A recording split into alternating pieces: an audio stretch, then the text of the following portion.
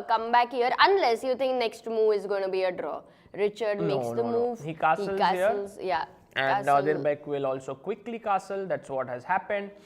I think we'll come back very quickly to this game in a bit. From the opening perspective, Amruta,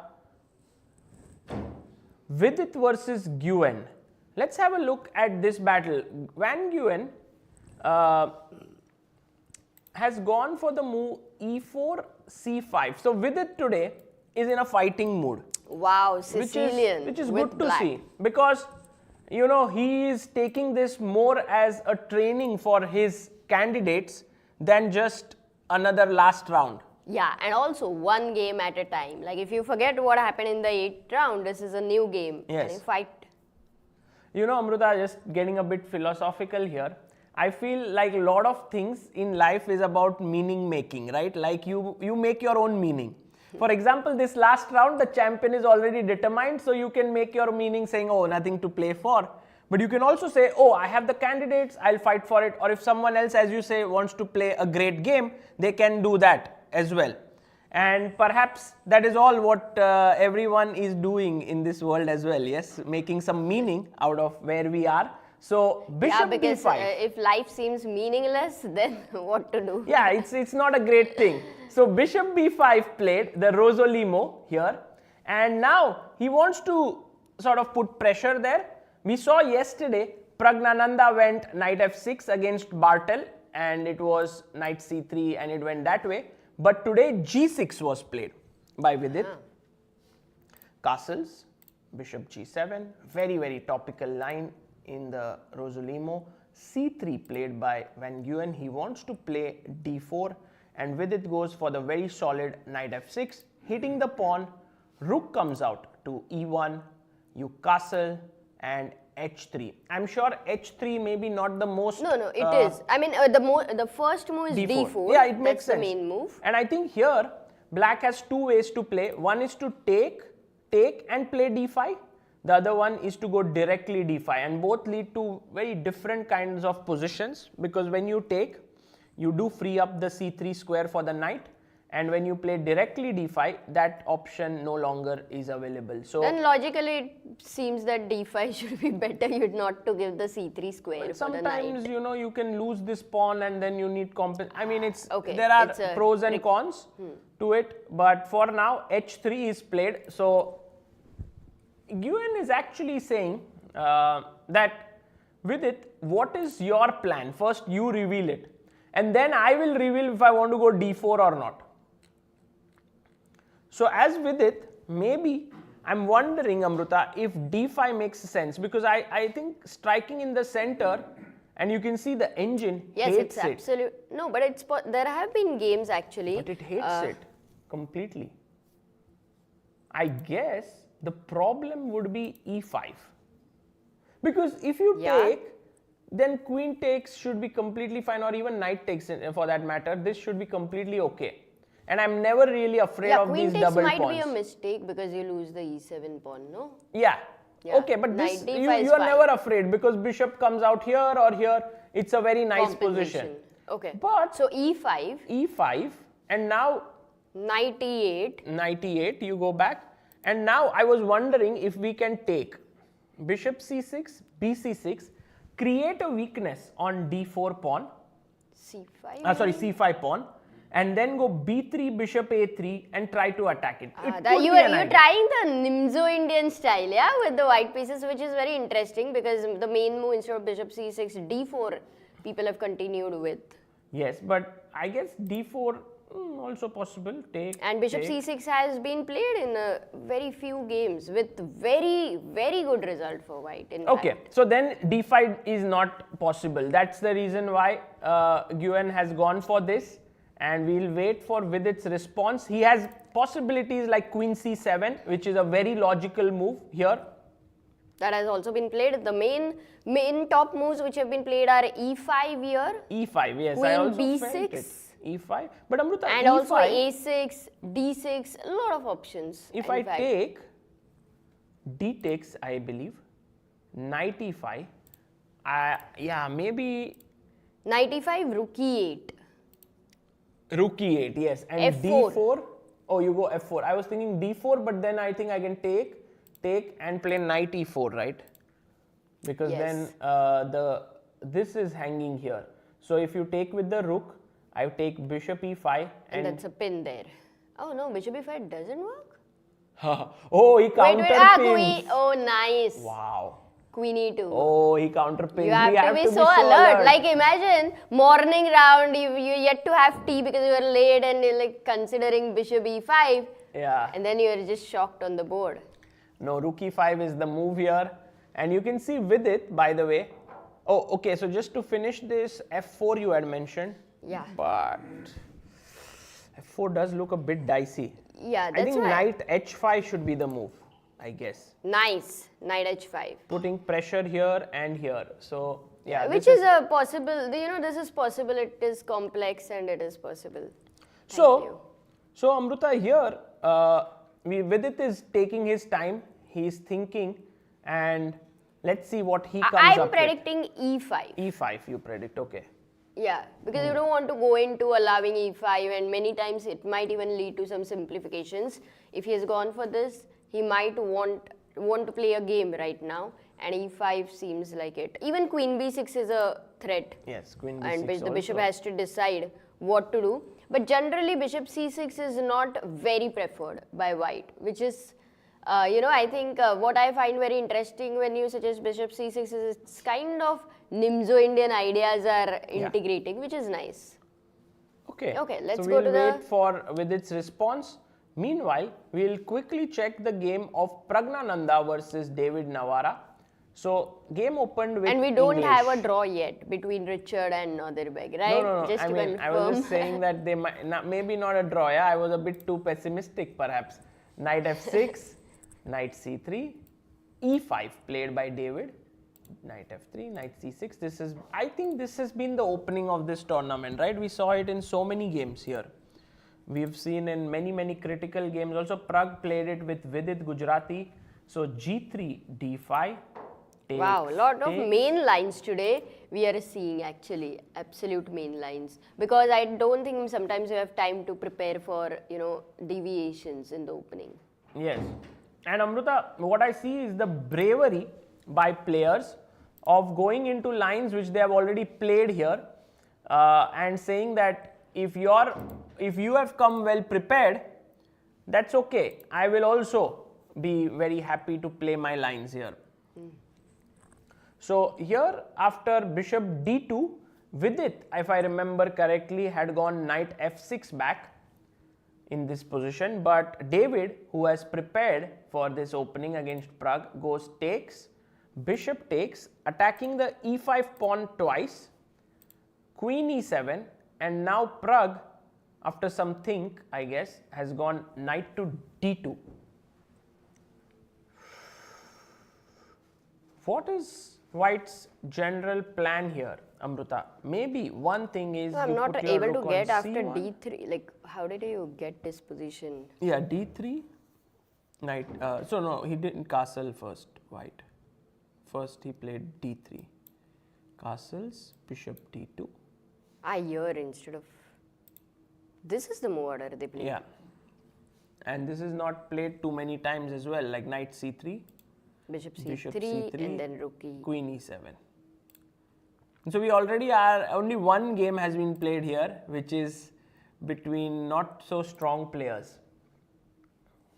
Okay, fresh position, interesting position. I like it. I like White's position in general here because you have the c file, you can castle, you can jump with your knight to e4 to c5, you have a3, b4 ideas. That being said, Black's position is completely fine. Black He has can a also nice go, d4 square. yes, f5 could be on the cards. Looks fine. Yeah, this will get very interesting and they are definitely going to play a long game maybe. Yes, this will be an exciting one. Because in the last round, sometimes it's not just the champions board, but it is some other boards also. We at least would be, I was expecting at least 2 draws within maybe 2 hours. Yeah. Let's see. But if I'm wrong, that would be very interesting. Yeah, let's hope that you are not wrong here, Amruta. All the time you hope that I'm wrong.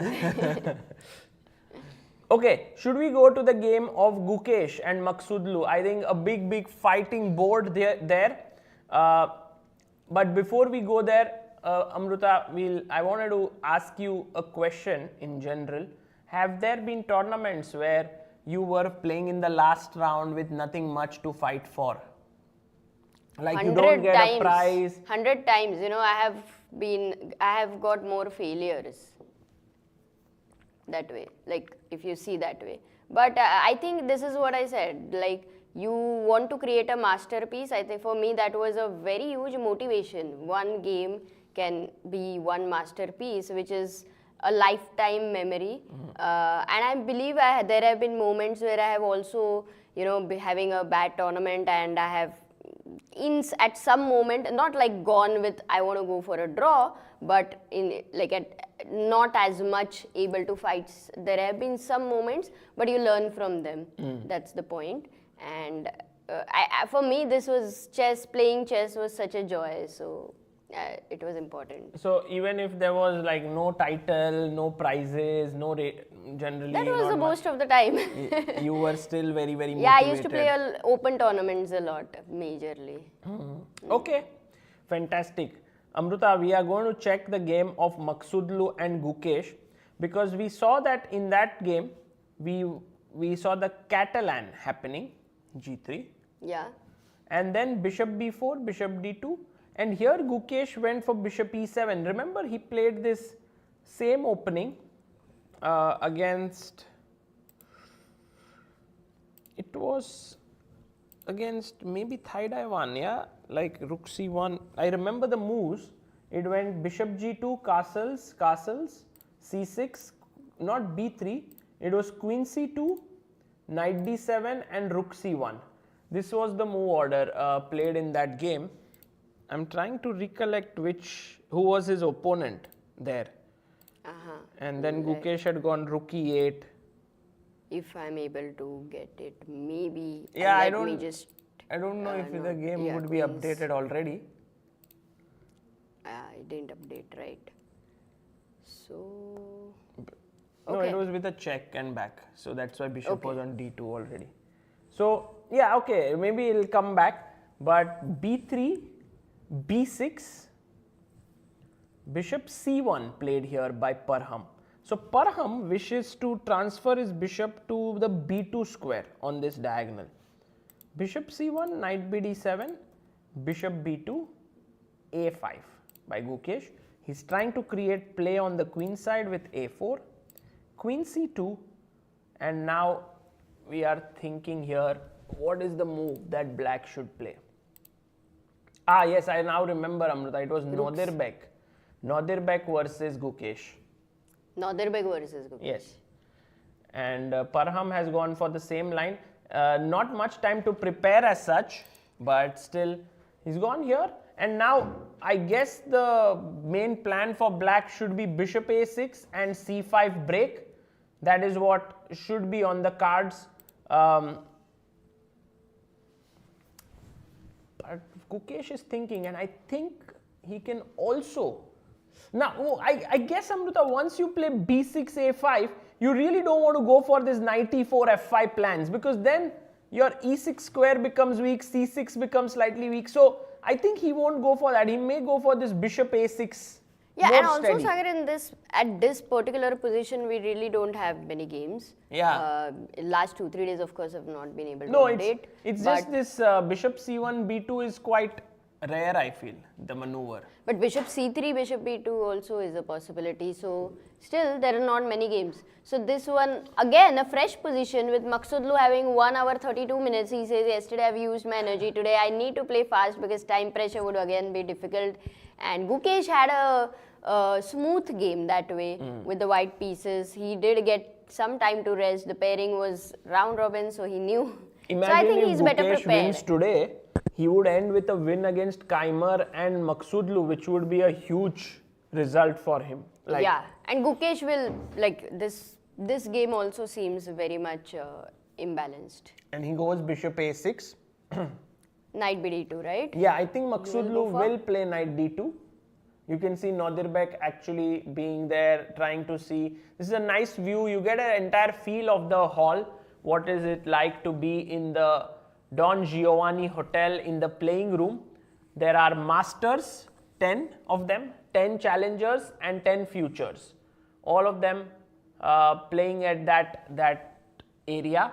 And beyond that area is a spectator area. Yeah. And then some boards of open tournament. Section also. Yes. And also maybe one futures game would not be going on because I think Ansh has finished the tournament already. Yes, Ansh played and on he's the rest winner. day. He did overwork on the rest day. And now he is taking some rest after winning it 8 out of 9. I asked the organizers if he gets an entry into challengers next year, but actually not. He gets an entry into the open. Actually, the winner of the open section gets an entry into the challengers. Wow. So it's actually like futures, open, challengers, masters. So you have to go through several phases, not just one. And that would be amazing that you qualify from futures to open to challengers. I don't know in the last 5 years if they had anyone who's reached masters in that way, but maybe 5 years is little less. Yes. But Sagar, you had asked me about the last round. What about you? Because my last round games have always gone the longest. In fact, sometimes the arbiters have gotten upset on me that they are not able to end the tournament. The prize ceremony has got delayed on one occasion.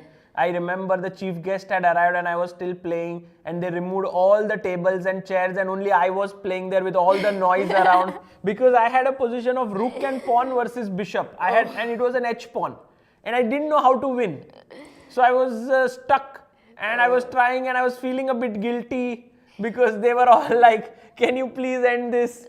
And then, but at the end, it drew and then their look was like, if only you would have drawn few moves ago. No, I'm so proud of you because I remember you completely hated draws, absolutely hated. Even, for me earlier it was like, okay, you are making a norm and then it should be okay that last round you draw and you make a norm, like the game you take it towards that. But you didn't really even like that not as like well. That. I mean, if something like this is happening over the board, if your opponent offers a draw and if it is in your favor, you can take it. But the thing is, it was never a great thing for me to sort of play chess for other things only. Like they were all so combined and the game itself was so much fun. Like it was, I wouldn't say, oh, I played chess only for chess. Of course, you wanted titles, you wanted rating, you wanted to win prizes, but the game itself was also very interesting. Those were the byproducts. Yes, and I think many times I did manage to create good games in the last round. So that's a nice memory. Wonderful. By the way, we should go to the game of Vincent versus Bartel, because here, as we went here, we saw this move h3 happen. Bartel went bishop f5 and Vincent says this is provocation. Because if you stand here and my last move was h3, what is he going to do? G4. He has to go g4. But not just that, Vincent, if I observe in this event, He is so sleepy. He wants to go to bed. If I observe in this event, he is sleepy right now. Yes, no, it would be for all the players, I believe. It's, of course, not easy to play 9 rounds. I'm very in a happy tournament. actually, Amruta, because my schedule every day was wake up early in the morning, do all the videos and stuff, and by this time, I was getting a bit low on energy and I had to, by 2 p.m. I had to sleep. But now I'm fresh, because it's like morning. So 2 p.m. you might, if the games are lasting long, then we might, oh my god. But Sagar, if I observe him, he has played G5 or G4 in almost, out of 8, it has to be 6 games or something. Really? I know yesterday he played. He loves this move, G5 or G4. With Prague he played, yes. Many people. Oh, nice. I think Péter will come today to the commentary, perhaps we can ask him. No, we shouldn't ask him because he's the trainer of Vincent. We should, it's Maybe he something also which doesn't know, Amruta. You pointed it out. Perhaps he'll be like, oh, No, he would always, interesting. if at all that's the case, generally, if you ask me, you would know that I love the move h4 and I will be looking at it again and again, that kind of a thing. Yeah. Sometimes by fluke in the difficult position I find it. That's the reason. But yeah, maybe you are attached with one or two ideas many times. Okay, knight g5, but this bishop has position been is pursued. very interesting. I like it. Bishop e6. Bishop has been pursued, so it goes back. And now bishop g2 bishop developed. g2, but then of course c6 will be played. Not and I think h6, this is yeah? a very h6, then c6. But I think there might be some very direct way to play here. I Let's was think. thinking of something which is a little weird, where you go f4 because you want to long castle eventually, not short So castle. start with f4? So because after h6 you can come back to knight f3, like a stone wall kind of a structure. The only worry is a little bit of weakening of the e4 square. Yeah. I mean, if you're a person who doesn't worry, then you won't worry about that. But sometimes that's the problem. Yeah, you don't worry. Some people don't worry and then they get depressed with that weakness. Yes, e4 for the entire game. They realize it very late actually. Oh, I didn't worry about it. Then Should we try for something more aggressive? I was wondering, Amruta, like What's that? e4. Because With the king my on idea e1. was, if you take here, I wanted to put the bishop here, So and then if you actually castle, I want to play queen b3. I mean, it looks very shaky and and, then you shady. still have bishop e3 long castle. Actually, this move is tempting, I would say. No, so that's but no, I mean, at the practically you very would not least, know. You The could engine also doesn't. take here. So that could, I mean, you are You know, forcing it. Vincent, so many times I've made decisions where the engine bar has been completely rolling that way. Yes. And those were many times decisions which were kind of unpredictable or a lot of, tactics involved. I So agree. that way I he agree. would consider it. I don't know if he will play it, of course. But e4 is one. What is the best move? There is a good move for white though. Maybe you develop Maybe bishop nothing f4. special, yeah, just bishop g2. Because I was wondering queen b3, putting pressure here, but then he just castles, and I don't see much happening there as well. So bishop g2, but then you want to short castle, yeah? With h3, g4, it's hard for me to think of short castle. Like I would consider bishop f4 and going for queen side development. Okay, you want to go here? Maybe it's the best move, Amruta, queen d2 and long castle. Yeah. Could be an idea. Yeah, very cool. So we'll wait for Vincent to come up with something. It's a nice position, an interesting one in the last round. Let's go to our champion, Nodirbek Abdusattorov. By the way, Amruta, he joins the list of Vityugov, Firuza, Shankland, Hari Krishna and Ray Robson. These 5 have won the last editions of 5 editions of Prague Masters. So now it's Nodirbek Abdusattorov. And the way in which this festival is moving, it's quickly becoming one of the most prestigious festivals in the world. And it's very likely that we will see more and more good players playing here. This was tremendous. I mean, so many things happen. Normally, there is one tournament masters. Sometimes there are other 1 or 2. But here, every day, one floor you go, one room by mistake I enter, people are playing chess. Another room I enter by mistake, there is also chess happening. I was fascinated with the kind of planning, the effort by the team. It is truly a festival. Yeah. I mean, inspiring festival, I would say. I mean, it's amazing how they were able to handle everything here. And I interviewed yesterday Roman, who is the main sponsor of this event, also the founder of the Novibor Chess Club. And he said something very interesting. And he said that, he started his life and his journey in entrepreneurship with his own kind of vehicle. Oh. Because he is into waste management. And today he owns the biggest waste management company in Czech Republic and has like thousands of vehicles doing the waste management and so on. And it all happened step by step, one step at a time. And I think that same thing has been transferred to this festival, where every year new things are being added, new sponsors are coming in, better players, more events, perhaps even the prize fund is improving. So, you know, dedicated efforts can make a huge difference rather than saying, oh, I do it once, huge one, and then it's not done again. Yeah, consistency is definitely important, but also, as you said, yeah, step by step. Yeah. Sometimes you rush into things wanting them to be perfect, and getting to perfection through execution is something which, you know, even you have that same kind of quality. Not really. I mean, not the No, quality. it's not about I'm me. talking about two people. If one attitude is about perfectionist, they many times are not able to execute things. But then you kind of start executing, and on the way you this begin. festival began in 2019, and then they kept adding, because once you begin, you know what But all. what players, this Yeah. time, like this is the most amazing thing. Candidates happening, just tremendous. It would be obvious to imagine that this is the strongest edition of Prague Masters, right? With a rating feels like average of that. 2710. But turns out the first ever edition in 2019 had a higher rating average than this one. 2711, I believe. But yet, because of the rating inflation, deflation, which is happening, this is the strongest. If you fact-wise, from the top player, like in the top 20, we have 5 players this time playing. And also, this is the youngest, I would say, for Masters that way.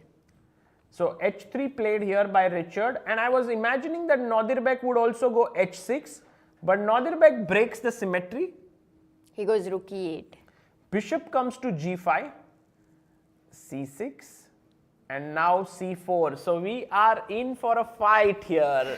This is exciting. You now. are saying whether the pawn will go on c4 or c3. But another thing is, even if we are in for a fight, Nodirbek would be on the slightly defending side, you would say? Here, yes. With the black pieces? Maybe. And then he has been an amazing defender. Yesterday we saw that. So this position in comparison to yesterday, I don't doubt that, you know, he would be able to But at least Amruta, hold and how many start times pressing. have you seen that someone achieves his norm one round to spare and then goes and loses the last round? Or achieves the title? Majority of times. Because you tend to relax. And I think for Nodirbek, there are two ways he might be thinking. One is that, oh, I won the title, great. The other way is like, oh, I'm on 2765. This is my opportunity to reach 2770. So, you know, the rating is a good way to be very consistent, like, because you keep moving up the ladder. And maybe the third way, he doesn't look at both of them and he's like, okay, this is the last round. I won't be able to play in Prague right now again very soon. So let me just fight for it. True. Okay, so c4 is on the board. We have some movement in the game of Praggnanandhaa versus Navara. So Navara went knight d4 and Pragg said, exactly what are you doing, my friend? I attack you. And then he shows his plan. He goes knight b5 and he tells Pragg, give me your bishop here on c3. Oh, that's a nice one, right? Knight d4 and knight b5. And actually, you have provoked e3, you have weakened the d pawn on the open d file, which is also a nice thing. But you know, Amruta, if I castle, let's say, knight takes e3. and you take, then it strengthens my center and play d4 next. Strengthens your center. So it's a double bishop versus your bishop and knight and central advantage. Yes. And I can go rook b1, put pressure here, and so on. Should be fine still. I would wait for knight takes c3 though. Yeah. But then I could, you know, if you go rook d8 or rook d8, I go queen c2, you go bishop f5, I go knight e4. I mean, eventually you will have to do something, right, like about this knight. Otherwise, No, but I'll the just get placement my of your bishop. c3 bishop is so bad. No, I'll just move my bishop back. What did he do? He castled, he castled. Okay, this is getting interesting because I think Pragg is ready to give his opponent bishop pair but take this strong center. Right. I think David will wait and he would go for the moves you suggested, rook d8 and bishop Rook f5. d8 or direct start with bishop f5, get this rook to d8. We'll see what he plays.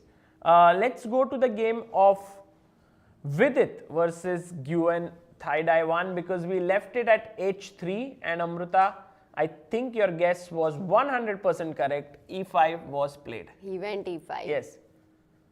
Then Thai 1 went d4 because he is in his preparation. Pawn takes, and once again Vidit is thinking, and Vidit has to be careful here. It is quite possible, Amruta, that Vidit is out prepared in this opening. How? So early? Because the amount of time he is taking is a lot. Oh, you think so? Yeah, it's a lot. Like I was wondering, this break which white has made is a little irritating, right? Because after you take here and I take with the knight, we've reached a position, or maybe you don't take with the knight. It's opening though, d4, e5. cd4, cd4. I think should be prepared. He should know this. There are many more games. than 100 games. Yeah, Wow. yeah, for sure he would know it. E takes d4 and now E5. e5 is the main move.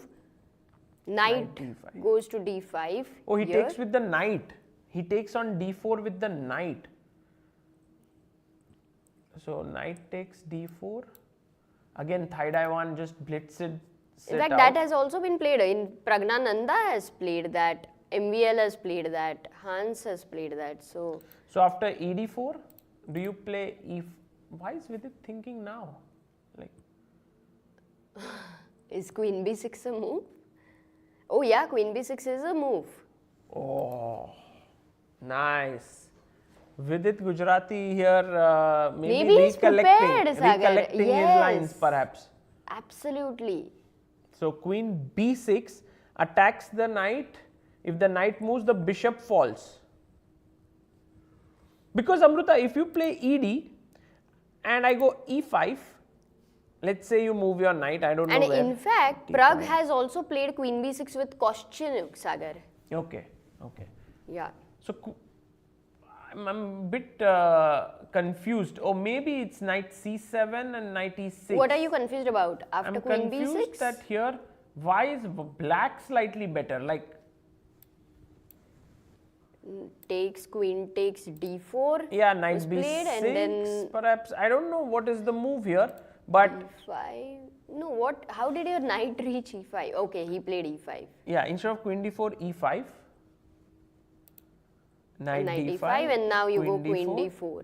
And then queen a5. Queen a5. Aha. Oh, you attack here and here. And rook d1. Knight c3 maybe, no? Rook knight d1. c3, knight c3. Okay, rook d1.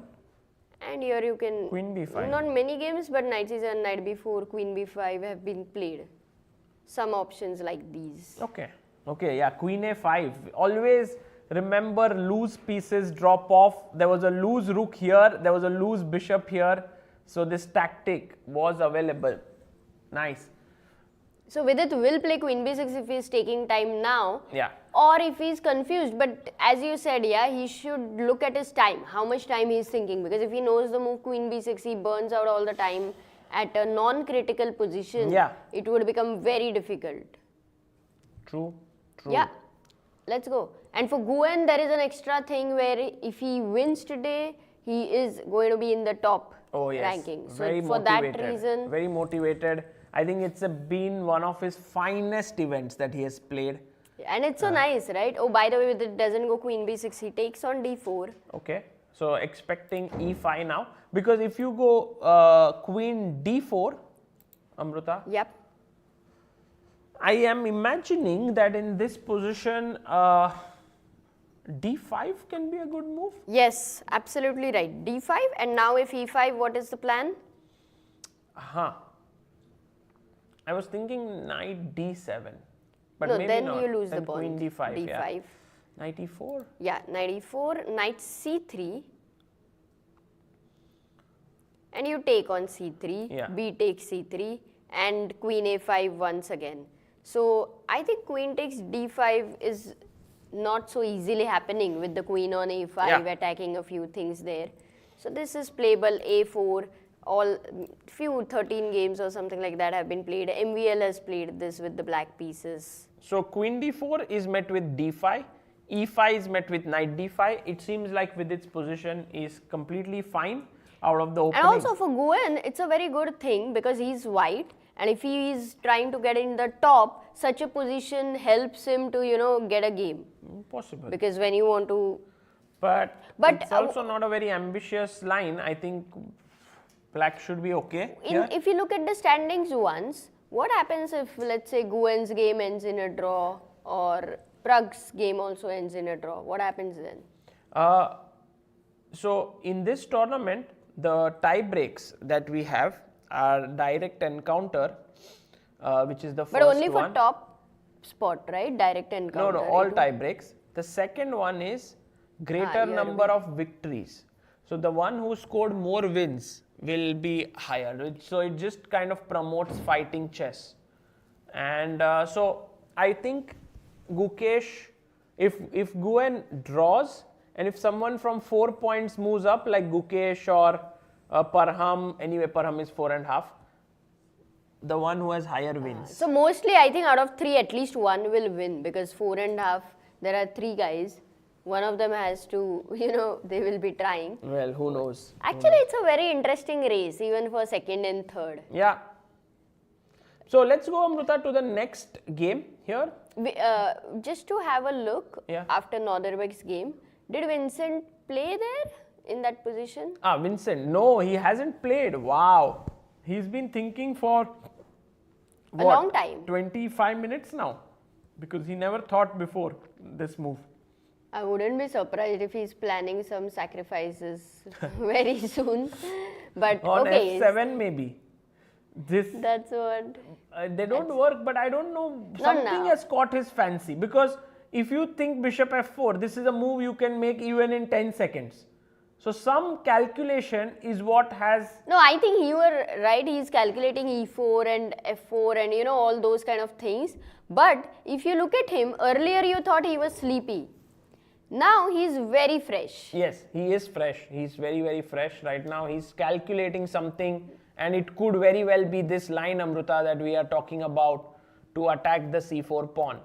Okay, and what about other games? Maybe Pragg, Gukesh, David. Gukesh versus Maghsoodloo. So this game is living up to what we thought it would, which is keeping maximum pieces on the board, create this complication. That's what Maghsoodloo, yeah, the observation you made, that he has all the pieces and pawns on the board for a long time. Yeah, look, we are on move 14, nothing has been traded. Maghsoodloo likes to maintain tension. Yeah. He loves it, really. No, this is very true, not just in on the chessboard, but also off it. Like he likes to be relaxed in general. No, he's relaxed there, exactly. Yeah, relaxed. But here he likes to maintain tension. So maintaining tension in general is a sign of a person who is relaxed. Who is relaxed? Yes. Maintaining tension is... Yes, because a person who is tense often wants to get rid of tension. Yeah. So Maghsoodloo in general... Wow, that's a really good point. Yes. Like for example, if I am tensed about this, all 4 pawns staring each other, I want to instantly calculate these lines. But if I am more relaxed in general, I would calculate a move like rook f d1, and then you will be like, oh, but what if this, and all of that, you know, like, so. Very interesting. Yeah. I like that. So did you think that the person who is tensed likes to keep tension? No, I never thought in this way, but this sounds perfect actually what you said. And the other people who like to maintain tension are, you know, they enjoy the thrill of the whole situation. Yeah. And they love to calculate. Sure. So, and also I think Gukesh is one of them. Like he likes to not have some fixed structure as such in mind. He likes to be surprised. He likes to sort of go into uncharted territories. And that's the reason why he's also looking for what is the way in which he can keep the tension rather than dissolving it. Because every time you dissolve it, one white knight gets to a better square. Like if you do this, you can see already that the white pieces are very well positioned. True. So he's not going to take there. Maybe not, but he could think about this. Amruta, it's not such a senseless idea because I can take here and then spoil your structure a bit and then set my knight on c5, which would be a good square. Of course. Oh my god, he takes here, right? He takes on c4 right now. He takes, okay. Knight c4 I'm expecting. Not bc4 because then you get this weakness without much reason. So I think knight c4 is a very obvious move that Parham will play. Maghsoodloo, I'm not sure what he will play because he likes the imbalances. He likes isolated So you're pawns. saying he would take here to get this attack down the b file. It's hard to predict what Parham will do. That's what. Knight most likely. This is, for me, it's pretty clear he would take with the knight. You don't go into such positions. B takes c4, yeah, with calculation, and that too after yesterday. Yesterday you have lost the game. Maybe you don't. I have some updates on the game of Nodirbek versus Rapport because they've made their moves quickly. After c4, Nodirbek took, bishop takes, bishop e6, they took here, rook takes, knight c3, knight d7 and d5 played by Rapport. And once this is taken, now he's thinking, okay, I mean, if you give up the pawn, do you want to not take it back? I guess he's thinking about knight d4 stuff. Yeah, knight d4 looks quite tempting because the b5 square is weak, f5 is weak. Then you anyway collect the d5 pawn. So, yeah. But Nodirbek is just roaming around. I'm very confident about his position. And he has 1 hour 24 minutes, so it won't be a surprise if he is anyway prepared. You know, Amruta, from here, it does feel if the queen moves away, pieces are going to be liquidated pretty quickly. So, I don't know where to put the queen. Maybe queen f8, I was thinking. Maybe knight. What's the problem here? Knight f4. And you lose. No, you don't lose the bishop, of course. Knight f6 maybe. Knight f6. And now what? And now knight d4 and then you take knight bishop d4. f6. Aha. And then rook has to move Structure and is- spoil. Okay, so little bit of care. Where to go with the queen? h6 maybe, yeah, h6 seems good. After how long will he make the move? That also we'll understand how much is Nodirbek prepared. Yes. So knight d5, h6. He's not yet on the board, no? No, he hasn't. Richard's Rapport move. hasn't taken the pawn in the Okay, center. okay. He is wondering if he can go knight d4, attacking the rook. Now, if the rook moves to e8, We have an exciting move now. rook e7 after knight d4. But then knight f5.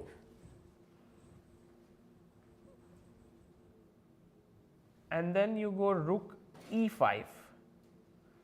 Aha. Oh, are you?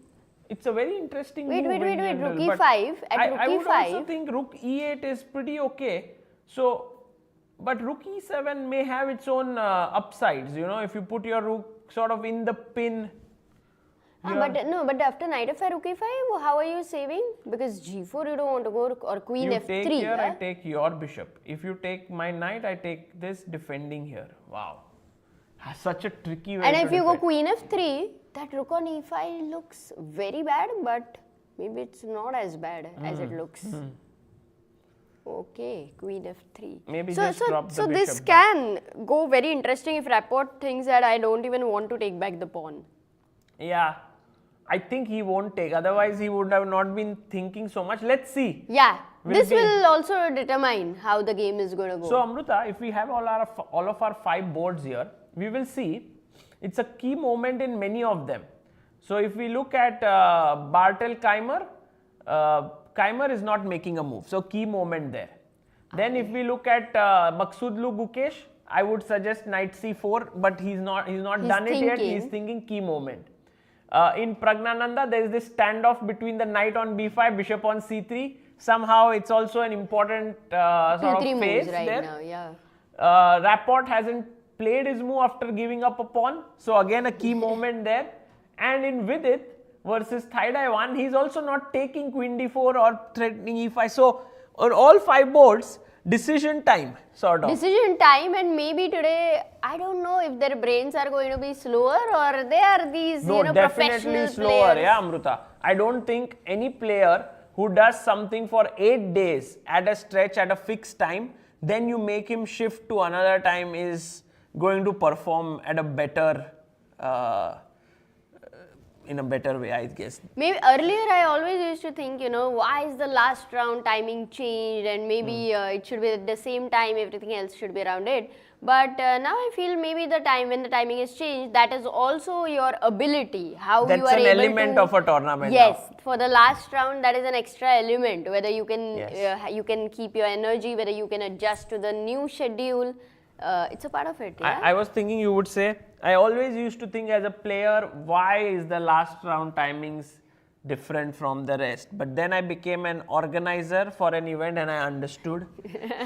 Because there are chief guests, there are, you have to do the closing ceremony. Yeah, you can't just have one more a day only for the closing. Yeah, and if you have a big guest coming in who really does not follow chess much, then sometimes their timing also has to be taken No, care but of. imagine every time a tournament ends, and if the last round is at the same time, just imagine, and next day it's the closing ceremony and a party, where Yes, chess that players happens. get That to happens do some. in several tournaments, but then the cost of everything gets increased by one day. You need everyone to stay one more day, you need to rent the hall Or one you more tell day. them, look, if you want your prize, you book your hotel one day.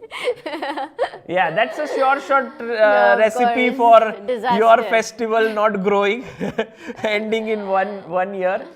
No. Yeah, that is true. But By the way, we have a move. No, hasn't he played here? Oh, sorry, I was talking about Keymer Bartel. I was thinking he played bishop f4, but he hasn't.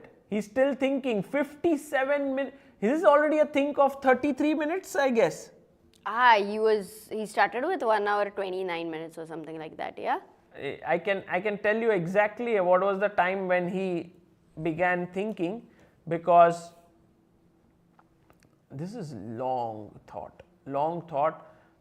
So he had 129 when he began thinking. 129, and now he's down to 57. 32 minutes have been invested already on this decision. Wow.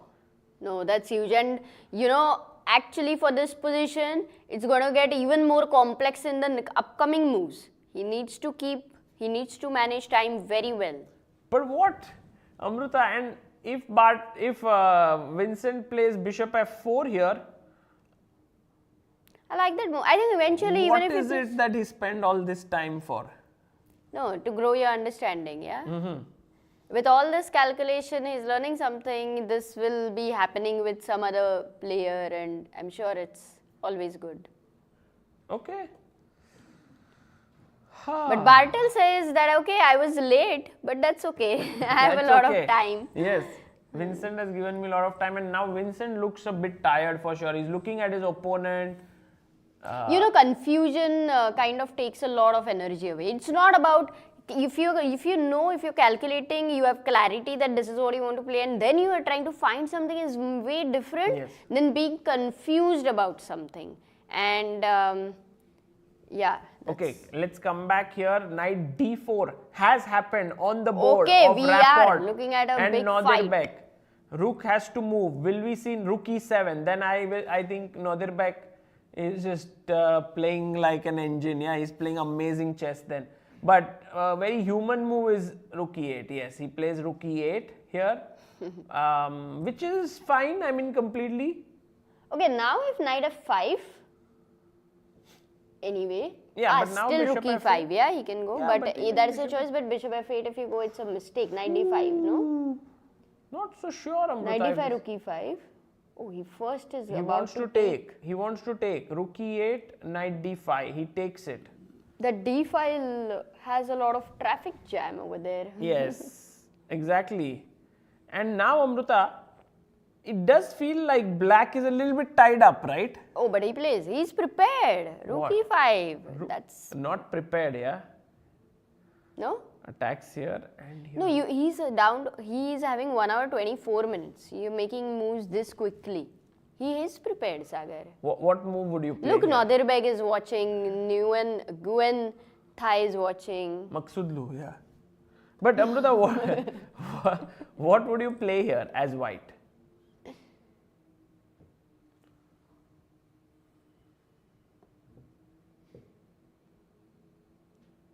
One move is knight b5 as a consideration. Rook takes d5, on no, that's a f6, blunder. okay. First take.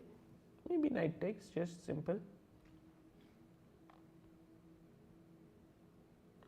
So knight f6, knight f6. Knight f3, yeah. But then rook goes back. Okay, draw. This Amruta, this is going for a draw. Look at how the draw will happen. Knight f3, rook e6, knight d4, rook e5, knight f3, and a draw. Are you serious? Yes, this is going to happen. Okay, let's see your prediction. Feels right. Like white doesn't have an advantage. Position is very drawish. Nodirbek knows he's getting a draw, but suddenly he adjusts himself in the chair. He's like, I want to fight, perhaps, who knows? No. The position says you can't like fight here, yeah? Both the people would want to fight. Then he can fight. Seems like Richard also looks a little okay with, he's exchanged the 3 central pawns there. There's no imbalance. 2 minor pieces already exchanged. So, yeah.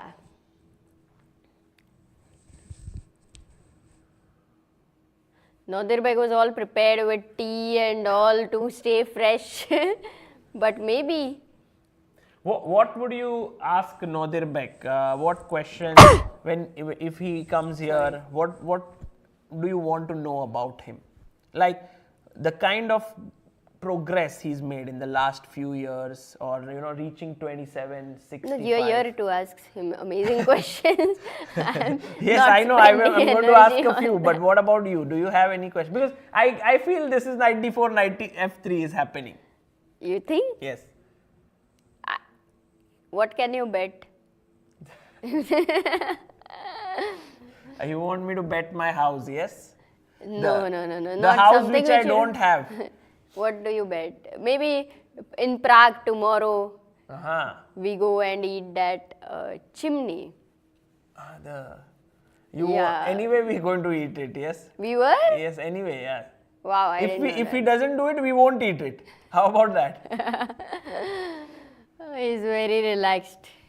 But yeah, I'm very, very curious to know a bit more about him, to understand his overall routine and stuff. Because generally, Amruta, when players win, they want to kind of share a few things there. After the tournament is over. Yeah, it's a nice moment to ask certain questions. And maybe if you guys have any questions, please feel free. We can ask Nodirbek and it would be very nice. All the planning going on, like you are sure this is going to end in a draw very soon and Nodirbek will join. Keeps sipping his tea.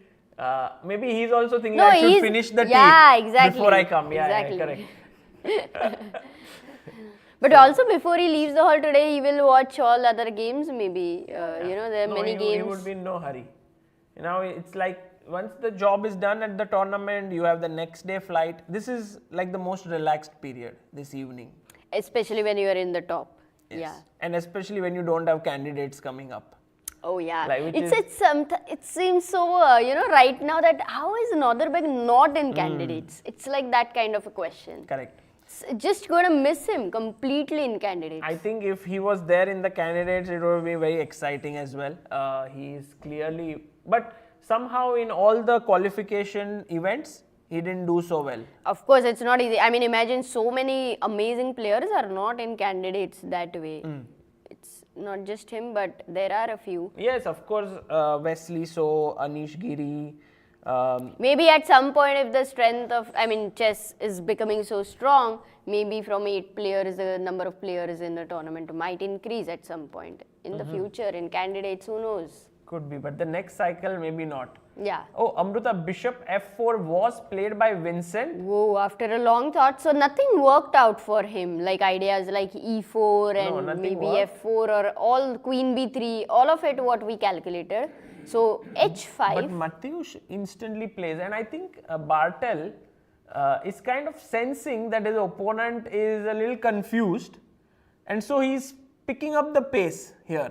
Bartel, I've seen him doing that. Yeah, when the opponent thinks a lot, he's making sure that in the next 1 or 2 moves, he's making quick moves. Yes, he's playing on the psychology a bit because now the threat is to take, and the G pawn is hanging. If you take here, that's not a great thing. You know, you spoil your structure. I take with my knight. So in a way, what is White's response now?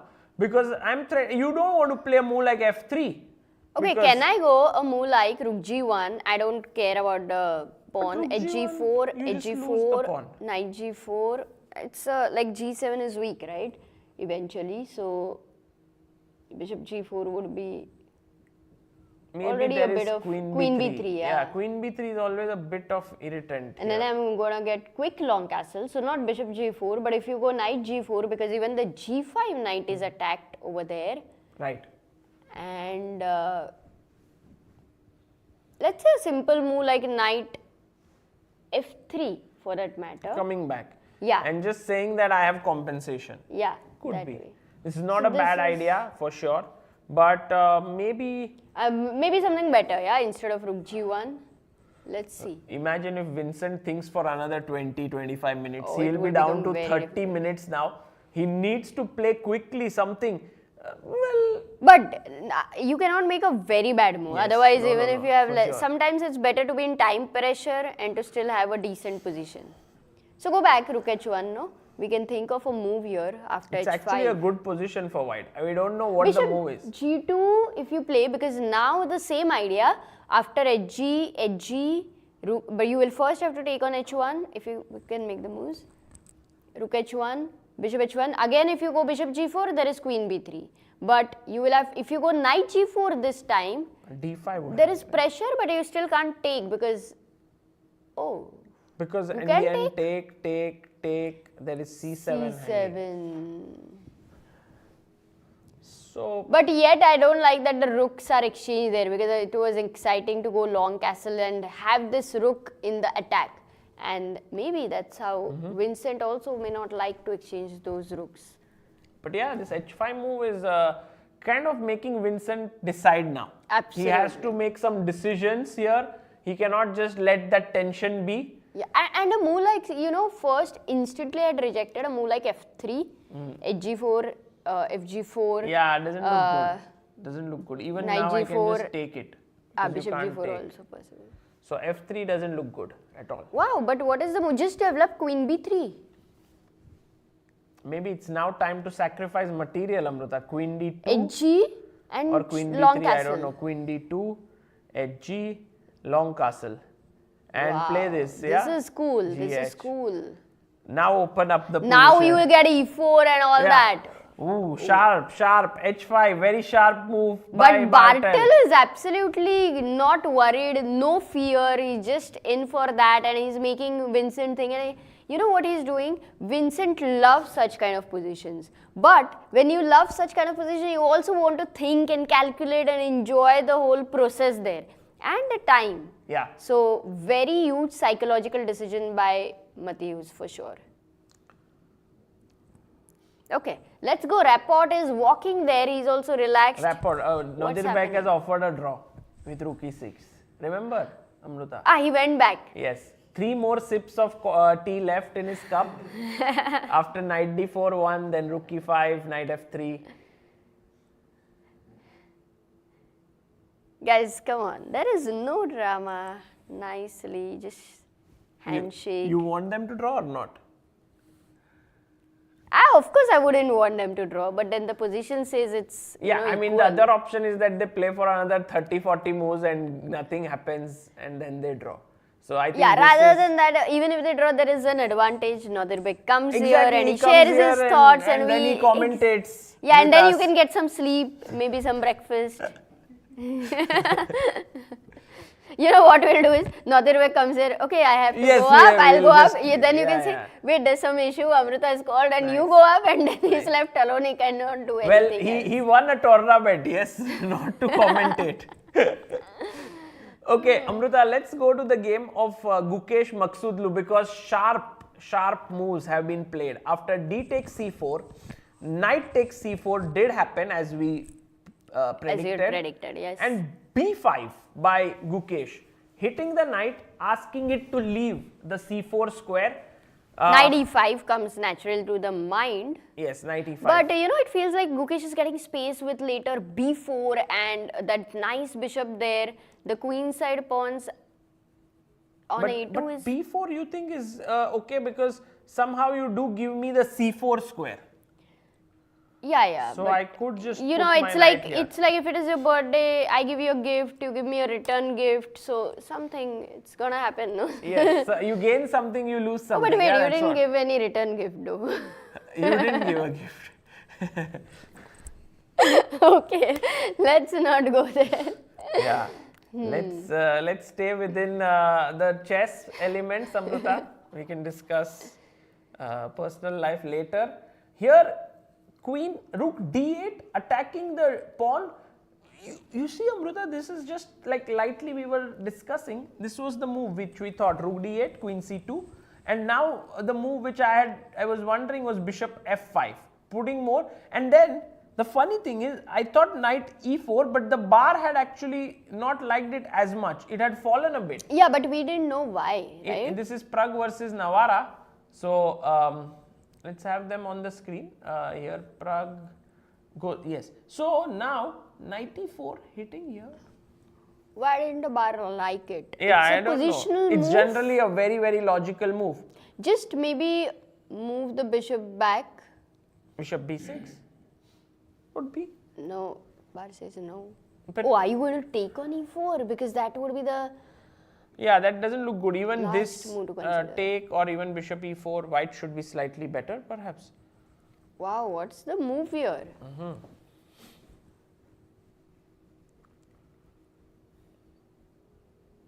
Not so sure. It's not even simple. Yeah, like maybe knight takes c3. First you take on c3 and then you move the bishop. But then queen Queen c3 is an takes extra this thing, Yeah. I thought. And then you can maybe Bishop. hassle the queen with bishop b4. It goes back. And yeah, maybe slightly better. You go c6, you have the bishop pair. This is a very pleasant position Yeah. for black. I'm sure Pragg would not want to allow such a thing. Yes. So because generally his idea was to take with the pawn. And perhaps here, now we take. Oh, if we take, bishop takes. In fact, this opposite colored bishop, surprisingly, d4 and white is h7. so much better. Yeah, there's a tactical point. Yeah, because H7, b7 yeah, hangs he's losing and then H7 h7 hangs. Double attack. Okay. So, David, very tricky over there, and he has, I would say, he's managed to get a very good position out of the opening. Yeah, quite a In good fact, one. Quite a good one. Pragg hasn't been able to out-prepare him. Amruta, Vidit did what Thai-Dai happened? one, did take e takes d4. I mean queen takes d4, and Vidit played d6. That is the isolated pawn over there. Very So weak. this pawn I hate it, yes, but somehow because it's weak, you can attack it. Rook comes here. However, black should consider it to be already already lost kind of a pawn. You should not worry about it, you mean. But that's an important pawn because white gets clear majority, 4 versus 3. It is, but let's say if I get counterplay, let's say if you play bishop f4, this is already a mistake. Oh, wait. Let's ask the people and the chat. As you had mentioned about it, Very simple. Black to play. Black to play. What would you do here? lose pieces, drop off. That's the hint there for everyone. If you would like to shout out the move, black to move. You see the There are queen is being two- attacked from here. Oh, that was a move. My move was completely different then. Well, I thought you thought queen f5, yes? Yeah. But then double knight attack. c3. Oh yeah, double defense Defending is and- also there. Yeah. I missed that. I was wondering if knight h5 does the trick, like attack here And then here. b2 is also hanging if you go queen e3. Yeah. Okay. So this one does the trick here. So clearly not bishop f4. And if you go knight c3, Bishop which is g5 is another bishop possibility. g5, But now you are really playing with fire, Amruta, because Queen now a5, knight c3, this is loose, this is a6. loose, this is loose. No. Queen a5, knight c3, a6 is the problem. Very precise there. But then f6 is hanging. So perhaps not queen a5, but I was thinking h6 maybe, just asking you a question. And if you go bishop takes, I take back. If you go bishop h4, I may even go g5, and the same problem that comes here is existing. So yeah, not bishop g5. I think you have to be more solid, more respectful of the activity black has, and play knight c3. And then maybe I go bishop e6. And still I can't go bishop f4. I want to go. So I may have to move the queen. And this is what Vidit is sort of banking on, that because of this a little bit trouble that you have, this weakness is okay. And then if I can liquidate quickly with d5, I'll be very happy. Yeah, and now Thaidan is thinking he's down to 1 hour 8 minutes there. So not a huge time gap. Yes, what's happened? Something exciting? Keymer game, rook g1 is on the board by Vincent Keymer. Oh. And Bartel is vanished from the scene for a minute, because if you remember, he had 1 hour 13 minutes. I think Bartel is kind of like, Vincent, you are thinking too much. I can't sit there for so long. So he's moving around. Morning walk. He's gone for a morning walk. By the way, we should ask our producer G, is there any chance that we have a glimpse of top board of the open section, just to show our viewers who the winner is, like winner in the sense the leader, because there's one player who's just playing some amazing chess there, Amruta, in the open section. And who's that? He is Korkulos Adritis from Stamatis. Greece. He's from Greece. And I must tell you that this is a name that I haven't heard too many times. He is 26 years old, and he is now on 7.5 out of 8. Wow, what a performance by him. Okay, so we can get it in some time, so we will have a look at him, at least who he is. And by the way, Nodirbek versus Richard, yeah. Richard, no moves made. Who's thinking? Richard? Okay, but no moves made, but they will play knight d4, knight f3. There is no doubt. Richard maybe thinks that he can play for something more with queen b3, you know. No, he doesn't think, but he likes the playing hall. It's the last day. For some time he will sit there. You were so confident. Remember, you were like betting and all that. Why is Rapport making me lose my confidence the way he's thinking? Maybe that's why he's thinking. If you had to draw, you would do it like instantly. But now that you are thinking, you are trying to think, what way can I put pressure?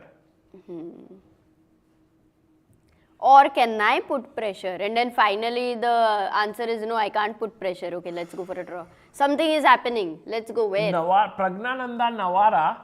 I guess I should just start guessing moves. Yeah, like everything. Knight e4 Pragg has played. Yes. So David has got a great opportunity right now. This of taking here. Yes. Absolutely, and even the slight little things which he gets to do with the but black Amruta, pieces. Queen c3, bishop b4, I understand. After that c6, black is maybe black is fine.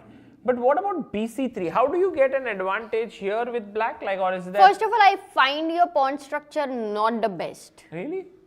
Of course. I like it. You have an isolated a pawn there. And you have some weaknesses I have here. d4 in the air, I have rook half open file. No? We'll get out of that. What will you play? At some point, can black plan f5? Yes, for sure. But you need to first save your bishop. So maybe bishop here. And then I was wondering c4, c5, one plan, a4, a5, another plan. I think, yeah, it's roundabout even. But the move, I think knight c3 is coming in after knight e4. You just take this bishop now, because you don't want this bishop to escape. No, but after b takes c3, where are you going? Bishop b6, yeah? Yeah. If you take, is there a better move? Bishop, Could be. no, bishop a3. It doesn't make much sense, but it is somewhere tying down your queen because bishop b2 is a thing See, which you have to be it's careful. interesting. Also, Amruta, the And- thing is I can't play d4 because this pin becomes, Irritating. and then if I absolutely. move my queen d3 And now is if you go weak. rook b1, let's say, first of all look at the diagonal, be careful Yeah. over there. But if you go rook b1, whether I go c6, just a simple C6. move. Maybe, yeah, rook d3 with the idea of rook b1. I somehow feel white's position is So easier. you are not getting the to play. double bishop advantage. Practically, I think it is about assessment. Maybe Pragg likes this for him and he doesn't find much problems. So how David will assess is very important factor. That is a decision. By the way, Amruta, we have news that in the open section, the game on top board ended in a 7-move draw. Oh, so So you there would is be no already- way to see our champion, who I think won the tournament because he was leading by 1 full point. So with a draw, he, Because yesterday some top board was going on till the end. yeah. Very end, yeah. In fact, even after Nodirbek's game, I think it was going on. Correct. Okay, so this is interesting now what David Navara Yeah, will we do. should keep coming back to this game. I find this position extremely interesting and very difficult to understand. Right. You know, what kind of plans to be done. By the way, Bartel, Bartel is like just playing so quickly. He made the move again. made- Like maybe yes. he came Can we have to the Bartel board and Vincent late, on the, 2-3 on the moves, camera? 2-3 minutes. What happened? H4, Yeah. H4. Hg, knight g4, and now queen c2. What? Queen d2 maybe? Queen Yeah, d2. queen d2. Because queen c2 is just dropping a piece. Yeah, exactly. Queen d2. But 44 minutes and 1 hour 8 minutes there. Okay, time-wise not so bad. It's fine. It's Because still okay. now Vincent's play is becoming a little clear. One of He the has moves to is going to long be long castle. There is this G file. f3, e4. Yeah, kind of. Or maybe you don't even spend time in f3 if you don't need to, depending on the Play situation. directly e4. Yeah. Get your bishop out. So suddenly it But will, I mean, all the moves were quite obvious back then also, where he thought for 35 minutes. Not this plan of giving a pawn, but bishop f4. But I think he was trying to No, he think had about options h5. here. I think Yes. bishop f4, h5 was maybe what bothered him. And he wanted to be sure that it was not his plan that he was looking for. It was against his opponent's plan. yeah, and now I believe that Vincent is very happy with his position as well. At the same time, even Bartel is happy. Yeah. So it's an interesting game. Will be fun to follow this one. And we have, whoa, queen b3 in rapport versus Nodirbek. What? No, Oh, I it's won't not get to eat coming the in. chimney. Check chimney. Oh, yes, Amruta, You said sorry. if they don't draw. Sorry. Now maybe we have to We plan have to come next to year. Prague again. Yes. Unfortunately, one move by rapport yeah. has made all your plans of tomorrow. Well, that's how life is, unpredictable, you know, and that's Yeah. how rapport is, unpredictable. He likes to sort of No, surprise but one people. second, you were wrong in the prediction. Why should I not get to eat chimney? You should not get Well, to eat. I will eat in front of you and you can just watch me eating. That's how Don't it should change be. now. You need to maybe guess something else correctly to get it back, Amruta. Okay, let's we try. will find. We will- I'm we sure will. we will find one moment in Vincent versus Bartel. That's the most interesting game happening for me right now. By the way, Nodirbek obviously won the game of the day yesterday. Yes, And today, without- guys, you can vote at praguechessfestival.com/voting for the best game of the day. Until now, if we have an overview, which game do you think? Will become the best But day. they don't get the trophy tomorrow, right? Or is there no best game of the day No, today? tonight. They'll give it tonight. Uh-huh. By the way, okay, so you wanted an overview. I Yeah. think Bartel Keymer is the most exciting because he sacrificed a pawn. Yeah, and clearly opening of the day and also could be the game of the day. We will see. Gukesh Maghsoodloo looking quite sharp as well, looking interesting. I mean Maghsoodloo Gukesh. somehow David Navara versus Praggnanandhaa is developing slowly, but is strategically very rich. Yes, Yeah. perfectly mentioned. So that is a nice game. I think decisions look very tough over there because you don't have normally a knight which is placed on b5. If we go to that game, it's very weirdly placed. Yeah, it's on c6 or e7 or d7, but knight on b5. Yeah, it is looking here, and now I was mentioning that can we save our bishop with bishop d2 and then make this knight look silly. But the knight is not silly, it can go back to d6, it's a good knight. Anytime, but it will wait there, it will provoke a4. Yeah, possible. So, maybe not. And maybe black will start a5, a4, Sagar. Actually, Amruta, if you wait too long, a4, a5 might trap that's you. why a5, yeah. go a5 here. Nice. And now if you go a4, Knight d6. knight d6, yeah. Yes. Also, you don't have to worry about bishop b4. And c7 is defended. White would have loved if he had the knight on d5. I mean, if he had a knight on c3 for that matter. But okay, so this is all possible. Let's check out what's happening with Thaidan 1. I know what you did there. Thaidan 1. No, you Thai said one. let's check out, and then you wanted to go to a Czech player. So Oh, I didn't knight realize that, but C3, that's good. Was played by Thai 1 here, and then bishop e6 played by Vidit, and the engine keeps moving a little bit in white's favor. It's easier to play with white. Will Thai 1 actually beat Vidit today? Also, you know, normally in such tournaments, that is how they target players. Whoever are in the top bottom, you want to beat Top them. bottom. Absolutely, yeah, absolute bottom, yeah. You want to beat them because, you know, the tournament has not been going so well for the player.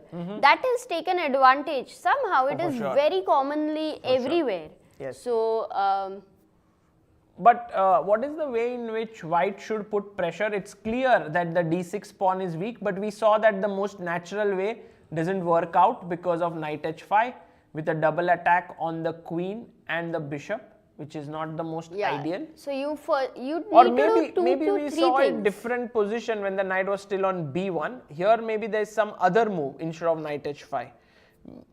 Maybe. Oh, now I think about it, Amruta. Now we can go knight d5 with our bishop. Wow, nice move. And that is a very cool idea now. Very nice move. So let's say bishop f4 doesn't, and now you have to move your queen because Yeah, exactly. I No, was the going, we threat is need knight three d5. moves, Sagar. Moving the queen, bishop on f4 and rook on d1. So queen d3 I play.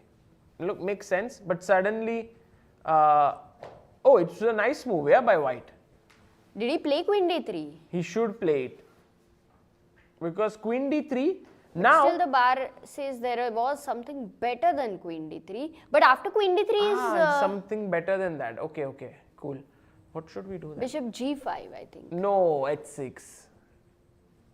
Bishop g5 is not the. Why not h6? I'm happy, no? Bishop h4, but g5. Yeah, we just looked at it, so maybe not. Oh, what's the move? Queen a4 Queen maybe? a4? Actually, you forget about d6. But then a6 is the Queen problem. a4? a6. And then b5. And then d5 maybe No, to no, no, liquidate. no, no. Oops, sorry, not that way. d5. Take. And if e5 possible in such positions. Yeah, I guess, Amruta, there is something more subtle than what we are not able to realize here. What could it be? I mean, the natural moves, at least they are not. Rook d1 maybe. Just. No, then there's still knight d5, correct. If I go rook d1, there's still knight d5, which is very good for Oh, black. is it queen b4? b4, huh? b4. Whoa. Because you keep the pressure Whoa, on d6 nice. and for a6, you're ready to move Oh, it away. nice. Queen b4 just feels right. You know, Wow, it's but those moments where you sort of go into a showroom or like go into a shoe shop, and then you see the shoe and it just feels right, and then Yeah. you wear it and then it feels And right. then you walk. And then it feels right. Like queen b4 just feels right. Like it puts pressure on d6, b7, bishop f4 coming next, rook d1. Suddenly, yes, the queen didn't have to be here on d3, which was a slightly clumsy square coming in between the bishop's path. But queen b4 is a very unnatural move because we generally, Yes, don't after go a lot there. of try, we found it. But So I don't know if whether he will find it or not. I doubt.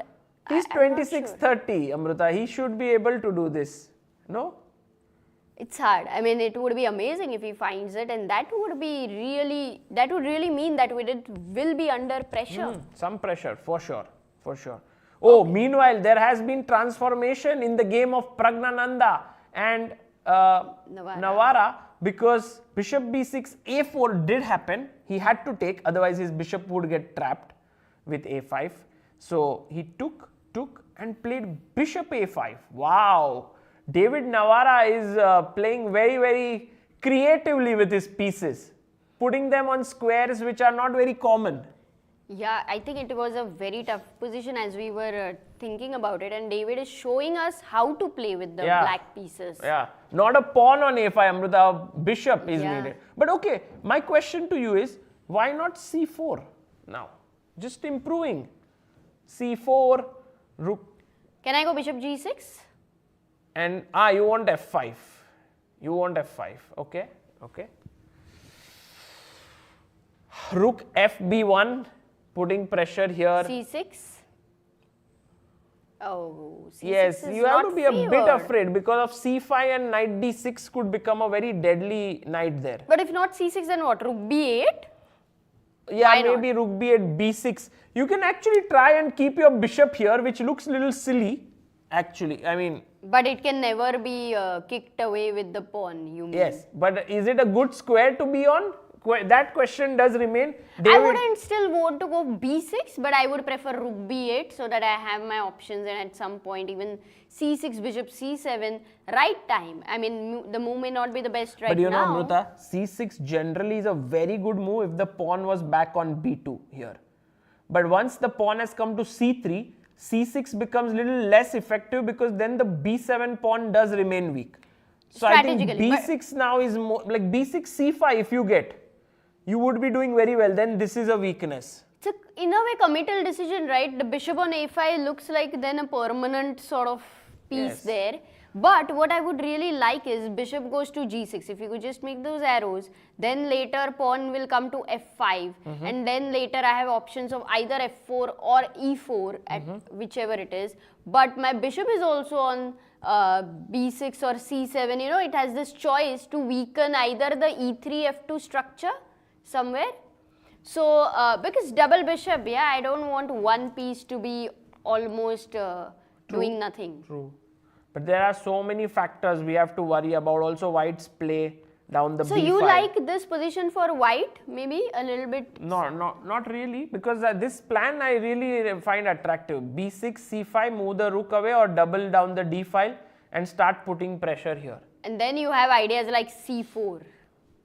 Yes, something like that. I mean, of course, white will go c4, but then we will see how. Okay, it but goes. I've really loved how David has played this very position, interesting. plus also managed his time. He's down to 59 minutes. How many moves have they made? 16 moves. Okay, time is not a problem at all. So Look at Maghsoodloo's move here. He plays, so just think about it, Amruta. When b5 was played, he went with the knight, Maghsoodloo Gukesh, knight e5, and now he played queen b6. Okay, so you're thinking what to do. Interesting, he's attacking my d4 pawn. Rook fd1 comes to mind. That's how you're thinking, yes? But Maghsoodloo was rook c2. Oh, but what's happening if c takes d4? What kind of a move is this? Like, if you take cd4, I think he just wants to put his knight on c6. Wait a second, that's a mistake. Yeah. That too. Knight c6, hitting here, and now bishop d4. And if you play bishop c5 to defend this, I believe this is the point behind rook c2. You get your rook here on c1. And if rook c, then you go just bishop c6, queen c6 and rook c5. And he is actually putting pressure here on c pawn, telling Gukesh, hey, you need to take here and I will get the c6 square. So rook c2 is very good awareness about all the tactical possibilities. Amazing move, and I'm sure Gukesh would have missed it. It's so difficult to even think of a move like rook c2. Right. So there's not even a thing like missing it or something of that sort. But rook c2, what does black do next now is the question. Because I'm going rook c1. You can never simplify it here because the c6 square is terribly weak. So now, can we have Gukesh on the screen? Like Gukesh and, yeah, there you have. Gukesh seems to be, okay, he generally looks like this, like without too many expressions. So yeah, it's very difficult to decode his face and say he's under pressure. But I don't know if he's going to come up with some move. Like if you go rook fd8, just for the sake of argument, I go rook c1, I'm putting pressure on c5, but the pawn is well defended. The pressure is But you know, as you said, Maghsoodloo's move rook c2 needed so much awareness. Yeah. He's already, recovered from yesterday's loss to find such moves. He's right there intensely into this game. Have you ever felt, Amruta, like every player after a game has some kind of an aura around him? Like you know that you don't go and talk to that player after a specific game because there's a sort of look there, or the emotions are there and so on. But whenever I see Maghsoodloo, I've never found this thing that he's unapproachable. Whether he wins the biggest of events or he loses a very tragic game, he's always there. You can talk to him. Oh, yeah. Even yesterday, we did discuss with him a bit about his game, and he told us what did he miss and so on. So he and Praggnanandhaa, I think, are two people who never really get disheartened after any loss. They will feel sad, but yes, as you said, it feels very approachable, and they are ready to talk about it. It is very interesting. Different personalities, of course, not like good or bad in general, but it's amazing. It's just the way they are. So here we can see Gukesh thinking, I guess he'll go rook fd8, but this will be like a very stressful game. Meanwhile, Vincent Keymer's game, he has, we saw after queen d2. f6 has been played. No, f6, yes. Knight went back, and now Bartel goes bishop f5, and Vincent's last move makes the engine drop really quite a bit with e3. And the question does remain, like, what is so wrong with this move e3, which looks like the most natural move? You want to put your bishop here. It's slow. It's slow? For sure, But in what way? Like, what does black do now? Maybe knight. Firstly, knight f3 was forced. Yeah. Otherwise it's bad. And if you would have long castled, was there a problem with c5? Or c5 is a little too early, d5 No, I think Amruta, long castle. Knight f2, sorry, F2 that is pawn might fall, but again, here you are giving a pawn, so you never know if long castle might be possible. But yes, e3 is defending this, and now you want to prepare long castle. And also bishop d3 at some point, Sagar, if the light square bishops get exchanged after f6, this the becomes light weak. squares are so weak. In fact, I would also ask, like, yes, it did seem very slow, but practically it feels so dangerous for black. I agree. Without the light square bishops. So what is the move that black should play here? I don't know. I was thinking I should quickly bishop run d3. to this square, but then let's say Okay, if I go knight c6. Now bishop d3. Yeah. You take. No, if I take, I'm in trouble, I feel. Like if I take, then Queen you d3 take with and the then queen, g6. and then this over. is ending. It's like game over. No, game over. Okay. Queen d7 seems like the move. Because I defend here, And I don't have to. Wait, your c7 would be hanging, but not really, because there is a pin. After bishop f5, queen takes f5. So queen takes, bishop c7 would drop a piece here. So, okay, maybe it's just that e3 is a little slow, but it's not like a very, humanly it seems like the most natural move. Right, but can we go back, and curiosity is that what would be the best move instead of e3 to be played? Maybe long castle. Oh, f2 is hanging. Wait. But still, can you play that? Knight f2, rook e1, now g7 is hanging, e4 is threatened. Wow. Wow. This is No, too much. black Yes, doesn't because like it, but- e4 I have and I have g5. So perhaps not so much of. You don't have so many opportunities, yeah, Amruta, to take risks here. Though in the game I would be like, come on, black king is so weak, what are you doing? But that is how it is. Yes. Here it's different, not long castle. Okay, Maybe so we I don't know what the move is here. Bishop Maybe there is G2 something maybe. else.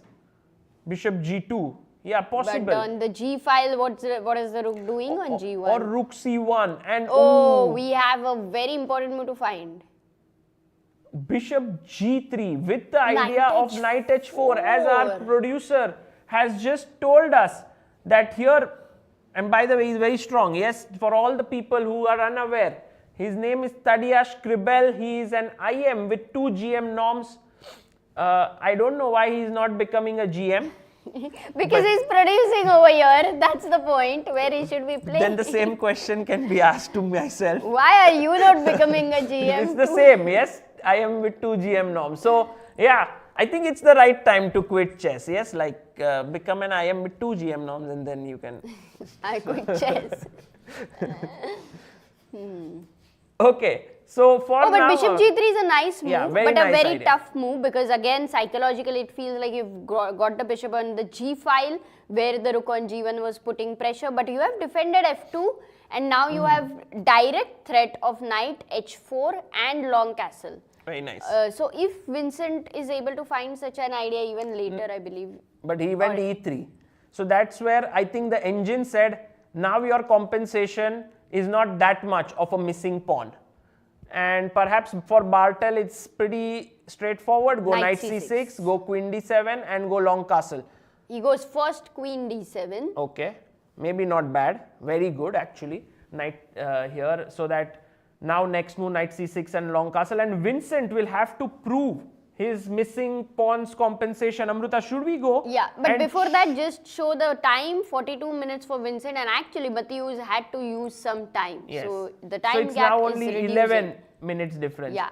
I want to go and check the game of Thaidaiwan because believe it or not, he has found the move queen b4. Wow. And Thaidaiwan is telling to Vidit that today is not going to be an easy day for you. This is just, we are on move number 13. Vidit is slightly worse, but actually this is one-way traffic kind of a position. d6 is weak. If Because you play d5, you get a clear plan, d pawn. That's it. Yes. You know, And like if bishop you, if you f4. were asked in like how do we reach the hotel Don Giovanni? Yeah. I don't know, but I could have told about Mumbai. Okay, you but know, how do we reach Charles Bridge? There's a straight tram that goes there. That's yeah, what you I mean, want. Charles Bridge, you say, and people know. Like they will find a way. It's like that. Yes. You don't need to know the way. You will find a way. That's how the d6 pawn is. Aha, so that's how you just concentrate all your forces on this pawn, and white has a very simple plan. Correct. Very cool. So in a way, here Vidit has to struggle now to think. Maybe he needs to take this decision. Play d5, so get rid of it. Give white the space, and now you can't come to e4 because you just lose a pawn. So you have to go passive. Knight d7. e5 pawn is slightly weak. How do we defend it, Amruta? I don't want to go f4. Bishop f4. Because of this check, or maybe it works. Check business. f4. No, you're weakening there, I believe. Or Could no? be, but then the check is Wow, always met with bishop e3, which is nice for me.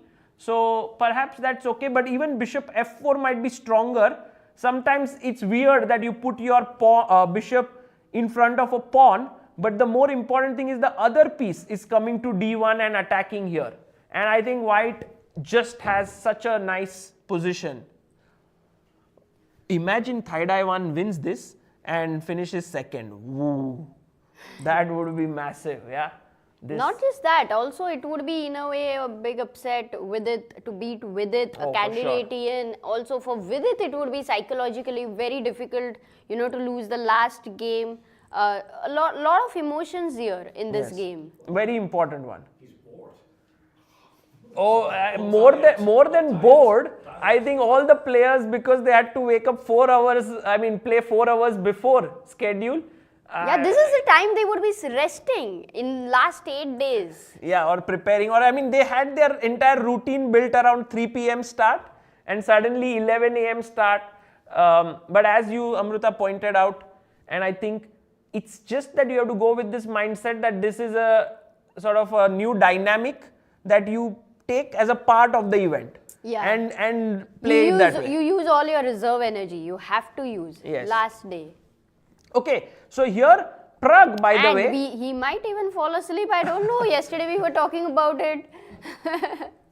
Oh man, no, he's calculating. No, this is not his sleep mode. Yeah, Yes, we've also seen a lot of blindfold calculations by Vidit in many places. Is really good at that.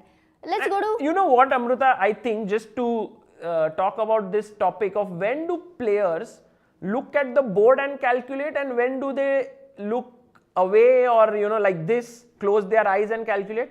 I think when they are not sure of an assessment of a position, I think many times closing the eyes just makes it more easy to assess it.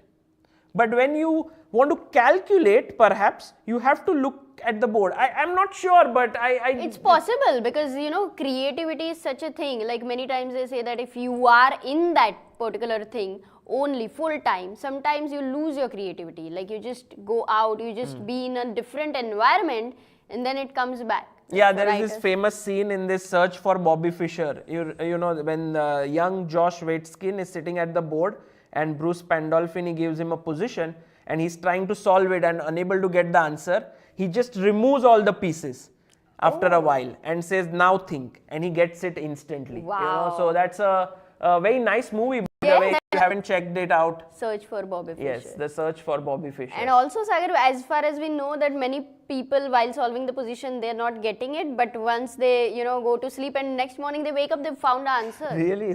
Has that happened to you ever? I used to, for many years, every night I would dream of a chess game. Or Yes, something. you told me. Every single day. It was amazing. And until then you came in my life. Would you write down the moves of that? I'm going to ignore that statement, not delve into that. But I wish, I really wish, because some moments when I would wake up, I was like, wow, in so much bliss and amazement of a certain position. Wow. So I really wish I could have done that. I would have done that. Well, that's a missed opportunity there of maybe writing a book or something on your dreams. But by the way, Vincent Keymer has played bishop d3. So that is on the board, and now maybe knight c6 comes in. It seems very logical to play that way.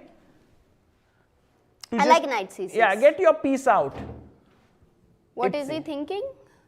Maybe Maybe g5 Mateusz. also at some point he will have a choice. Ah, g5. But at some point. Yes. Ooh, it is interesting. It's not a bad idea, Amruta. But he has it all the time. I get it. Maybe if you go g5, some tactics can be unleashed. Bishop takes c7. How do you like this? Because if you take with the queen, I take your bishop. But if you take bishop d3 first, I take your knight. you also have No, wait. Let me be more accurate. I'll still take this. Because now I have check here on g6 and rook takes knight. But if that was possible, then can you go back one move where he played? But he didn't have that type. Bishop, queen d7, bishop d. Now he's threatening ideas like bishop c7, which Matthews has to calculate. Whether they work or not is another thing. He has to make sure about it. Praggnanandhaa has taken a very, very bold decision, should I say, by pushing his pawn to d4, opening up this diagonal here. So let's say if I take the pawn, very naturally you want to take with the c pawn to keep your structure. And now I was thinking, what if rook e8? To attack this 3 times, if you have to play f3, this can't be good, right? Or this. No, he may not be wanting to play f3. I think queen c5, right? Oh yes, queen c5 is what he wants. Pragg actually using tricks and tactics to sort of get out of this, yeah? Like position, because now this is equal. Wow. So go back. So d4, has he sorted his problem Because of the f3 d3 would pawn? be just so weakening, yeah, this entire structure. Nightmare. But d4, why did he have to take such a drastic step, is He my likes question. it maybe. He likes it, he yes. feels very different about it. D4. Wow. I mean, for me, this move feels like, because you have the stability, or maybe Pragg just felt that if black gets c5, he's going to be in long-term issue with this d3 pawn. So, I think it's a little bit of a, not a desperation, but being very careful not to fall into an inferior position. That's what I feel. Because this tactic was, he saw it, that if rook e8, I have queen c5, okay, I can do d4. That's, I think, how he reached here. So for d4, what is the best move which Navara has to find? And Navara has been finding some amazing strategic moves. So here once again, that's a good question. Minutes. I really want to play c5, actually. And Amruta, maybe it's a pawn sack, but why not? It does remind of how in Nimzo Indian many times you give up a pawn. Yeah, that kind of a double pawn. But c5, computer says that's fine, I'll take the pawn and... Yeah, I just thought maybe we can put some pressure here. Maybe your b7 is getting under pressure. So, can I go possible. Queen b3? Yeah, I guess for Getting c5, out of the pin. one of the things which will happen is this knight will get more stabilized here on e4 after you move the queen. I mean, after you take here, you see there are no captures anymore possible. Right. So, instead of c5, there's something else black is having. Let's try to see. Maybe we have... How did you do Leonardo today in your tournament? Didn't play. You didn't play? No. Why? Because I slept bad. Oh, his walkover. You slept bad, so you decided to give up. Okay, give up. No, or you missed the alarm. Did you miss the alarm? Like... Did you not wake up on time? No, I wake. You wake up. You woke up. But I was vomiting. Aha. I didn't vomit. Are you feeling good now? Yeah. No. Okay, we have our viewer who comes to watch every day, and we ask him his result. Then he shows us some great lines here. Always checkmates us. Mate in one, which we miss. But today, unfortunately, he couldn't play his round. That's good. That's fine. You can learn from the masters today, from their games. So, Gukesh Maghsoodloo, Gukesh's last move turns out to be, like, you know, Amruta, I thought rook d8 he would play, but Gukesh has gone rook c7. The engine does not like it. In fact, it gives a massive edge to Parham Maghsoodloo here, and I am not sure why, because Gukesh is saying, hey Parham, if you are going here, I am anyway doubling here. It's a very logical thing to do. Just continue rook f1. And then I go rook f8, like both of us double. Then I think again. But Bar says, yes, no, you this don't. Is the moment, Move Amruta. first, think This later, is the has moment. some issues. Think now, so that you don't have to regret later. Something is off, some move is missed. Maybe E4? But would you like that? E4, you know what? Bishop on This G2? bishop on G2 is our prized possession. But then if he takes... Now you don't have knight c6. Oh my god, this guy is making sense. He's saying E4, Amruta. What is he saying? Maybe But not. But his at least idea it's was not take, so bad. bishop takes. So that if takes, he has this rook hanging. And otherwise, if you don't take, then D5 would come in. So, maybe interesting, but there is something better. Something better. Something has to be related with the pin, maybe? The pin on the C5. Not sure. There is no pin as such. But now we know this tactic, that if he takes here, we can take back because it hits the queen. Queen takes, then we win the rook. So we are not really so hanging. afraid of CD4 just yet. Okay. But still, to find a good move here is definitely not easy. That's why Parham is also struggling there. It's our chance to actually find the move. and see if the super GM can find it. Why don't you just go, I mean, change and shift a plan and go rook d1 Rook d1. instead of doubling on the c file, or it But doesn't what's make the sense. threat then, Amruta? Because I anyway double Hey, on how the- is the idea of g4? Too much of a fantasy, yeah? G4 is a bit too much, yeah. Like, I don't even want to make the move. You don't? No. How bad it is according to you? Okay, assessment. Quite bad. Or maybe not, yeah. No. What would be your assessment after Because I was G4? thinking G4, Rook C8, G5, knight moves. So I But don't distant see what CD4, you bishop what you get. D4, if that tactic, if you wanted to check, queen D4, rook C7, queen E5, you have rook Rook E7 E7, yes. in the end. So just to tell our viewers here, bishop takes. If you take the bishop, I take your rook. You take the knight, I take your bishop. So that's how it was working. Yeah, and if I played G4, then my rook will get trapped actually. Queen D6, rook A7, queen. No, Amruta, let's not go Okay, into G4 okay. stuff. Let's think about, actually there should be something very, very concrete and nice here. Yeah. I'm Hoping thinking, so, otherwise I don't want to say I told you. you are in your bottom of your heart, you feel G4 is the move still, yes? Till we don't make it. No, I just, some assurance with the bar, he says, okay, and then I trust the bar, yeah. Okay. But it's not a No, bad I understand, move. but it's not the winning move here. Okay, what does he play? DC5. He took. Oh, maybe that's the move.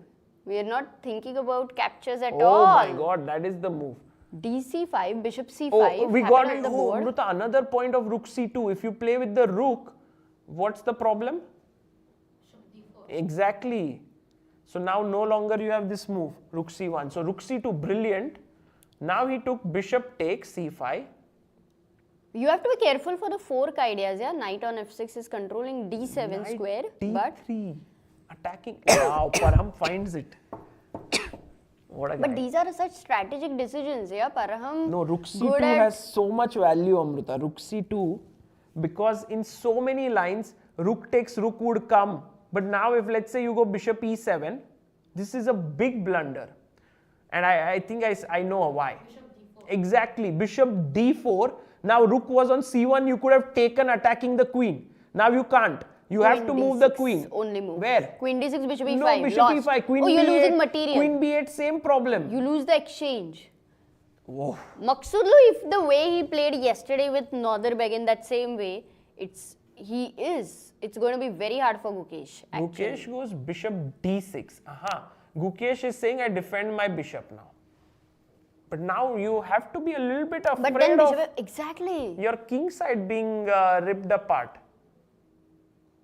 Okay, maybe Gukesh doesn't worry. No, but actually he has Knight to F- worry. Yeah, at some First point, he knight f4, takes on knight h5. c7. Gukesh, Maghsoodloo moving quickly. And now what? Queen takes, right? No, queen takes. Not sure. Bishop takes c7 also looks like a possibility. Okay, bishop takes. Yeah, I wouldn't allow I you to take. give a tempo. Take, right? Bishop f6, Yeah. gf6. And I was thinking putting the knight here and going Bishop this f4, way. bishop oh, f4. Oh, bishop You is there. forgot. Sorry. Yeah. Not yet, but bishop c7, of course, not queen c7.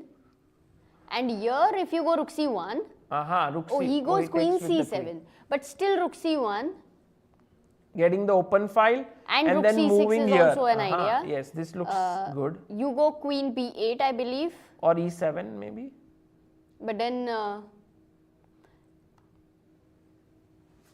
you are protecting the This f6 game knight. actually is moving so quickly, no, Amruta? After this one small inaccuracy by Gukesh, rook c7, Maghsoodloo has been like finding all these moves. But he is not even taking much time there. He's very quick. Yeah, he's seen it. Now, I think he's calculating between rook c1 and bishop takes f6. So most probably, if Maghsoodloo wins, then becomes second. He will be second, right? Because he will have Also, he has more wins than Thaidai won.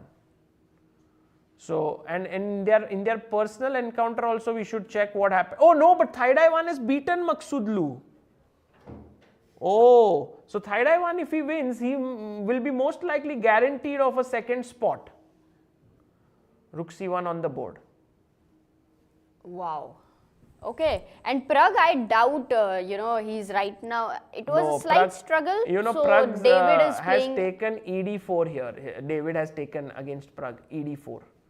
And if cd4, we will witness queen c5 if rook e8 comes. Amruta, I am going and checking the game of our champion, Nodirbek Abdusattorov and Richard Rapport. I think Richard has made a smart decision to continue the game because after queen b3, bishop c5 was played, rook e1, queen b6, he took, doubled the pawns, now isolated the pawn, and he's telling Nodirbek that not great position you have here. Wow, he's really pressing. But this kind of position for Nodirbek to defend wouldn't be difficult. But I like that they are having a game. How about knight e4? Hitting here and here. Because I don't want to put my bishop on h4. It does not much. But if I play bishop e3, then I also have one of my pawns isolated, which is okay. Knight endgame. But knight d4, knight b5, black will have to be a bit careful. Yeah, sure. Black. Some work to do. It's not like you can Slightly just worse, sit yes. calmly and then it will be a draw. Okay, but this game is happening. It would be the most unexpected thing if Richard is actually able to beat Nodirbek. Very which, tough. Yeah, Very which tough. seems very, very tough. By going back to Gukesh versus Maghsoodloo, queen e7 is on the board now. Look at the bar, it's moving upwards and upwards. It's gone very steadily. You know, Amruta, earlier I would not understand how big of an advantage this is. Then I started looking at if it is near the 4th rank, it's equal. And then if it is 1 square, we don't know what is that advantage, how much is it? I would believe it is 0.8 or something, but is it 1, 2, 3, If it goes 4? till 5, maybe because, it is 1.3, which is quite massive. If it goes to 6, it will be, I think every square 3.2, yeah? of the bar is around 1.3. Unbelievable. But then this is a really big advantage for Maghsoodloo. So rook c6 looks like a natural move to me. Bishop b7? Like if you go rook c6, bishop b7 makes sense. Now rook c6 is not in a tempo. That's why Gukesh had maybe taken this rook. But Amruta, maybe we have to look at rook d6, bishop g2. And bishop a3. B4 maybe, not so sure. I guess rook b6 should win us some material. Yeah. Winning the b5 pawn. So Even rook e6. yeah, rook But then rook c6 seems like the move here. Rook c6, bishop b7, rook b6. Oh, not here. Rook So d6 not bishop first. b7 because that you showed rook d6 is But then happening. what? Your bishop is so precariously. Rook a8. I can't. But then I'm in a disco. Rook d6 and over. Discovered attack there. So what? But there is a better move than bishop b7. That's what the computer is saying. That's why. Could be, but I don't see Bishop it so c8. obviously. Yeah, bishop c8 maybe. Yes. At least I stop rook d6 threads. And if you go rook b6 now, there is b4. So you still need to do some work. You are managing somehow, but only somehow. And even if I take now, you can't take with the queen. You lose the bishop, so you have to take with the pawn. So quite a terrible position for Gukesh, to be honest here. He is in some big trouble. Let's see if Maghsoodloo plays accurately or not. So actually, if you think about it, Amruta, in this round, almost all of the Indian players are struggling here. Like Vidit is under big pressure. In fact, he's not made a move now. He's at 26 minutes on the clock. Thaidaiwan has a 20-minute lead after queen b4. His opponent has not played a move. Wow. And then we go to the game of Pragg versus Navara. We have some development there after ED. He took ED. He's not worried about the pawn structure at all because I think he likes rook on e1 maybe. But bishop e4 was played. Because of this tactic. Navara wanted this tactic, queen c, but Pragg played the intermediate move, king h8, queen c3 and king h7. This Careful should be of a- Pragg's rook and queen. Yeah, he mated Vidit's king there with the queen and rook. And here Navara's king is a bit weak. Although pawn structure wise, black should be very happy because white has two weak pawns. So do you think Pragg will try, or will this fizzle out in a draw very I feel soon? there is a lot of imbalances somehow here for it to fizzle out, because this is a weakness which black will attack. If black goes after it, white has to play a rook lift and try to attack the king. So I think there is a lot of fight in this game. Yeah, and Pragg will fight until, you know, he thinks he has even some slight edge. He will fight. But I was definitely like, Navara's decision really helps Pragg, you know, to be in the place to fight. Earlier it was Pragg who was under slight pressure. So I don't know if Navara missed bishop h7, because that cannot be the case. No, he's okay with such a position. He assessed it as okay for him. Maybe the assessment would be the case. Okay, so maybe we go back to Vincent's game, because that Vincent. was very creative. Yes. What happened after? So after queen d7, bishop d3, we were talking about knight going here, but we were also saying that c7 G5. is always a problem. So he played knight a6. With the same idea of going to the b4 square, but And also defending c7. But then came queen e2. I do feel Vincent is struggling a bit to find his Yeah. moves. and he's also down to 26 minutes. It's taking a lot of time. But how does it work? Because what happens to knight b4 as the very first question? Yes, but knight b4, I was wondering if I take, The queen takes f5 and long castle. and c5. Ooh, you are taking too many risks, Amruta. Also, your king is in the center. Check could come in. I mean, Oh, there's queen too many b5, problems. Yeah. In fact, here I was it's a wondering bit if we could give a check. Maybe c. Because knight c2, knight d3 later. But I am attacking king here. f7. King f7 may be best. Yeah. No, it's a little too early. Okay, so knight b4 was, there was a better option, yeah, instead of knight b4, because Vincent had a big advantage. Sorry, Bartel had a big advantage here. Must be around 1. His Yeah. advantage would be around 1 over here. So if he is able to make the best move, can it be long castle here for Bartel? But then you give this up? I forgot about that. It's a big blunder. Yeah. No, we need to be careful about it. So what? Then you take on d3, bishop d3, but queen d3 and queen g6 is something you don't like. No, Long I don't castle think. I now don't think and Amruta, bishop d3. There's something. g5 here, because now bishop c7 is not something you need to calculate. But g5. Bishop g3. Still, you need to find a move. Yeah, and maybe now knight b4. I mean, the move knight b4 wasn't that bad. Yeah, it wasn't bad at all. The only thing was there was something better. Maybe there's something nice here. We don't know what it is, but it does exist. Wow. Let's come back, Amruta, here Okay. in some time, because there is a moment in Maghsoodloo's game where instead of playing rook c6, which we were so Attached to it. yeah, which we thought was the most natural to attack the bishop, he's gone knight e5, which is also a nice move because it's a very tricky position for Gukesh. If the knight settles here, it's a strong knight attacking a5 pawn weakness and the king side. And if you take, this is just a nightmare to play the bishop pair in such positions. They are beautiful.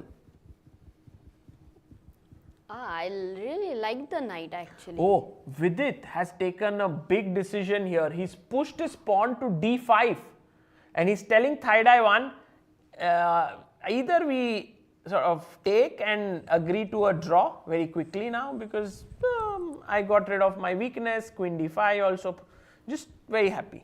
Yeah, if you take, then I think Vidit's problems are solved. Yes. The problem was e5. Yes. And that is exactly what Thaidaiwan should do here. He should go e5 and he would have a nice position. But the game would get quite sharp then.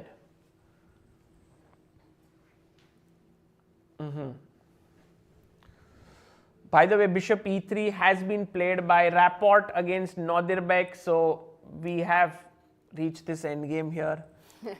One weakness for white. So Richard is saying basically he is keeping some very slight edge where he is risk free, but he can try. It's not a position of dead draw. Yeah. He can try to press, and Nodirbek will have to make accurate moves because of the doubled pawns. Okay, that's good. So right now I think Maghsoodloo Gukesh is the game which is going very fast, and also as you said that Thaidaiwan, if he wins, he will be the second one. He will finish second. Yeah. And Maghsoodloo also, if he wins, he will finish third. Yes. If they both win. But Praggnanandhaa, that means has He's half practical... a point behind. Yeah. No, he's No, on the he's same on score. equal points, but the position is Actually, for Prague, quite if you look at drawish. it, this position has more juice than what we can imagine. Because let's imagine a move like Queen d6, attacking the how? d4 pawn. Because you have isolated two pawns, so Queen d6. Rook e4, threatening Rook h4, bringing the other rook maybe Rook to the e8. Okay, let me challenge and exchange. It's a mistake. Okay. check. King g8. And now you find a move. Yes, you have the advantage, but how? Is it Queen f3? You attack the b7 pawn, you threaten Queen nice. h5. It's interesting, yeah, very interesting move. c6, Queen h5. Okay, King is just weak. you have to King be is careful. weak. Get it, I get it. So you have to be careful. Just simple chess is not going to be okay. Yeah. Going back, where I played Rook e8 for Navara. Yes.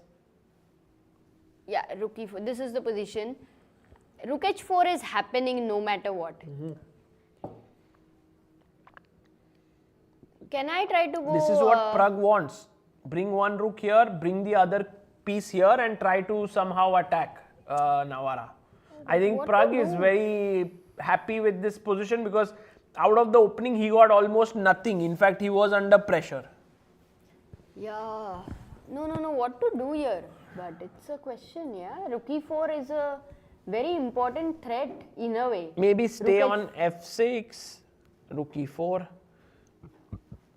Anyway, it seems like this is coming in, this thing. Oh my god. Amruta, It how will be about the- we right now take a short break? Yes. Because we've been looking at all of these games for quite some time and none of these games are right now in that mode where they will get over. They are all going on and we can take a very short break and come back. Sure. And guys, please vote for your favorite game in praguechessfestival.com/voting and the winner will get that nice trophy. I'll see you on the other side of the break.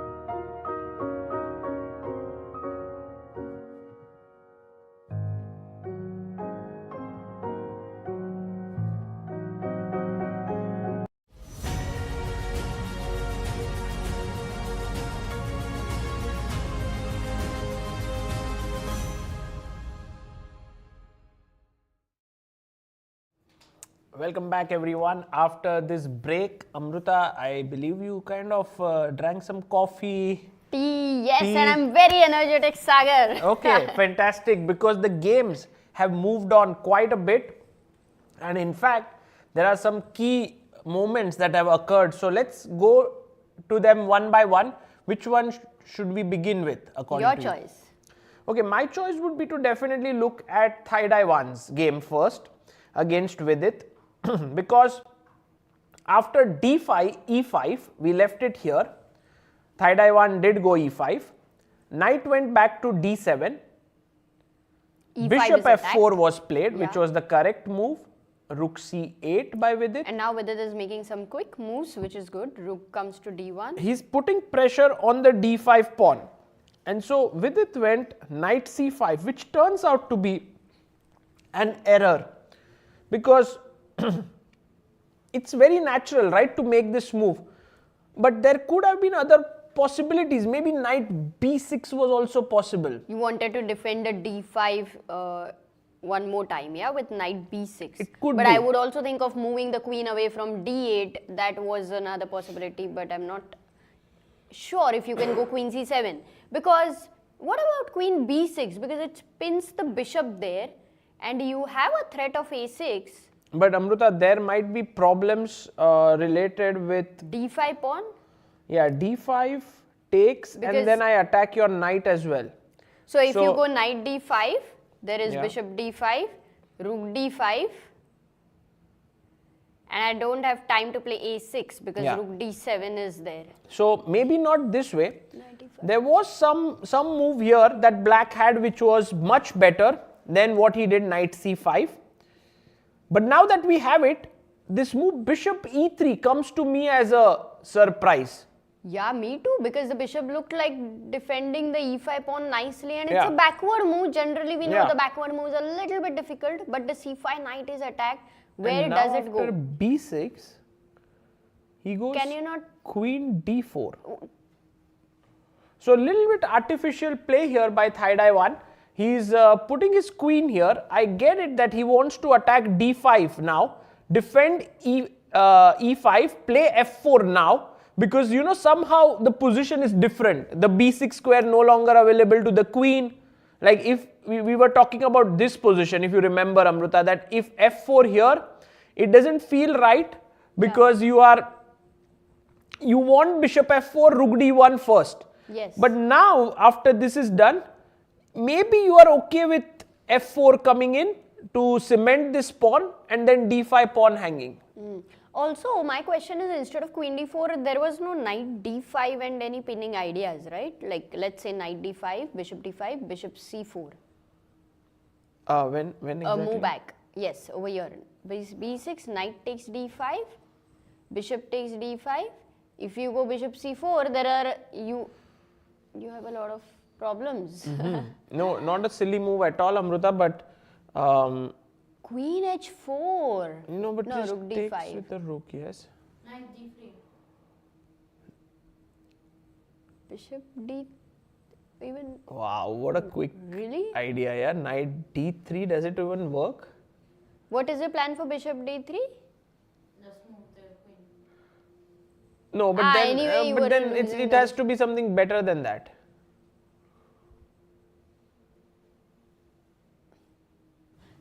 Because e5 is hanging there. Yeah. Actually, it's not a bad move. Let's try knight d3. No, knight d3, bishop d3 cannot And be so now- bad for black, right? So, I mean, for white. You have to find something that keeps the peace actually for you. If a5. Very cool. looks good. Yeah, where is the queen going to go? Because Yeah, it's a trouble time queen because b5 or queen c3 only moves, but I then just the take. knight. Yeah, you queen play b5, queen- there is bishop c4, and if you go queen c3, there might be knight e4 or a4 or something. Yeah. yeah. Okay. So maybe So- that doesn't work.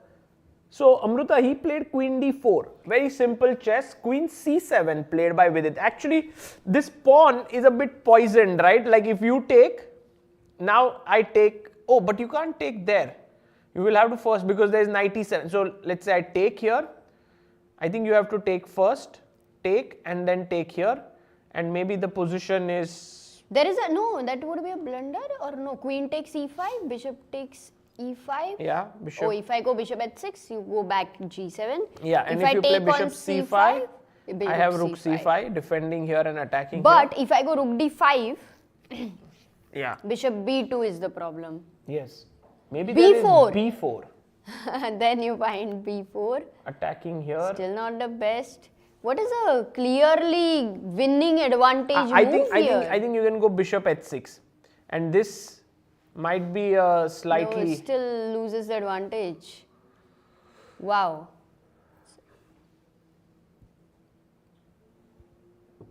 Wow. Not so simple. Maybe a simple move like doubling on the... No, I don't like it. What is the move? Because... Bishop e7, rook trap. Oh, rook trap. Wow. Bishop g5, but Bishop then b2, bishop f6. e7. f6, bishop a. Now bishop h6. Okay. But then rook Because you have f8. weakened. No, then you have double bishop and the king is weak. Well, maybe. So bishop g5, f6. Wow.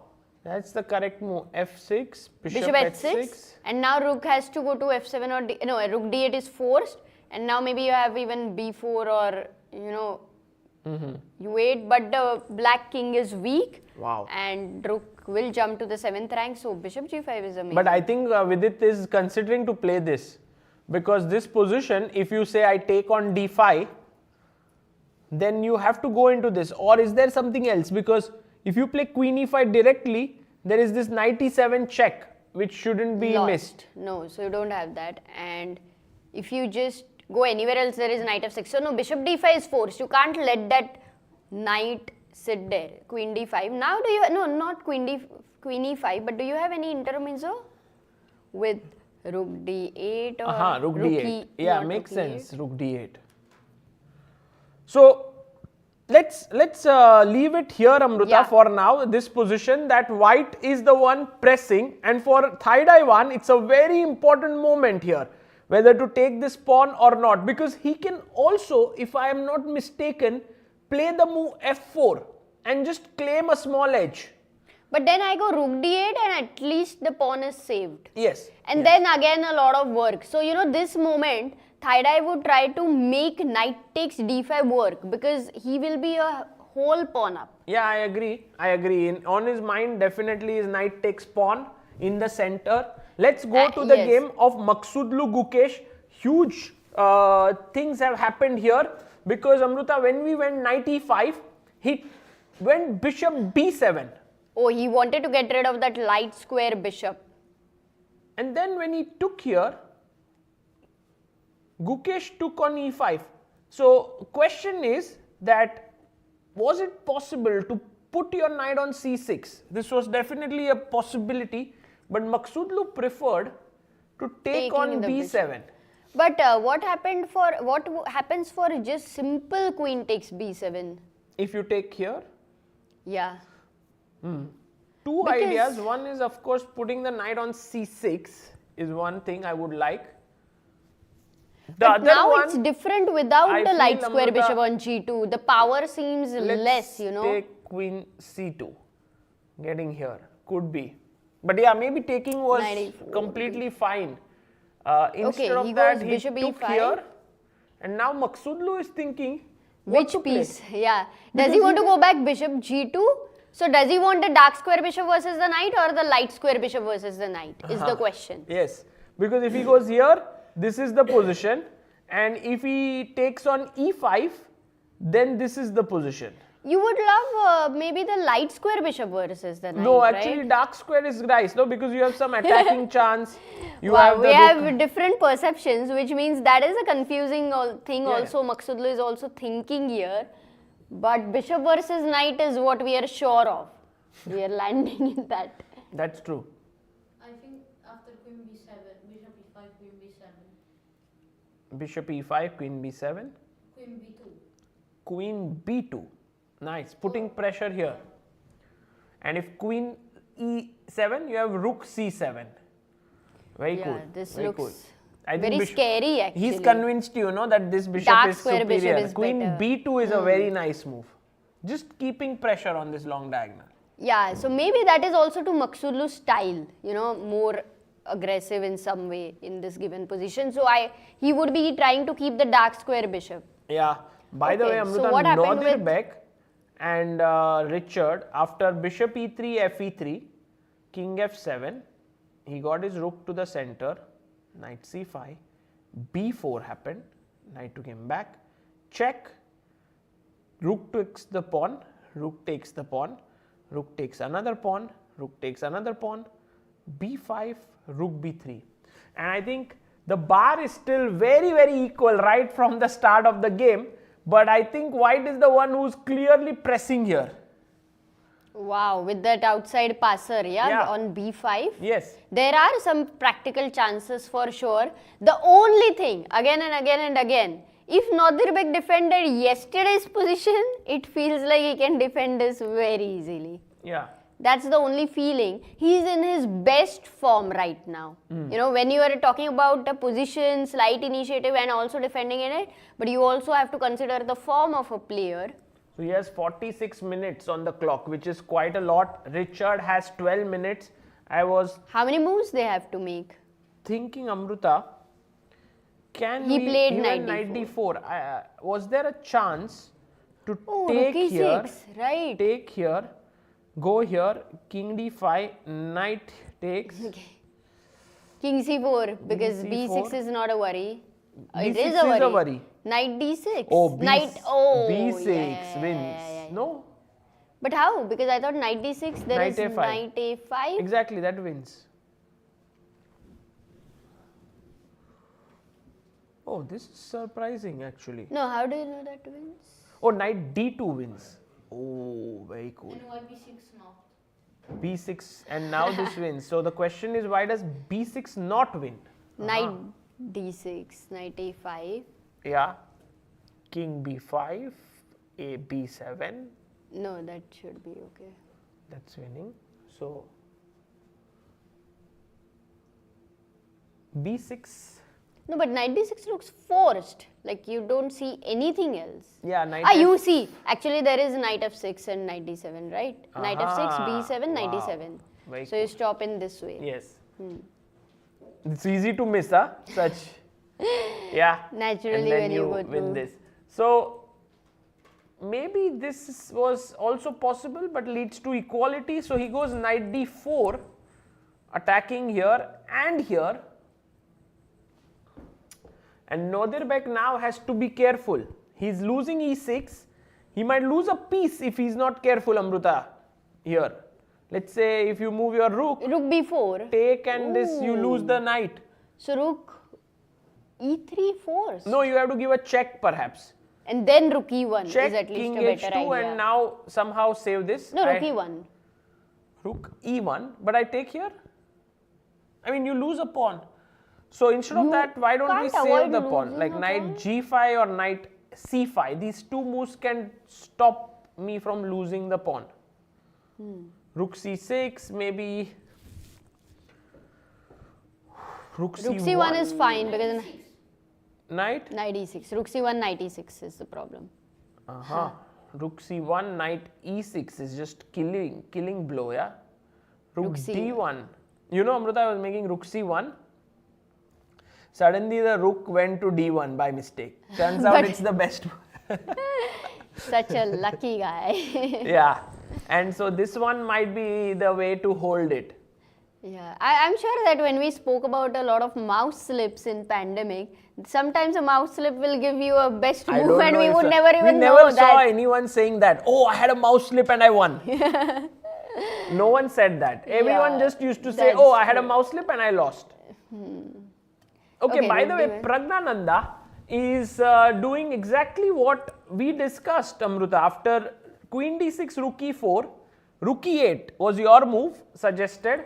Check and queen f3 on the board. In that case, David is actually in trouble. Yeah, quite some trouble now. So today, all the players on 4.5 making a very strong claim towards that second place. Yeah, and we thought for this game at least Prague is the one. I mean, max to max it would be a draw. No, but he's doesn't fought seem back. like Now it. he's attacking here and here, and there is some trouble for David Navara. How do you have to stop queen h5. I think that looks a little scary for sure. But how? Or for queen G6. h5 you always... But then you lose a pawn, and losing a pawn is not a pleasant feeling in such positions. True. Tell me something, what pawn would you like to lose still if given a choice? Like after queen h5, queen h6, queen h6, gs6, rook h6, and you have these isolated d4 So and like if you are saying this, queen h6, this and this position. yeah, this rook endgame where rook e4 maybe, or rook e4, rook d8. But Aren't then you the losing other- back the d pawn? No, don't stop there. Rook e4 Rook e4, rook d6 maybe. or rook b1 maybe counter attack. So maybe first rook d8 and you go still rook b1. Yeah. Rook e7 maybe. Defend, attack, Rook h4 h4. first and yes, small and edge rook for d7. white.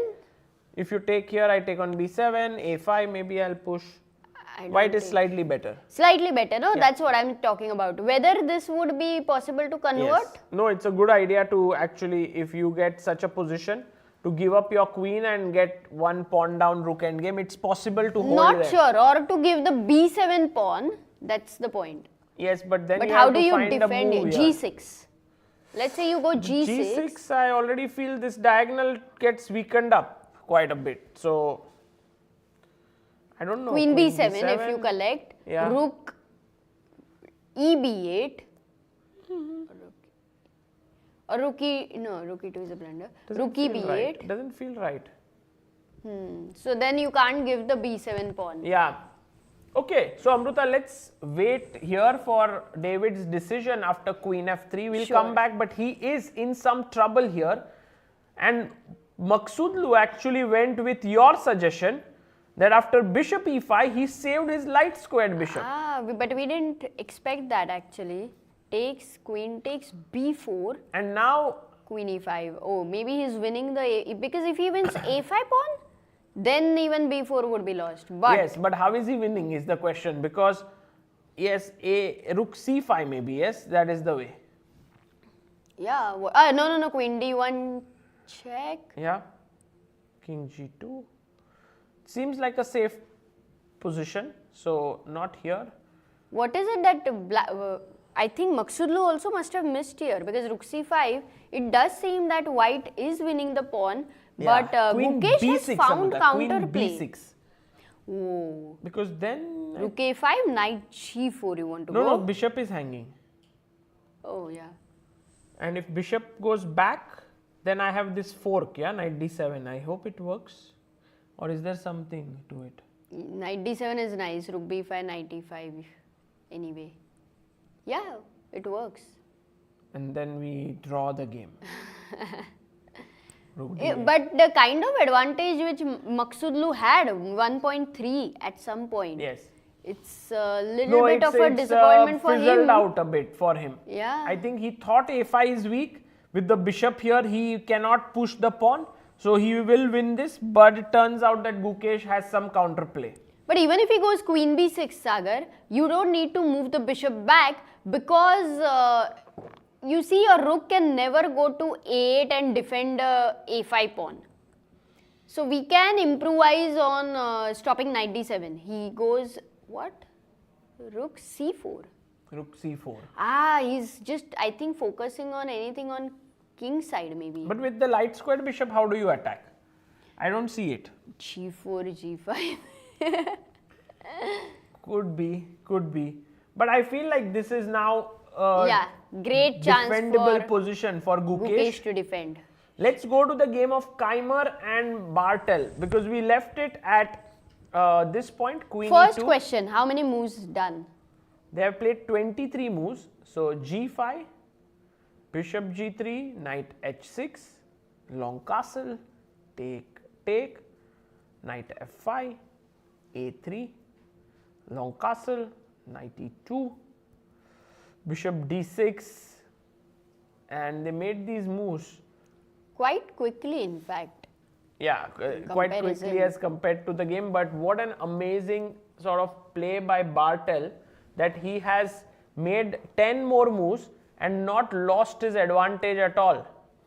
And also time-wise, he has 30 minutes. Vincent has to make 18 moves, no? You had said Yes. 22? 17 moves. And Amruta, black is a pawn up. Remember, at the end of the day, if white doesn't show his compensation, black is just going to go through, just be better. So now Bartel doesn't even have to find any special moves. He just has to make sure that Vincent doesn't get something here. Because the whole point of the compensation was that the black king will be weak, the light squares will be weak, but Bartel managed to long castle, and now where is the compensation? I don't even see it anymore. Okay, so we'll come back here. This is looking good for Mateusz Bartel. In the game between Richard and Nodirbek, after check, knight d4 check, king e5 happened, he chopped the pawn and g5. Oh, wow, Nodirbek is so brutal. He's going for h5, g4 and g3 mating net sort of a position. Or those or h5, or just, h4, knight g3, rook h4. Exactly. He's saying to white, you can make this reach here, but you can't queen. Meanwhile, I have You can take the horse to the water, but you can't make him drink. Yes, so h5, h4 and knight g3 is the threat actually. And Nodirbek looks so relaxed. No, he's thinking, I need to have my lunch. Still, what time? 3 o'clock maybe? But I like that both of these guys fought. They fought. It's amazing, really amazing. Yeah, I have to really tip my hat to Richard, especially. He had the chance to make a draw. And that too against a champion in that sense, when you know you're playing against a player with the best form. Brilliant, brilliant. And by the way, Amruta, after in Vidit's game, we saw here queen c7. Actually, Sagar, I was considering that normally the ratings are calculated based on, you know, what the published rating is. But the rating should be calculated based on what the live rating is, because you are playing with the player of the strength of at that moment. Isn't it? Yes, so it's let's say too much sometimes of work, because you know there are some. No, I mean, you don't need too many men with a calculator for sure. It has to be a software program. No, it's true. But the thing is that sometimes some tournaments are. Because imagine many times 1800 player is actually a 2200 player. You're playing with a 2200 player. You beat him, but you don't even get those points. It's a little bit unfair. It's a very interesting point. There are many facets to it, while you say I could think of, but maybe it's a conversation for another time. Yes. This is a good time. Just one point was that when you play a lot of games, your K factor keeps changing. So in between the month, you don't know exactly what the rating changes. No, I'm sure software.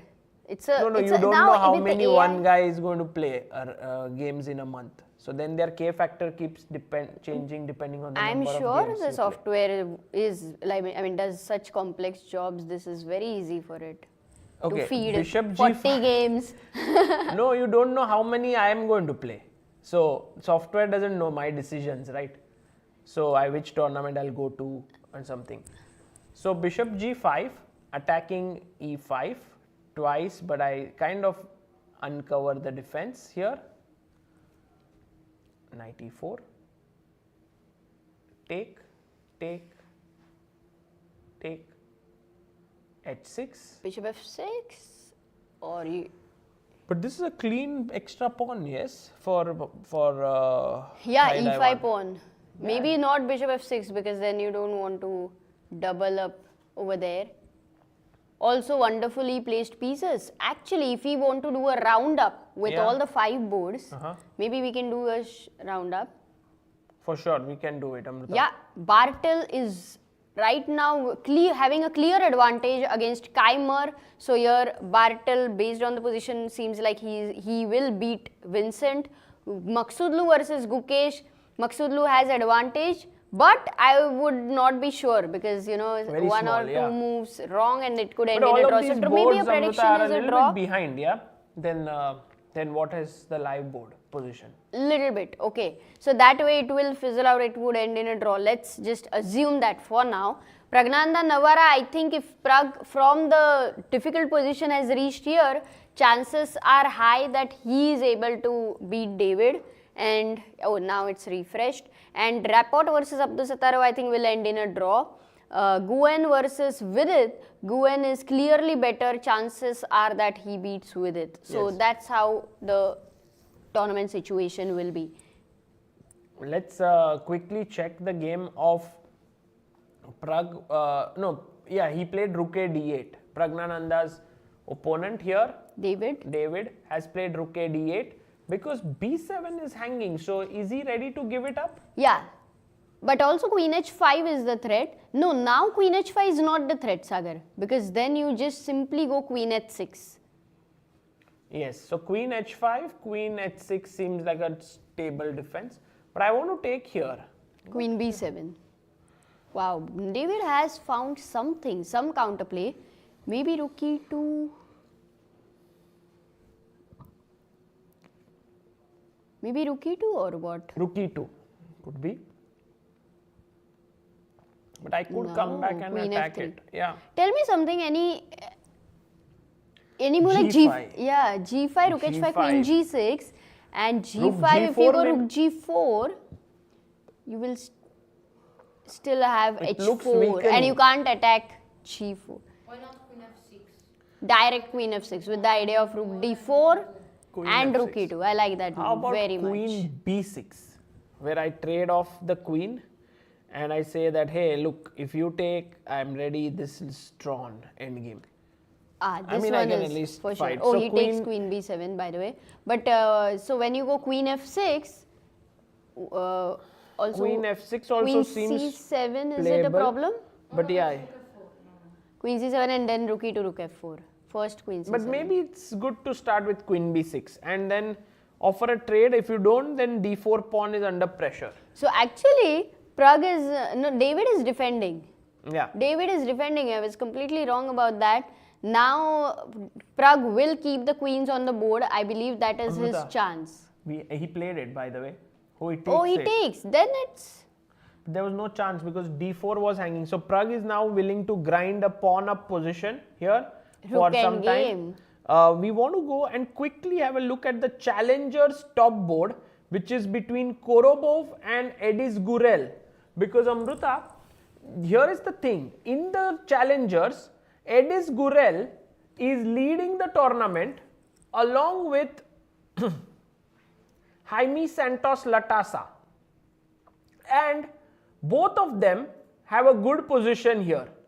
So Jaime has a small advantage while Gurel seems to have tricked Korobov.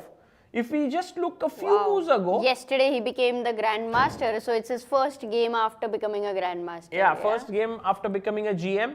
Here it seemed like White had a decent position. But then d4 takes knight d4. He took on c4. Exchange sacrifice or what? Yeah, it e6. Check.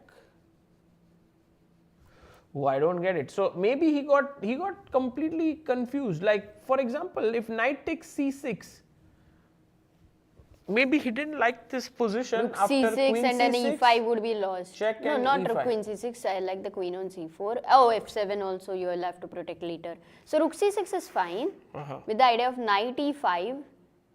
If rook b7. Yeah. Knight e5, knight g. I mean your king is too weak. Okay, maybe. so this was maybe better. Queen d5 check. Queen a5 is also a threat later. So yeah. So e6 has been played. Check. Now the bishop is hanging. So he went queen f3. He took here. He took on d7. Queen takes check. King h7. And now we have reached this position where black is a pawn up. This is looking really good for Edis Gurel because his rooks are doubled up. Yeah. So you are saying if Gurel wins and who Jaime else? Santos Latasa. Jaime also needs to win. Only then it will be a tiebreaker. Yes. If Jaime doesn't win, then it's not a tiebreaker. No, and Jaime is playing against Santos. I mean, for Gurel, what a tournament it would be, right? He becoming a grandmaster, Winning also this. winning a tournament. Qualifying to the Masters next year.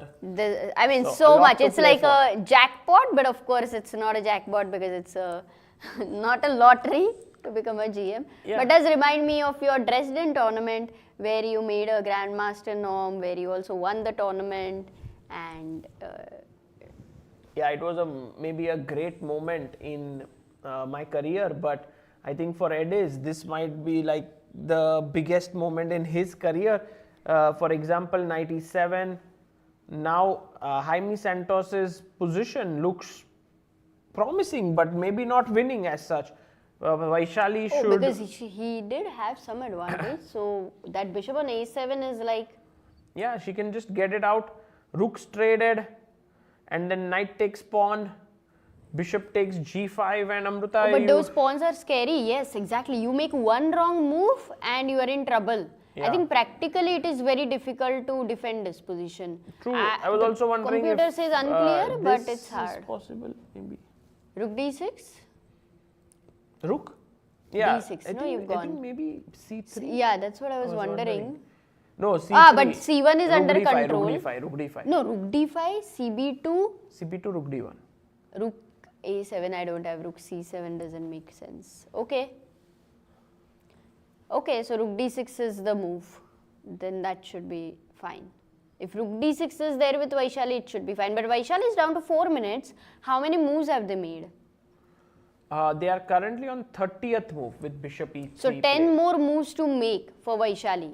And is rook a6 he may not take. What happens if he goes rook d8, simply defending, and then do you still play knight d5 later? No, he took. Took. So knight d5 is very clear. You take on d6. Anything else for black? c3 may be one idea. I was wondering if you take, then there is b3. b2 is coming in, b1. Oh, so maybe you have to but rush. what is the defense? Rook a1, b2, and now rook b1, and knight d5, and knight c3 is Yeah, happening. maybe bishop, Bishop d4 d- still hangs in, but maybe there's some other way of, Defending, yeah, better way. yeah. Maybe for c3 to not take. Hey, what about bishop c1? Actually, b2, you give up the bishop. That's too much, Amruta. That must be good for Rook black. d6. At least the computer doesn't say so. And it is surprising. But d6 and Yeah, you know, maybe you your have- idea is very good. But So, with the less time, it's very difficult to assess such a position or to even decide whether you want to give a piece there. I think he will go c3 here, Jaime Santos, and Vaishali will have to be accurate. And Amruta, Gurel is still better here. Meanwhile, just So these one two more games game. we have to keep just checking in Yeah, between. if they end what in a happened. draw, then one of the winners from here also can join. Abhimanyu Mishra and Erwin Lamy. And it's an equal endgame. They are on half a point behind the leader. The game should be ending in a draw. Okay, so let's go to the main games, Masters game, and have a look at Gukesh, Maghsoodloo, and Thai Daiwan also. What did he do? I think after rook c4, h6, now Maghsoodloo is thinking. He's down to 10 minutes on the clock. He goes king g2. And he's still better. He's still pressing, but it will be Slow not easy. grind. It's a Yeah. slow grind. This game is going to go more than 40 moves, and I think Maghsoodloo will Amruta, be there is able a to. result which has come out. Abdu Satarov and Rapport have drawn their game. Wow, so it would be wonderful to get Nodirbek here, yeah? Yes. It would be amazing. So king h2, maybe. king e5 takes, knight g7, and this is how they drew the game. And let's quickly check the game of Vidit Gujrathi, because we did think he was losing a pawn, but then after, he did go bishop f6. He did play takes, and now Vidit snatches this pawn, which according to the engines is a very dangerous decision he's made. Amruta, my feeling is that there are some real Oh my god, so deadly- he's lost. Like according to the engine right now, He must be -4 or something. He's lost in this position, and what is it that Thaidan Maybe -3, yeah, sure. should continue? How should he continue here? Queen h4 comes to the mind. You know, begin with. one of my ideas was get the rook to the 7th, sack your queen, and then open up the 7th rank with 2 of your rooks, That's threaten a mate. But it's Too not happening. much, but why don't we try it out? Yes, that is something Ah, which is with very, the very... similar idea. But one second, no, one second. How is it working? Because b3 was suggested to us by the producer. Bishop takes b3. Yeah, take, Is it rook e3 or rook d3 and now or rook d7 with your idea? maybe rook How is white winning? d7. Rook d7. Lot of work, extra job. Oh, Queen e3, queen h6. What are we doing, Sagar? oh, beautiful. Queen e3, double attack. He was like, come on, b3, it's so obvious. That's why I'm going away. But then he had to come again. No, but Amruta, b3, is this the only move? Because if it is the only move, then it's easy to miss. But if rook d7 also works, maybe it doesn't work, yeah? b3 seems to be like the only way for white to continue But here. if he finds b3, it means that he's winning because the bishop on a2. But you know, Amruta, how human beings think, and generally, is that... I mean, how we all think. Because we all are human beings. Yes, unless someone has some AI chip and No. Someone Then is ET, you can say. But Amruta, b3, the thing is, this pawn is not protected. Unless someone is maybe an Oh, ET. we need to ask The champion here. the champion whether he would be able to find this move here. But let's take a very short break, and on the other side we'll have Nodirbek Abdusattorov, the champion of the Prague Masters 2024, joining us.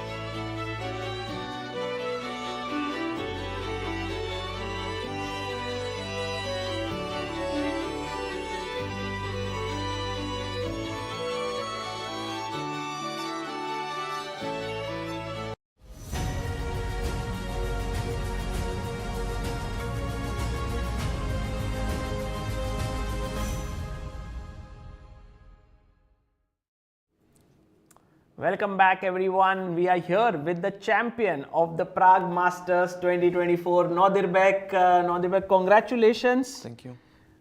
Big result for you. Tell us, what are you feeling like, especially because now you have had some time. You had won the tournament yesterday. Yeah, it was really exciting tournament. You know, to one of my best performances, I think. Yeah, I enjoyed every game pretty much, and yeah, it was very competitive tournament. Also, the field was very strong, and so yeah, everything went well for me from the beginning. So yeah, it was one might say it was a very smooth win also. Yeah, it was maybe not the smoothest because in between you had one Yes. hiccup and it could have gone in any direction after that. But yeah. you kind of steadied your ship so easily. Like you lost to Prague, but then you beat next round Vincent. Then you beat Maghsoodloo and you were through. Like that was Yeah. amazing. Yeah, I think before that, I scored +3, so I had to just even if I would draw all the games, I think I would have a great chance to win the tournament. So I thought that if I score 50% after beating Bartel, I thought I have very good chances. So. Well, we have some very interesting games going on, but I wanted to quickly talk about today's game of Yes. yours. And What I is- also want to talk about yesterday. Oh. How did it feel? Because it yes. was crazy intense even for us, so we cannot even imagine how would it be for you. Yeah, it was a very tough game. A lot of ups and downs, a lot of chances for both sides. Yeah, as always, when you play with Parham, I think you always get a chance at some point, which you need to use in order to beat him. But yeah, it wasn't so smooth. No, it was a crazy game. Would you consider this as one of the most exciting games you have ever played? Especially from the sporting perspective, like the tournament you would win if you won. Plus Yes, the yes, position. yeah. In some sense, yes, I would say so because, yeah, opening went not good for me. I think he knew the stuff. Yeah, we got to this position. I feel like playing with black is I think easier because of dark squares and structurally black should be better. But nevertheless, I think I am very solid. Have no weaknesses. How did H4 come to your mind? Yeah. I think this is the first, like, sort of, this started it all. Yeah, because if I would have played with black, I wouldn't give this H4 for sure. So whenever I had this chance to play H4 and complicate the game, especially he was getting a long time, so to complicate the game, I immediately took the chance. So because you need to create something, yeah, to be able to have a chance. And then So- you spotted this move, Yeah, Hg, Rook C1, which was, Bishop A6. Bishop A6, yeah, to win the tempo, yeah. To Bishop win A6. the tempo, and Rook C7, then Rook C. Yeah, you need to exchange the rooks and to place your queen or either rook on C6, I think. yes, Yeah, here I was thinking maybe Rook C3 also. Rook C3. Rook C3 is best, right? Yes, Ah, I okay. think that's the best move. Okay, yes. But no, before initially I was, my intention was to play Rook C3, but then I thought maybe Queen C6, Knight D2, Rook B3 setup also interesting. Right. We Yeah. also thought that this looks very nice. Knight Yes. can come to C4. Yes. Bishop goes back defense. But Parham got a lot of counterplay. Yes, I missed Knight G2, actually very strong. Rook C3, C3, Knight D1, Knight D2, Rook H8, Rook E3. Yeah, here, I had a chance to sort of exchange rooks like Rook E2. I mean, yeah. Rook E2. No, Rook E2 like hangs upon H3, but I mean after Knight F1, Knight C2, which Yeah. we got. Yeah, I can take on H2. Yes. It's equal. Yeah, you don't. I mean, I want to win. So You wanted to win, huh? Yeah, of course. At this point, yeah, I saw the idea when I played Rook E3. I saw the idea of sacrificing the Right, queen. Yes. right. So yeah, I just went for it. So it was obvious for me that only white can be better here.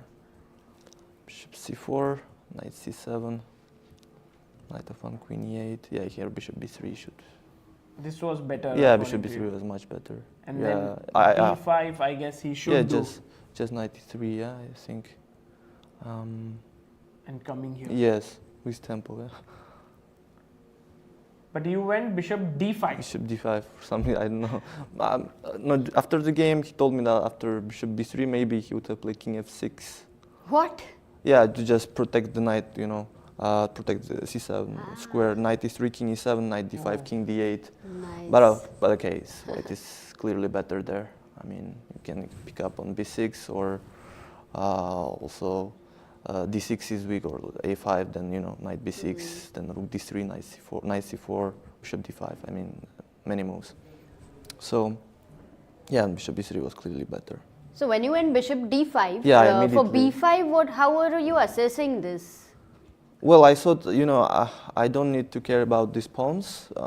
It's important to exchange knights, like knight e3, bishop a2, knight d5. So I didn't, care about this a4 pawn, which I should have. Which became the most important pawn, in the game. Well, yes, it turned out to be so. Yeah. Yeah, rook What c2 was was. rook c2 for? I calculated some line, bishop a2. Yeah, knight b5 maybe, no?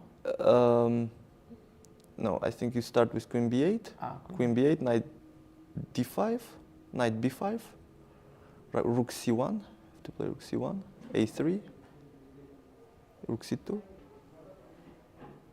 No, okay, rook c2 was. I calculated this line and I didn't like it. Okay. So maybe after, I don't know, maybe after. So for rook c2, I think he wanted to protect b2 yes, and yes, just yes, to win the tempo in some correct. variations. Makes yeah, sense but practically. it's too complicated. It's too deep. Rook c2. Also with the time factor. Yes. So knight d5, knight d6. Here I was, I didn't feel like b3 was so bad. I mean, yeah, I missed knight d4, queen h8 idea, but also queen a7. Yeah, queen a7 is much better. But I think the idea after king a2, you play knight d4 there. Yeah. After queen a7? Queen a7, yes. Knight king a2. I think knight d4 just winning on the spot. c7 take and queen d4 coming with mate idea.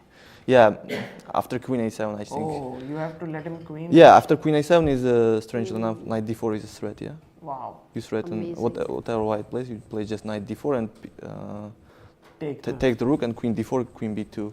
So, yeah, it was like a moment for me. But yeah, he found another idea. Even here, it felt like he was the one who was yes. pressing, yes, at this point. Rook d2 you found, which was very beautiful. I think. Yeah, I need to cover the second rank. Yeah, because otherwise hits my rook, like rook f2, queen h4 with a tempo. So if he plays queen h6, I have f4. So that's important. Wow. I can close queen h6, f4. Yes. Because if I take rook d4, then queen h2 wins. Yes. Every time the queen comes to the second rank is over. Yeah, also e takes d2, queen d2 also wins, yeah. So f4, yeah. So he went check? Queen c1, and after rook h2, he should have, forced a draw. I think queen g1 and just shuffle. Keep on. Yes. But of course, he never forced that's... Do you think that when it comes to playing for a win between you and Parham, you also want to play for a win a lot? No, I think, incredibly enough, we didn't make any draw yet. Never. Never. It is obvious, yes. You both fight so like hard. in classical game, I remember I lost 3 games in a row with white, till the 2019, and after that, I won 3 games now. So I equalized, but no, we never had a draw. Wow. No. Sorry. We did make a draw recently. In Asian Games. Asian Games. Asian Games. Yeah, but very rarely. With Maghsoodloo, very rarely. Yeah, very rarely. I mean, you always. It's always fun to play him, no? Yeah, of course, of course. G5 was a very nice move because we were thinking at some point if the rook moves away, king may want to enter this way. Yes, of course, and endgame. It's very important to fix this structure with G5. Yes, and so I can also have some mating ideas with knight f6. Yes. So it's AP. it's natural. So take knight d2. yeah, at this point, black should, just play for, just force a draw, because otherwise. Yeah, Queen C1 is a Queen draw. C1. You told him after the game yes, also. Queen C1, yes. Queen A5, it complicates matters, but also some computer-like draw. Yeah, but I mean, at this point, I was already sure that I'm going to win this, win this game, because, And then, of course, he went King H7 was a mistake. He had to go King F8. King F8, yes. Which was a crazy defense. Some crazy defense with sacking the F pawn and pushing the G pawn. But here, so was a brilliant win here for you. Would you consider this as the best game of your tournament, or was there any other you were proud of? Also was. I think you played so many good games here, actually. You also won how in many a best sense game of, prizes? Very clear game. I would say first game against Guyan, also against Bartel. Bartel was very clean, smooth, but very it was clean. too easy. Yeah, I mean, too easy. Correct. Yeah, so I mean, in a sense, I think I would say my game against Vincent is the best game. I think in my opinion. So I think it was a very good game with a lot of tension during the game. So yeah. I think I would say my game against Vincent. Okay, fantastic. And also for us, I think you versus David Navara was another exciting Rook D6 move, and it was brilliant game. So it was very hard for him to even decide which game was the best. That shows, how amazing games he's played in this event. And Nodirbek, world number 4 you've reached. Now it's okay to talk, about it. I know between the tournament it was a little bit, it keeps going up and down. Yes, but now I don't think you're playing anything until April. Yeah. End of April, yes. But how do you look at world number 4? Like, at any point of time when you're playing, does the thought cross your mind about rating, or how is it? Yes, it's definitely crossed my mind. But if you look at the rankings, I think there is a huge gap between fourth and third, like 25 30 points. Yeah, it's like big difference. Yeah, so you think it's big because you gained 17 ELO points here. I mean, yeah, it's it's definitely very hard to gain so many rating points in one tournament. So I would say it's like at least half year. Yeah, I mean it's required to get this rating. So. It shows how big the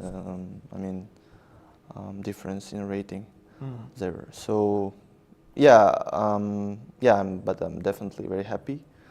It was definitely a step forward for me, big step. So just looking forward to improve my results also.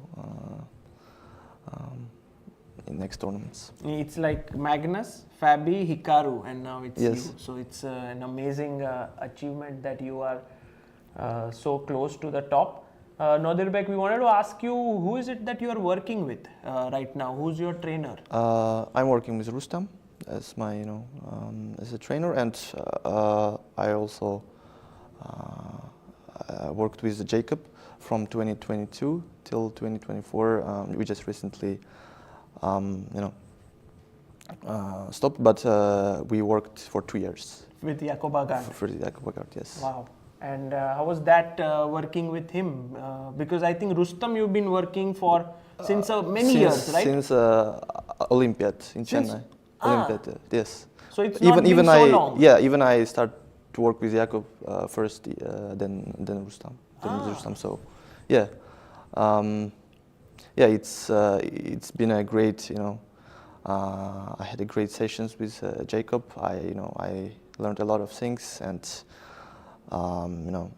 he has a big,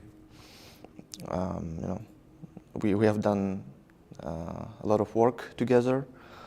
I think a big part of my success is because I've worked with him. I had this huge jump in 2022 from 2650 to 2700 pretty much. So yeah, at that point it was his kind of his work. So yeah, it's been a great pleasure for me. In every part, like from 2650 to 2700, now 2700 to 2750, is there something specific you have to keep working, or it's just like what has been your journey like to keep improving consistently? Well, last year I had some trouble, but with classical chess. I mean, partly because I have spent my energy in online chess. And I had great results there in Champions Chess Tour, but I wasn't, doing well in classical. So yeah, in a sense, I kind of refocused my concentration for classical chess this year. So I think also I feel like I became more stable in a psychological sense. So it helped me a lot, and yeah, just keep improving from my mistakes. Keep learning. Brilliant. You are everyone saying that we are missing Nodirbek in the candidates, which is going to happen, because it's natural, that you are so much in the top. Do you feel like this cycle was something where you were, I think in the circuit also you were pretty close, at the top? No, but I feel this cycle is not my cycle. So I don't regret to not playing in candidates this year, but I feel like I am not quite there, yet. So I'll have more time till next cycle, and I'll gain more experience. So yeah, I hope I will be ready for next tournament. So going forward, this will be your main focus, right? To sort of gain your rating, focus on the cycle and so on. Brilliant. Well, Nodirbek, it was very nice knowing some of these insights about yourself. Can we just go through the games a bit, and you can tell us your thoughts about what is happening? So here, maybe it seems like when Nguyen had a chance at this point, as Tadiash, our producer, mentioned to us, B3 was a very subtle move. It's very good board vision, B3, bishop B3, queen E3, and you attack bishop, and you trap the bishop on A2 with B3, but you have a lot of also tempting options, as he said, bishop D7 was also very, very strong. And then this amazing move, switching the rook. Yes. Very tough to play, but yes, I mean, there are such themes. There are some, So what did he play? He didn't. Because this F6 pawn is incredibly strong, So. So here, even if you give up these two pawns on the queen side, A7 and B6 for the F6 pawn, I feel like it's a great exchange. But he went queen A3, which somehow dropped a lot of his He thought edge. for a long time, very long time, in fact. And he's down to 1 minute. So queen maybe C5. he missed queen C5. Maybe he missed queen C5. Because I think bishop C4, rook C1, I think was his idea. So maybe he missed queen C5. And now it's his advantages. Now he's sleeping, Yeah, he got a pawn, but I think Vidit is kind of back in this game now. Yeah, I mean, he's fully back, I mean, queen E5. Maybe rooks. You want to win this. Yeah, you want to just get rid of that. Because I was going to play rook C2 or something. But and it's a blunder. Queen F7, queen F7. Oh my god. Nice. Have to show that on the board. Wow. Okay. Beautiful. Yeah, rook D8 and rook G7. Brutal. You know, I was at some point when you would stare at your opponents, Yes. I would sometimes feel like, thank God I'm not playing. But anyway, you came here and sort of checkmated me, so cannot escape you. So here, this seems like Yeah, it seems like a draw equal. Yeah, queen f5 also. Praggnanandhaa versus David. You know, Pragg has always spoken, and this stays with me in my mind, that he's inspired by you, yeah, in some By ways. me, yeah. By the way you Okay. grind. Okay.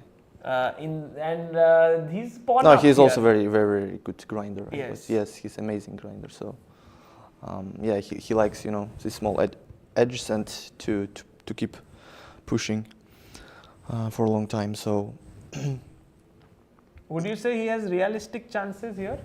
Pawn up or not really? no, I think David will hold this. So, yeah, I think he has a great chance. So this looks like a draw. Yeah, most likely. Yeah. And then we come to Yeah, this I was you know, worried about for black. It's, I think, very unpleasant. So, you know, with Parham's confidence, I think he's you know, he thinks he's completely winning. You know, at some point, Parham made this beautiful move. I don't know if so after this b5 takes. Rook c2, yeah. Yes, rook c2. Yes. This was very deep move. I thought, like, because in all variations, rook takes c1 happens. Yes. By putting rook on c2, now he's just made those things like rook c7. Suddenly now take. Is it like common for this elite level, maybe such a move, or how is it? Rook c2. It's not preparation, yeah, by Maghsoodloo, you think? Yeah, in this case, I think it's just, you know, I don't know, protecting e2 first of all, you know, in some variations, and also rook at c1 is also coming. So I think it's both very prophylactic and improving move. So yeah, it's, you know, it's natural for top level players to find that kind of moves constantly. So yeah, really nice. And here, very surprising. Which bishop would you keep? The dark square or light square bishop? Because there's bishop e5, queen b7 option, or you go back with your bishop on b7 and then he takes on b2. No, I like Parham's approach, I think. This one? Yes. We were pretty sure that he would go like bishop e5, queen takes and Yeah, queen but then b2, which is also like some pressure. Yes. But but he has no control of light squares. Yeah, maybe he was concerned about it. But I mean, yeah, I think it's both. It's a matter of taste, I think. White's very nice advantage. Yeah, this is risk Yes, free. risk-free. Yes, you can keep playing it. And this a5 For a pawn long is very time. weak. Yes. So he goes knight d5, e3. And yeah, Gukesh is of course tenacious. He won't give up easily, but this is not going to be an easy defense. Yes, of course. It's very, very, very tough. And finally, Bartel versus Keymer. Oh my God! Look. Oh at yeah, that. this game was This very, very interesting. I mean, Vincent sacrificed a pawn Yes. Yeah. in the opening. I don't know what kind of idea of the H3. I haven't seen this idea of H3 G4 in Carlsbad. But yeah, in this case it seemed very interesting. But then, for some reason, I think his compensation bit by bit disappeared. I mean, and then, you know, Vincent also got low on time and he was in real trouble. Yeah, how have they reached? Actually, Bartel had a very good position, and Yes. somehow Vincent managed. Now it's like a clean pawn up, sort of. Here. Oh, Rook H1 was very nice, yeah? Rook H1. Take. Queen Yeah, takes, Queen F5, yeah. King C7, And Queen F6, yeah, and Bishop D6. Bishop D6, Queen F6. No. Oh, he played bishop d6 or what? No. This Ah, didn't happen, huh? Or didn't happened? happen. Yeah. Actually, he went back queen d7. Ah, But if okay. he had taken here, White is winning, yeah? check, king c7, Queen f6.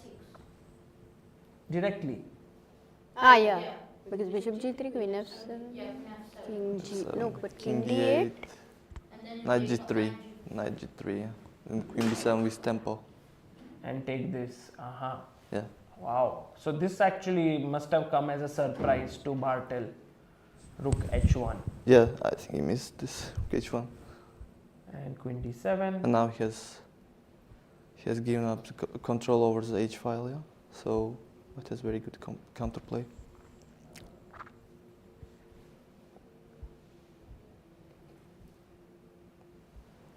And now it's like I think Bartel is low on space.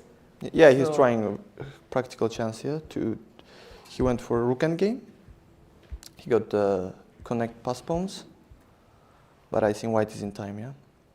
King b4, king a5, or just king c4, d5. I mean, one of those ideas should hold, or just rook g6, rook g7 also, one idea. Right. They completed 40 moves here, Sagar? Or Yes, not yet? just finished 40 moves here, and I think here also we are on move 36. This is also kind of drawish. And today we thought game would end in a draw. You would come sooner when rook e6, knight d4. We thought it will be a repetition. Yeah, I think white has still some edge because this, it seems very symmetrical, but I think in fact, engines I think showing instead of before king f1 keeps very nice advantage. I think after the game we briefly discussed it. So I think I wasn't sure what I will do after king e2, and white has better structure and also have weakness on b6. This would have been I think a little bit unpleasant for me. But yeah, he played b4 to force matters. But there I was very I didn't see any problem. With ease, you actually played this move g5, which just showed like there's a mating net. Yeah. Yes. So You were very confident that this. Yeah, my pieces are excellently placed. So they're on ideal squares. Also, I thought h5 instead of g5, but it doesn't work. Yeah, white is just in time. Knight g7, h4, rook h6. I have no mate, so h5, knight g7. Yeah, just white wins. h4, knight rook h6. Because knight g3, rook h4, knight f1, king g1. Black, black has no fork there, so it's not working. So but it was very clean game. Clean game. Yes. And it was a very nice hold. Before we let you go, maybe we had told that if any of you have any questions for Nodirbek, one or two, if they can ask, would be nice. So if in case you want to have ask any questions to him, please go for it, and would be very nice. But how was your time in Prague? How did you feel? Well, it was wonderful. Like the city in general, and Yeah, I did you like- see a bit of it? Yeah, I've seen when I came in previous edition. Like I played in Challengers in 2022. So yeah, at the time I looked around for a bit. I really liked city. It was very nice, and I came with my mother. Yes. She went. She every day goes for some supermarkets, some malls, and she told me that it's very nice here. So. And does she follow your game also? She tries, during the game not to follow because it's. Not to follow because it's stressful. Yeah, it's stressful. Yeah, I mean. Oh yeah. How many points did it improve your elo this tournament? I don't know. I was 27.50, so 27.65. Yeah, I think. So 15 points. Yeah. 15 points. Yeah. I think so. 27.65. Yes. Yeah. Yes, you have a question. For today's round, did your routine change? Good question. Preparation? Yeah. I will repeat so the viewers can listen. For today's round, did your routine change because it was 4 hours early? Yeah, of course. It's it's always tough to play. In the morning, it's always players hates that. But yeah, you have to adopt. Yeah, at some point, normally most of the tournaments last round starts earlier than usual. So yeah, you have to sleep earlier, I think, before day. So yeah, that's what I did. So yesterday. Yesterday your game lasted very long and then you had to sleep earlier without analyzing in depth, yeah? Yeah, so you also don't get a chance to prepare. I just briefly looked at the variations, but most important thing is just to have a good rest. So. And Nodirbek, are you into any sports as such? Because when you are at the board, you're very, very energized, energetic. Yeah, you seem like a football player or a tennis Yeah, I keep I try to keep my physical form.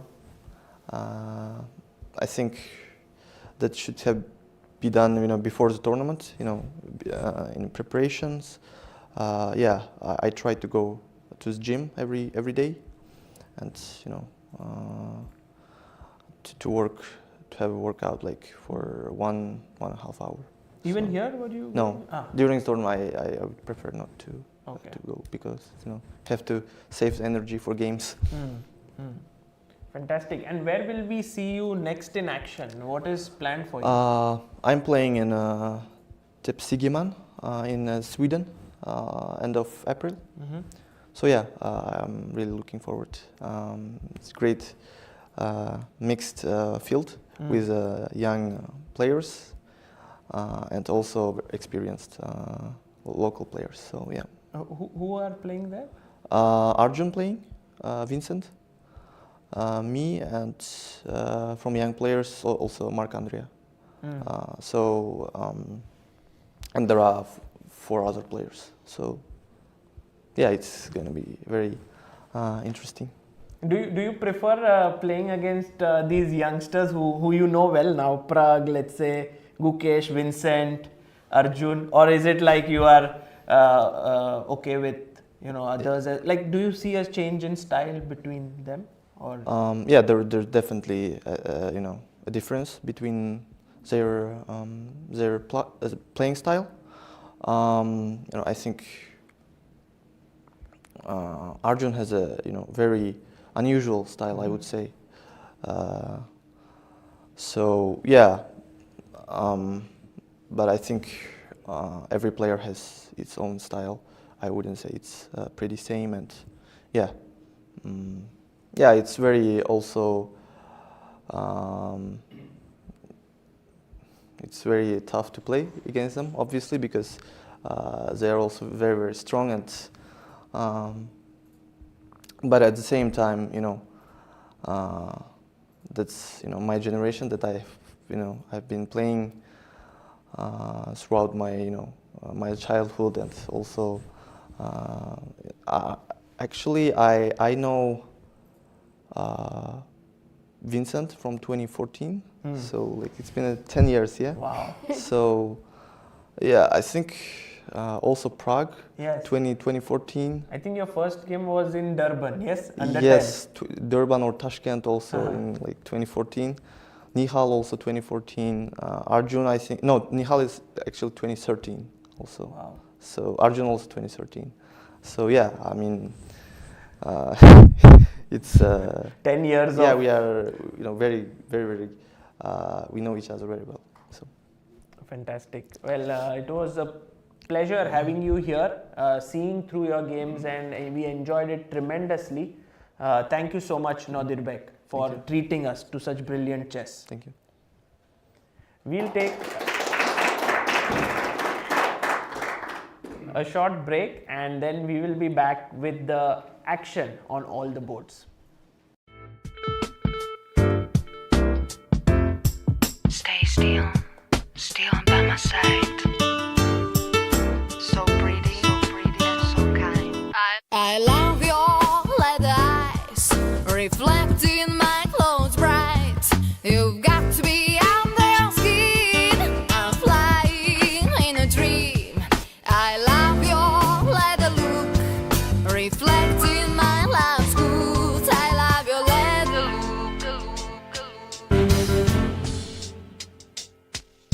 so pretty and so kind forever.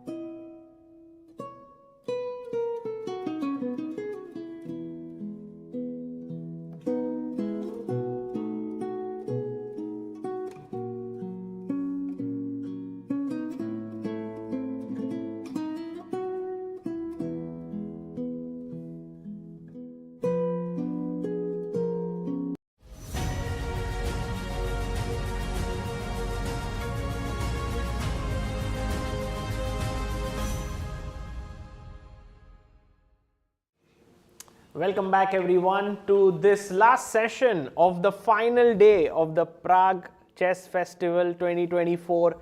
We have had a very exciting day of chess. In the Masters, we've had 2 draws already. Abdusattorov drew with Richard Rapport and Vidit has drawn against Nguyen Thai Dai Wan. So that was an escape for Vidit there because he was in big trouble. But in the remaining 3 games, there's still quite a bit of action, especially in Maghsoodloo versus Gukesh. Let's go to that game because Maghsoodloo was having a better position for quite some time, and then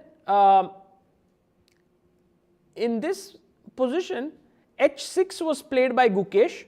We looked at it with even Nodirbek, who said that this is going to be very tough for Gukesh to hold because it's like a lot of pressure on these queenside pawns.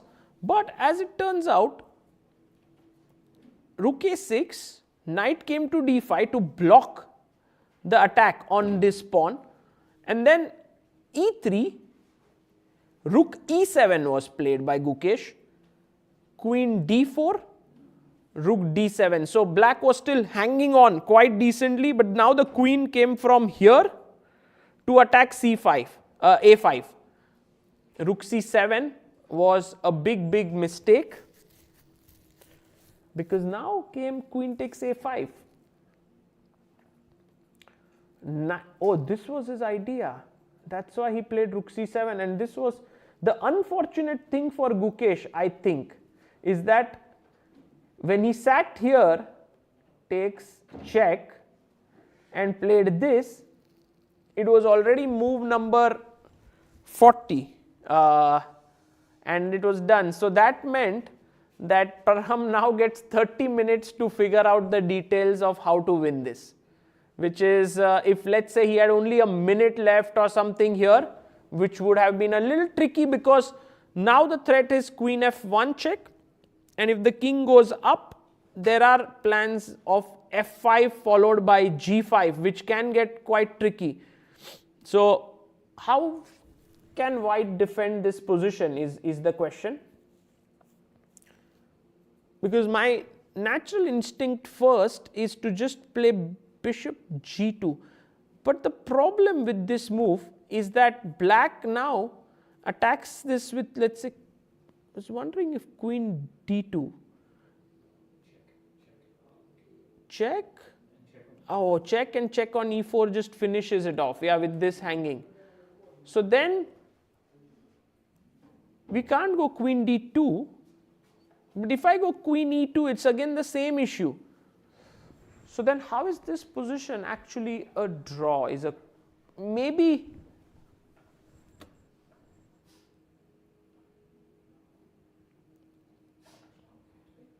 I have to try and figure out, like, if maybe rook takes g2, but then king takes check from where? You can, if I give a check from here, king h3, queen f1, then king g4.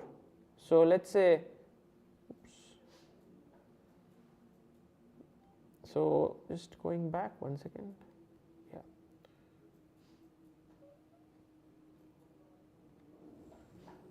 So bishop g2, rook g2 takes check, king h3.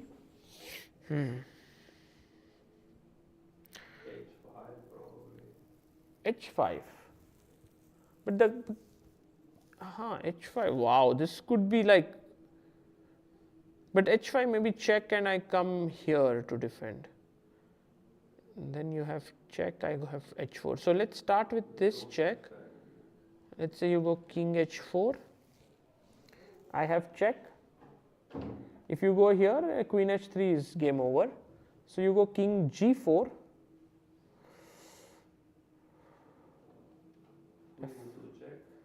If I go f5, now you start to escape from here. So maybe check, and now it's a perpetual. Check, check. Wow. Okay. So this might be, and if I start with queen f1, king g4, I think it doesn't change much. In fact, I can start now with f5, king here.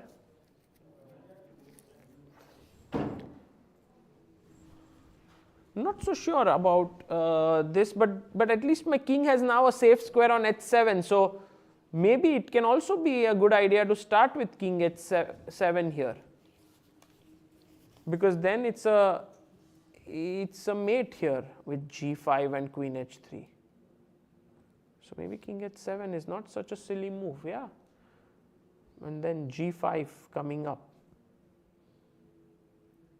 So bishop g2 doesn't work, and at this point Parham is thinking, what is the way in which I can stop Gukesh's idea of check, king g4, check. And Amruta, this is getting very intense now, this position, because Bar says it's clearly winning for white. Parham has a lot. White king is on h3. But he's piece up. Oh yeah. Oh, so that's dead lost for Gukesh now? Yes, but what move would you play? With white? Yes. So if I make a move, like firstly I have to be careful about my rook, which is so hanging. rook 8 check first, king moves to h7 and queen e5 comes to the mind with the idea of bishop e4 check. And maybe now you nice. just get mated by the pawns, because you can't do this. Here f5, h5 and mate. So this is the king going to h7 only helps me. Amazing. Okay, so that's not done. Same for queen d8, I believe, after rook 8. So queen f1 check is a threat. Amruta, not so silly actually. Might be to blunder away. You can't even do. I was just wondering if we at some point give up this rook, but I can give a check, king h7 and bishop e4 check. I can win back this rook. But you can just go bishop g2, no, right now? And That's stop what we queen saw. It's a blunder okay. because of rook g2. And perpetual, yes, queen e2. Yes. Okay, Gukesh has at least, managed right now Parham to think. But how this much time? This is what I was saying, that unfortunate thing for Gukesh is Parham got 30 minutes. Because if if it he was didn't get 30 move, minutes and he had to make difficult. this very quickly, But he might have we stumbled. still have not found a move, so it is, or did you find it with the white? Firstly the threat Queen check, f1. king g4, f5. King f4, let's say we are just escaping. Keep that e5 square for the king to run away. So can we protect after queen f1? Let's say maybe, you let's keep say I the move the f3 rook guy away. protected. Something like rook b6, just. It's also So also terrible. no, I was thinking of queen h5, Sagar. Queen h5. But then a6 is not protected. Yes, a6 would fall. So first give a check, rook 8 check, Yeah. king h7 and Yeah. now queen h5. Okay. It's This is amazing. even like maybe the worst possible Yes, idea I yes. can come up with, yeah? Let's just see how it finishes here. f5. I don't want to play f5, king f4, because where's my next check coming from? Oh, maybe it's some. So it's not easy. Because look, f5, king g5, g5, you run away with king e5. So first go g5, stop the escape square. It's like No, f7 would hang, no? So here, what is the way in which I can mate you?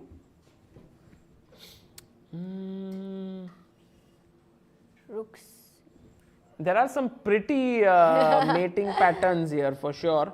But white has no threat, no? Right now, no white- threat. white So has- then you have to give a check on the dark square. So maybe queen d3 or queen something like that. Like queen d6 or queen c7 would be a checkmate.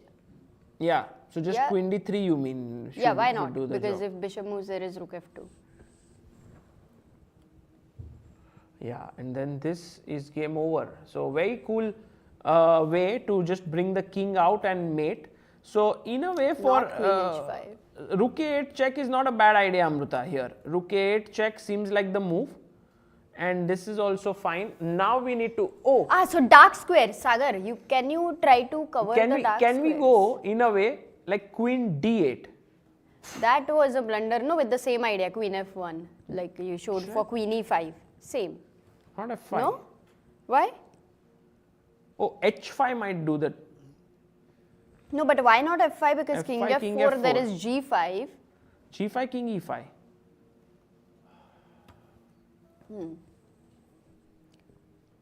So maybe not this. Wow. And now you have a threat queen h8 also. And bishop e4. Yeah, no, there's something that wins for black. Yeah. Maybe one can play, I know it sounds silly, but maybe you can play king g4 immediately. King g4 here without giving a check. I mean, for white. Or after check. Yeah, maybe he's avoiding queen f1. Prophylactic. Yeah.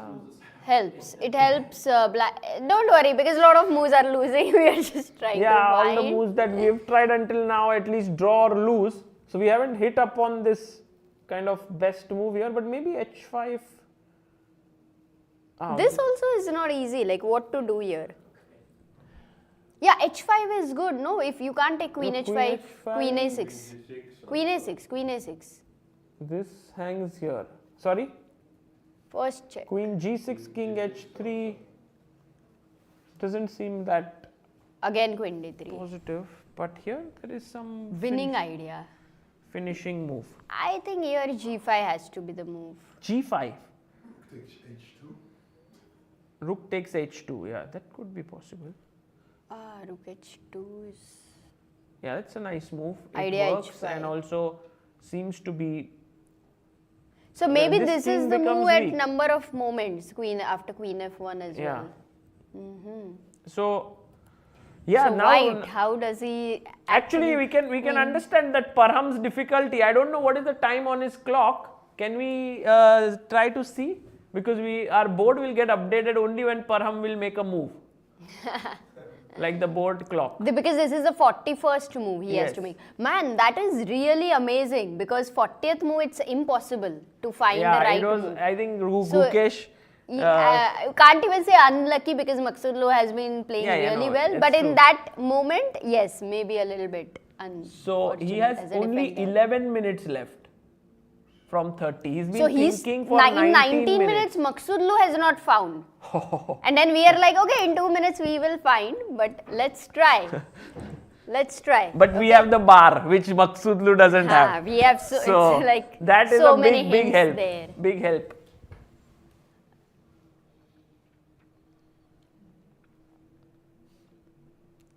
So rook 8 check I want to give because otherwise at least I can consider Yeah, rook moving the 8, queen exactly, away. exactly. So rook 8, king h7 is fine. Now whether you Queen can play queen b4? Yeah, I was also thinking of that. Is it a mate?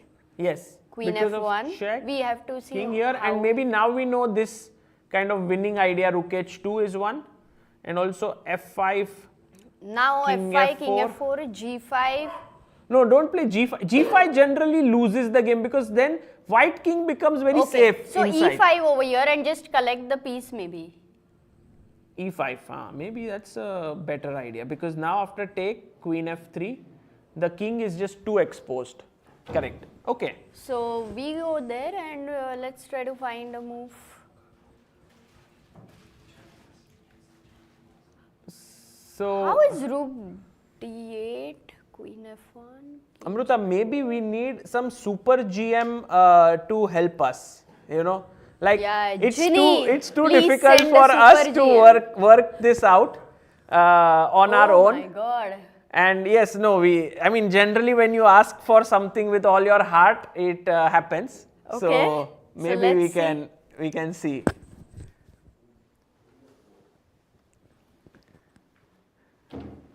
Let's hope that someone joins us who can take us through this conundrum, which is not just plaguing us, but also Parham Maghsoodloo here. And we have the one and only. Amruta. Amruta has to be mic'd on. Yes. Guys, any guesses on who has joined us?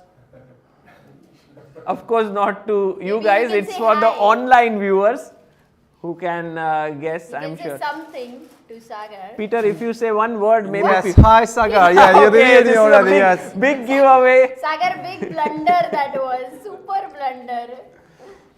Yes, I'm here. I promised you yesterday night that I will come, but I did not know that I will bring Vincent to the game, and then from exhaustion I will fall asleep, and I just woke up like 10 minutes ago. Really? Yes, I just missed out everything. Then I saw that it was good that I missed out on everything because, yeah, I would have gotten a heart attack. Yes. But you got, he drew Vincent today. It's already finished. Yes, he drew I his even game. don't know this. Okay. But tell me something. Oh, he played the move. Parham. Wow, this is sensational stuff, yeah? This is the moment, Peter, where we were trying to work this out for last 10-15 minutes. What is the way in which white wins? Because the bar shows white wins.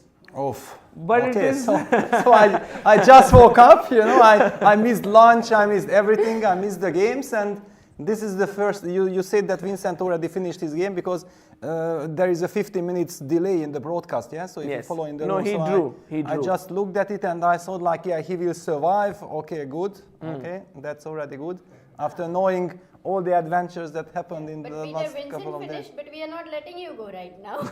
Yes, I will stay a bit. If I already came, yes, then Thank you. hopefully he's also analyzing, but I'm not sure Yeah. because he's also very, very exhausted. So, okay, the situation is that, can you just show me the last couple of moves? Yes.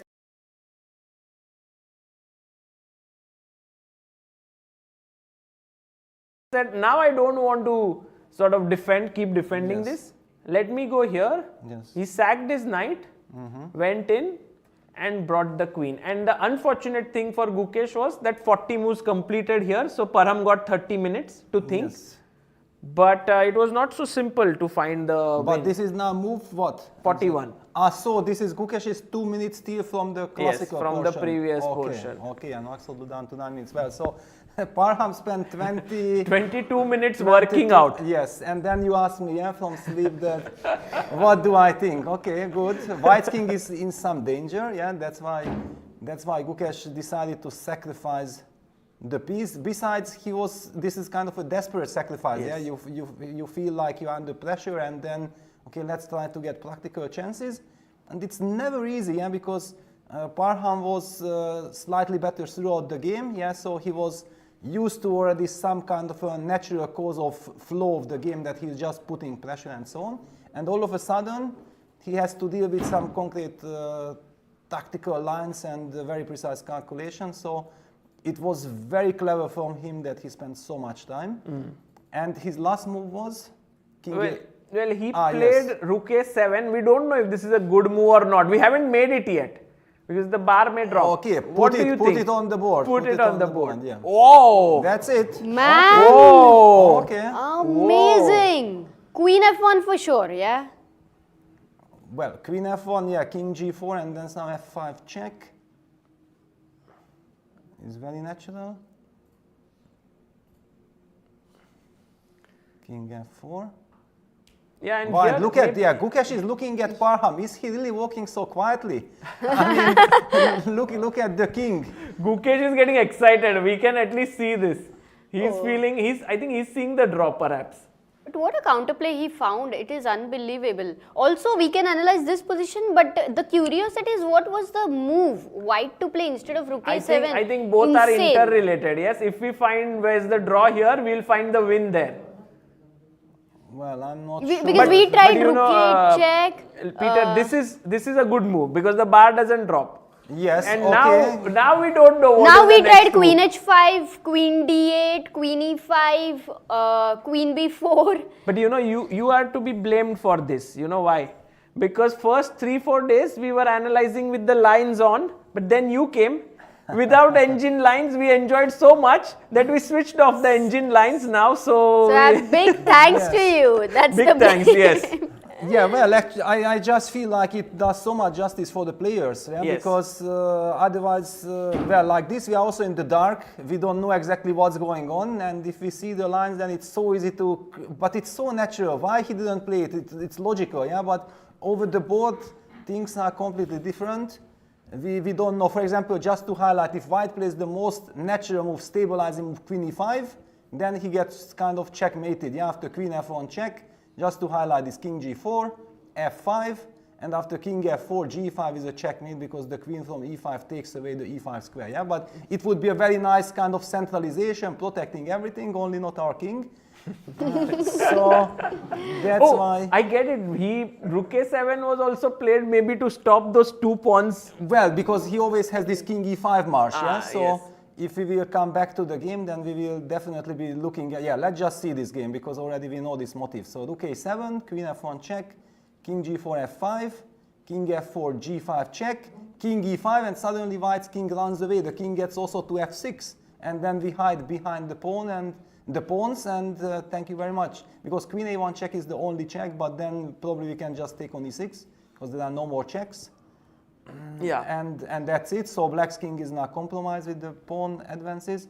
So yeah, this f5 g5 combination is good if we deliver checkmate. Otherwise, it's a taboo. Correct. So here rook 8, king h7. We looked at queen f1. We looked. Sorry, with white. We looked at all sorts of King moves. g4 also we looked, right? King g4. We King looked g4, at queen e5, queen h5, queen d8. queen h. Yeah, but b4. yeah, these are the typical positions that, okay, it's for computer things are clear. For the human eye, this is just a total madness. We also looked at queen d8. We didn't It look at work. queen a7. But no, there here is, with but the there is similar no idea? mate, yeah? I mean, white is never threatening checkmate, yeah? So going after black's king doesn't look so effective. So yeah, it's maybe this is the moment when you can just ask because we don't have probably so much time to, you can just ask computer for a second. But one last try. Sagar, queen a7. Can you try? Okay, of course. Okay, yeah, this is the point, yeah? That whenever I did not see the move. You saw my I did- expression, yes? Exactly, the expression was enough. That's yeah. it? That's it, Oh, yeah. my Just the expression, goodness. yeah? Amazing. Yes. Amazing. This is so beautiful. Now we know if Parham didn't find it. But tell me, it was 41st move. Parham had 30 minutes. Yes. How would you assess, like, for him to find it? Like, if he had to find such a we move? see that he did not find it, yeah, because just nobody tells you during the game, you know, and the players are super exhausted.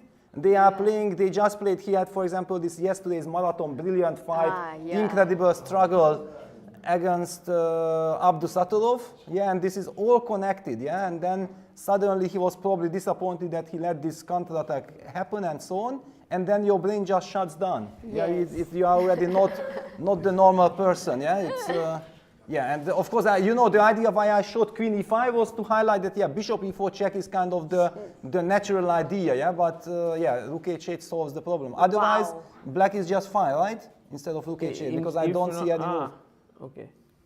No, rook f8 wins. Okay, also. okay, but this Rook f8 also wins. because against f5, yeah, rook takes f5. Okay, this What? this actually, I mean, this queen f1 check, king Yeah. g4, f5, then you can take rook takes f5, and then queen takes f5. You pick up the rook. So like this, rook you on c2. yeah. Well, by method of elimination, you could have actually spotted rook f8. The rook h8, you had to. Yeah, you had to basically go back to school, like, you know, when you are a little boy and then they tell you, okay, you win in 2 moves, yeah, and then you get a diagram like this, and of course it's rook h8, yeah, it's like the typical move. At the age of 10, you just solve it in 2 seconds, but... Yeah. Yeah, I mean, the thing is,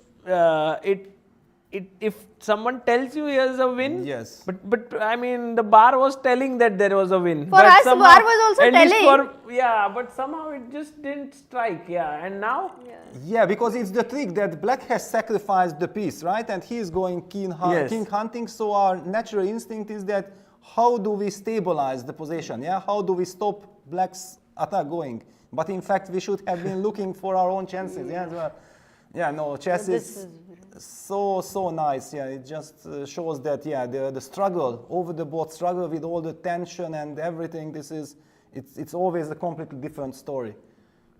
But brilliant, yeah. What a position, last day, last moments, last and to have position, such a beautiful position. one. True. Gukesh always tries to make it tricky. Definitely he missed it. Maybe because he thought it's a good counterplay, I would say, yeah. yes. Yes, but this is also the mutual, you know, but clearly here the point is that Gukesh has certainly have discovered it after the time control, yeah, because this is the typical scenario. You have sacrificed the piece, your opponent has reached the time control, and then you get up, you go walk around or whatever, and then it hits you that, okay, hang on, there is this move, yeah, and then You think Gukesh saw? Definitely, yes. Oh. Yes, definitely. During this period when he sacrificed, he did not see it. But because his body language probably signaled to Maghsoodloo like Gukesh believes in his sacrifice. Yeah, you overtake your opponent's feelings, yeah, that he does not take it like, okay, instead of resigning, I take, but with the body language that I believe, because otherwise he could have been probably worse and fight in a worse position. So this psychology, this is so typical that there is when such blindness happens, it's usually a mutual blindness. Because if it would not be mutual, then the other one would spot it immediately. Yeah? This is such an incredible thing in chess. It happens because of the sort of emotions that the players pass on to each other. Exactly. And then they trust each other. No? They trust, Sometimes exactly, yeah. suddenly- If the guy my opponent believes, who is also a brilliant player, one of the best players in the world, that he thinks it's all right, then of course it's all right. Yeah, you don't even question it. Yeah, it's the normal way of thinking. So now King G4. But the very important thing for Parham is right now that not that after he released the tension and got up after he made his move, he walks around and then discovers it, because then he simply cannot continue the game. Yeah, this is the total horror, because it is so often the case that while your clock is ticking and while you have to make a decision, your brain just shuts down, limits your options. Yeah, you think like you have to do a certain thing. You make your move. Yeah, so the pressure goes from you that you don't have to make a decision anymore because you have already done it, and then everything becomes crystal clear, and you realize that, oh my God, I have just missed this. I could have played that, and so on. Yeah. So true. Actually, he realized that he missed because he so. was sitting I think like so. this in Right between. now, I feel Parham has just understood that Rukechade existed. Not right now. A moment ago, Yeah. he was like. That he is a was bad like this. feeling. Well, Yeah. that would be a bad feeling. I'm still not getting it completely that it's for sure. But look at Gukesh. Certainly, he knows that he got a second life. This is not second life. This he knows exactly that this is not completely gratis. It's a bonus continuation of the game, because he had already spotted that Rook E8 was winning on the spot. Yeah, but now is it so trivial to draw this position? But in one way, like King F4, it already feels like Black need not rush into Yes. something now. Well, for example, also there is a question like Rook F2. Do we have time to just play Rook F2? Yes. And then you have to force a draw with Rook G7. Because there is no way that the queen defends this bishop. But hang on, I said you can force a check perpetual with Rook G7, but in fact it's not a perpetual check, it's just a mirage. Because King G7 check and King G6 no more checks. Yes. You have to resign. So in a way that here you may, how does White then even draw here? Well, then it's scary. Then he needs to Queen start D8 moving. check and Queen A8. He went Queen F1 check. But E5. Yeah, we're gonna see this because this is a fourth sequence. King G4.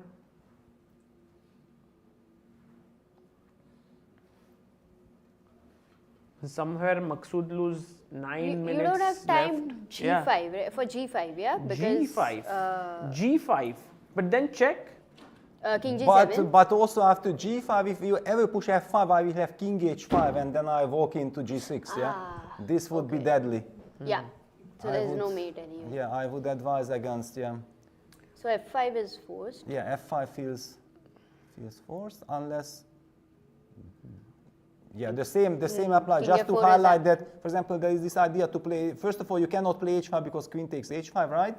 Just to highlight this one time, the reason why we always keep on mentioning F5 instead of Yeah, H5. yeah. And the Black plays G6, the preparatory move to threaten H5.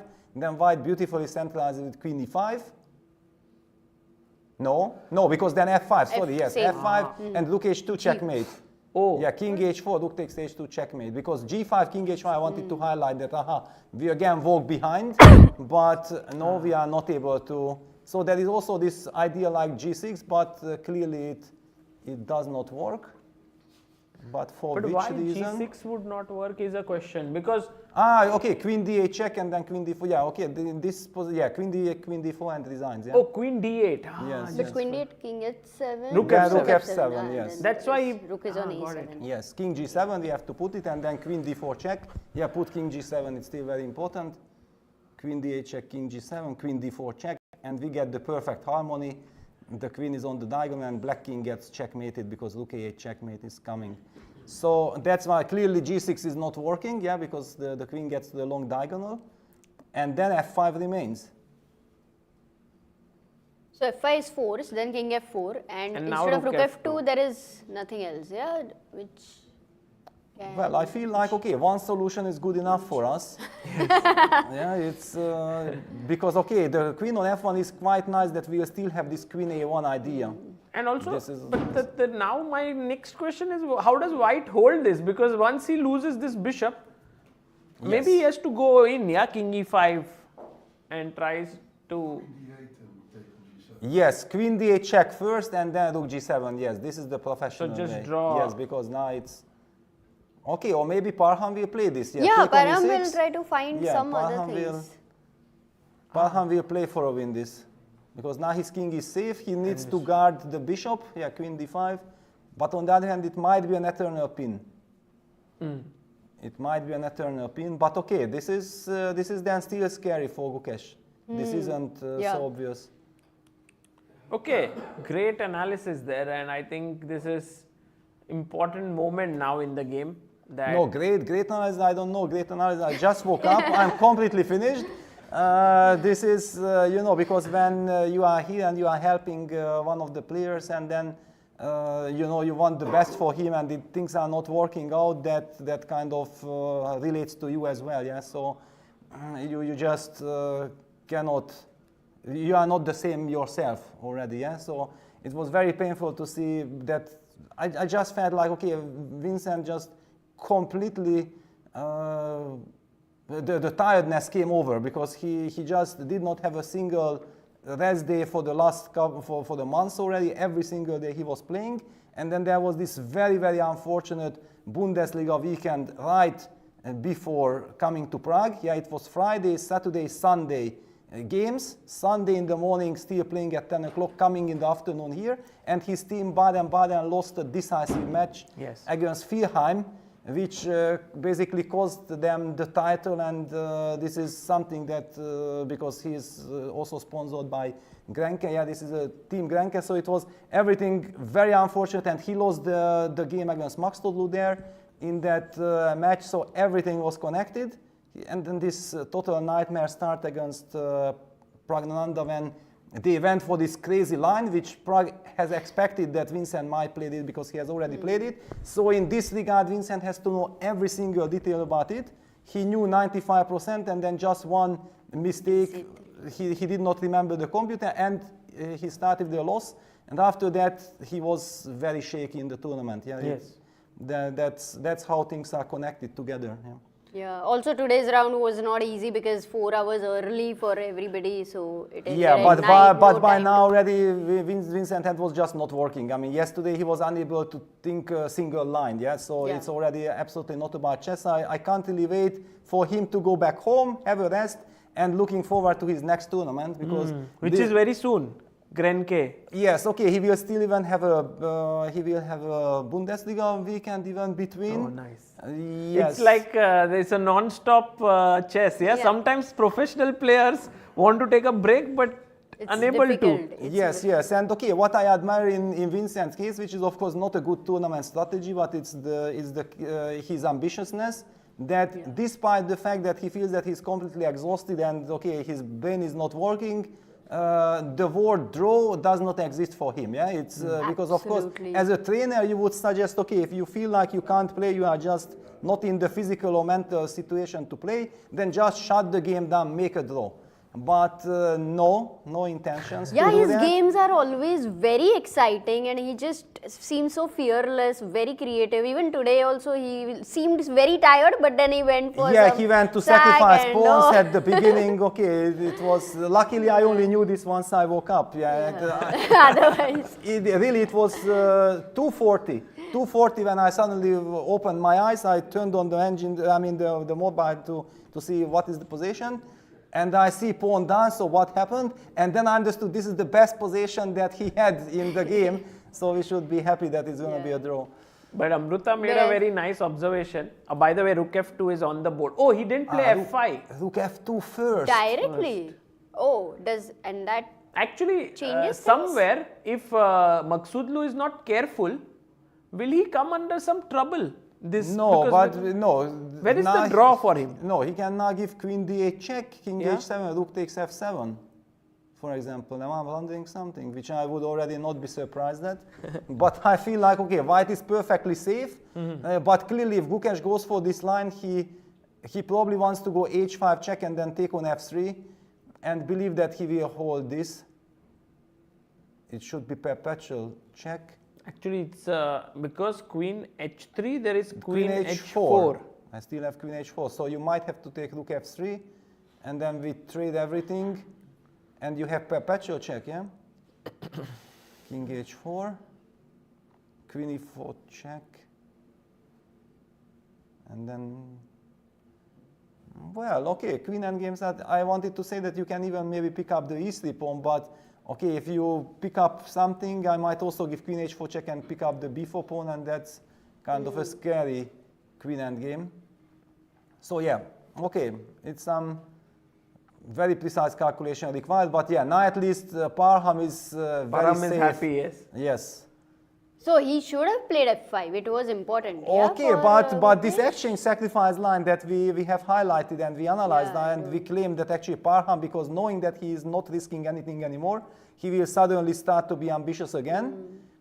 This one. Yes, this one. Yeah, let's just show this because this is so important that it's not just perpetual check. White has the chance of continuing. By the way, maybe when queen e5 check first is even a possibility because you have to put then we win a tempo with queen d5 But check. how do you progress after queen d5 check, king moves like? Well, but the problem is that over the board you feel like if white will ever progress, he wins the game. Yeah, and there are some ideas like h4, h5, put that pawn on h5, then eventually the queen gives on g6 a check, and then you start collecting the h6 pawn with a check and things like this, and then everything falls apart. So in this regard, I absolutely agree and understand why Gukesh then opted for this this other defense, which I would call it kind of a brilliant defense, because the other one was so obvious, and this was the hidden one. Wow, wow. And you know, Peter, there was another defense because now that we are using the engine, it all suddenly. Well, you are using, let's just highlight that you are, no. I'm in the dark, But I you're- know nothing. Just But you're one, also going to this, use engine or just this switch it position off? because we started using it. So queen d3 also draws somehow. Wow. And it's so anti-intuitive. Yes, because okay, queen d3 and okay, I will blunder again with my question like queen e5. I would like No, to that's make a good this. move. I would like to make this stabilizing move always as first instinct.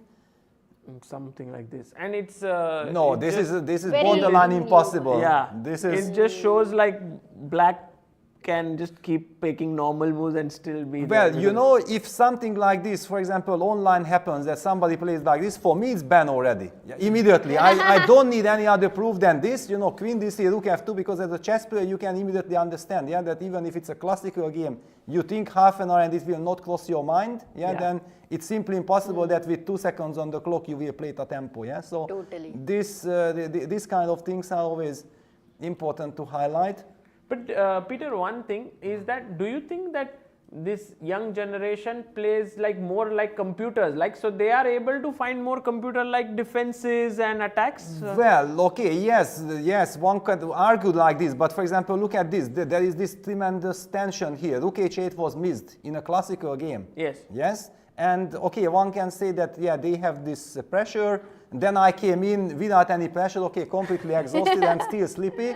I was not able, but you know, it's also kind of, you don't expect that there is an easy solution, because if it's easy solution, the players will find it. Yeah, okay. It's, this is also some assumption, yeah, that you just cannot even imagine that something like this can happen. And my brain was already like shut down that, okay, if they cannot find, then okay, how I will find it. And I started speculating about other scenarios. Yeah, it's Right. Right. it's normal, but of course, in general, the modern generation thinks differently. Yeah, they are much more concrete. Yeah, but okay, it does not mean that they cannot make mistakes. Yeah, they also don't see everything. It's clear. So okay, h5 check. Now Parham is he takes taking and his time. and maybe this will end in a draw, most likely.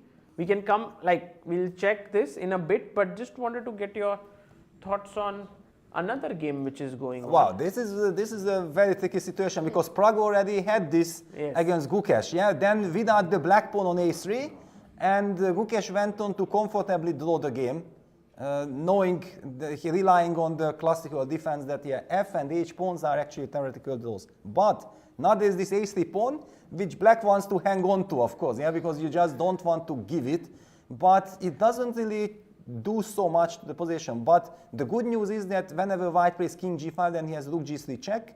This is very important to highlight, and based on this, then probably David is saying that you don't have a way to, but it's very tricky because the third rank rook is still kind of not able to give checks from behind to white's king. Yeah.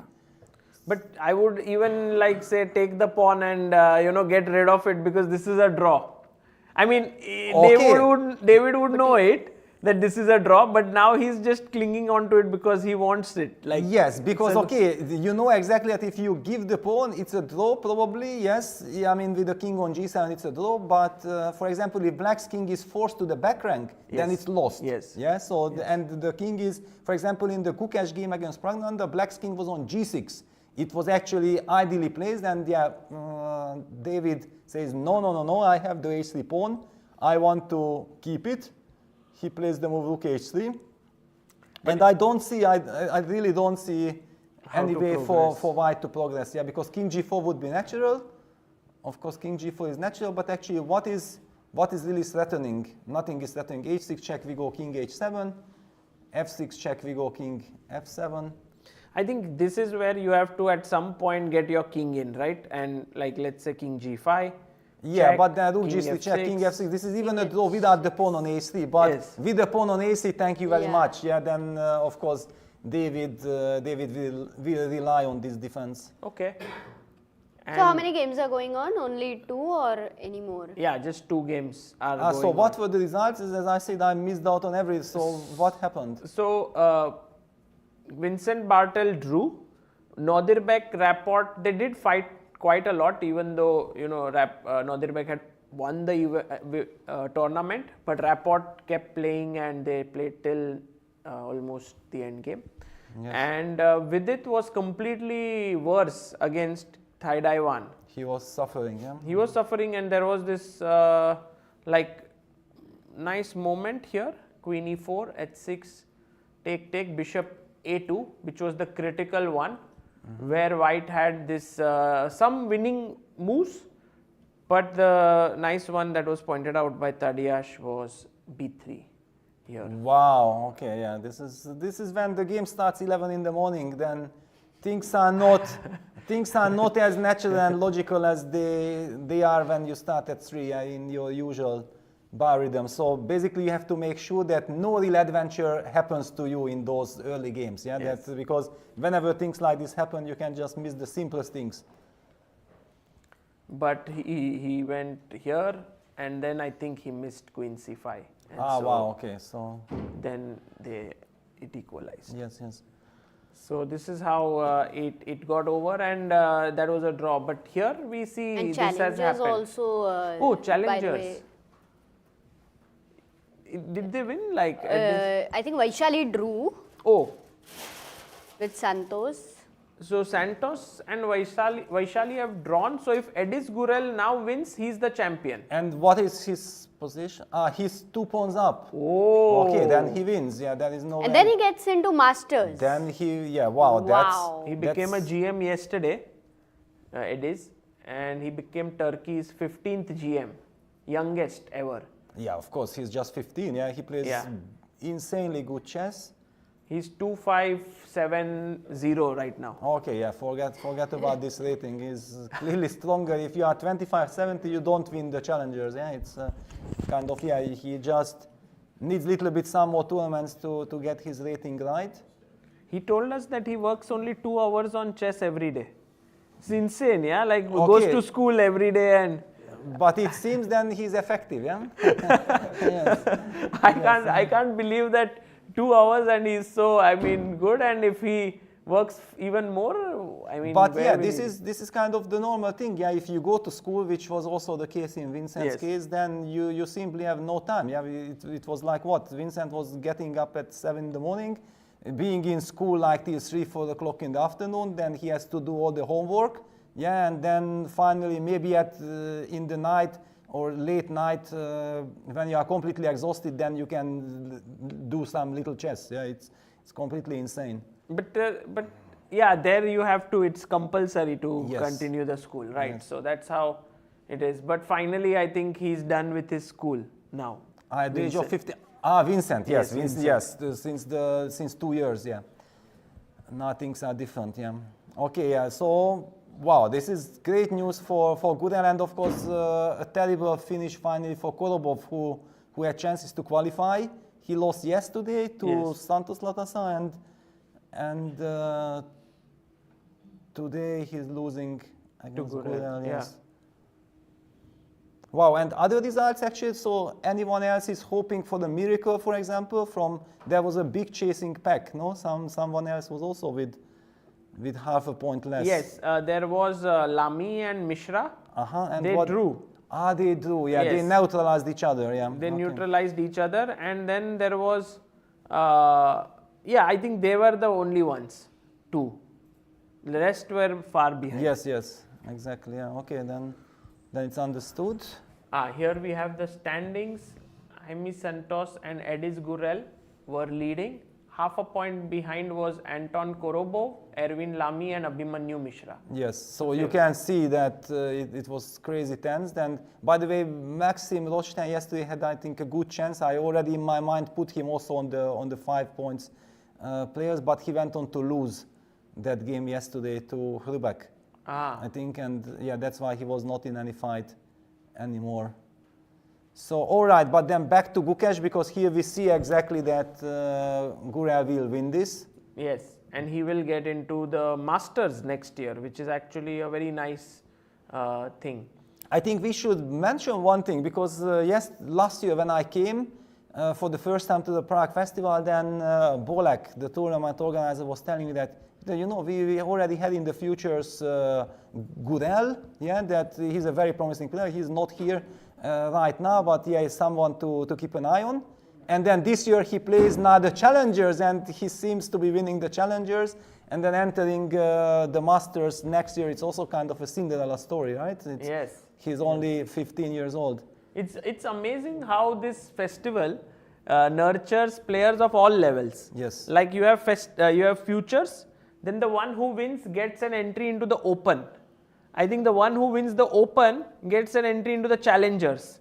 Yes. And the one who wins Challengers gets entry into the Masters. So it's like a nice funnel there. Yeah, and I think also any of the young players who were here in the future, so like this, they make tremendous progress, for example, then the organizer is happy to give him a chance in the Challengers. Yeah, so this is also kind of connect, like Gurel got into the Challengers, yeah, and we see that what a wonderful idea it was to include him in the tournament, yeah, because he seems to be winning it, and it was a quite tough Challengers, extremely strong Challengers. Actually, Turkey is having quite some talents now in chess, right? There is this boy, of course, Edis Gurel, but also Yagis Khan Erdogmus. He's just 12 and some 25-50. Oh wow! Okay, Yes. okay. So, you know it better. Yeah. What? Now, Gurel, I have witnessed myself. You know, and I'm someone who tries to be always little bit careful with ratings. Yeah, I don't judge based on ratings. I like to judge what I see with my own eyes. Yes. And what I have seen from with my eyes from Gurel, that was very impressive. Yeah. So really, I don't care about his rating.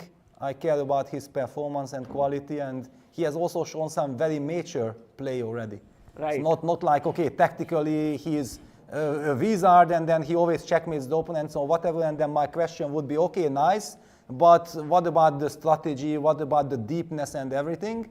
And we have already seen it in his games. True. What are your feelings for Nodirbek Abdusatarov's performance here?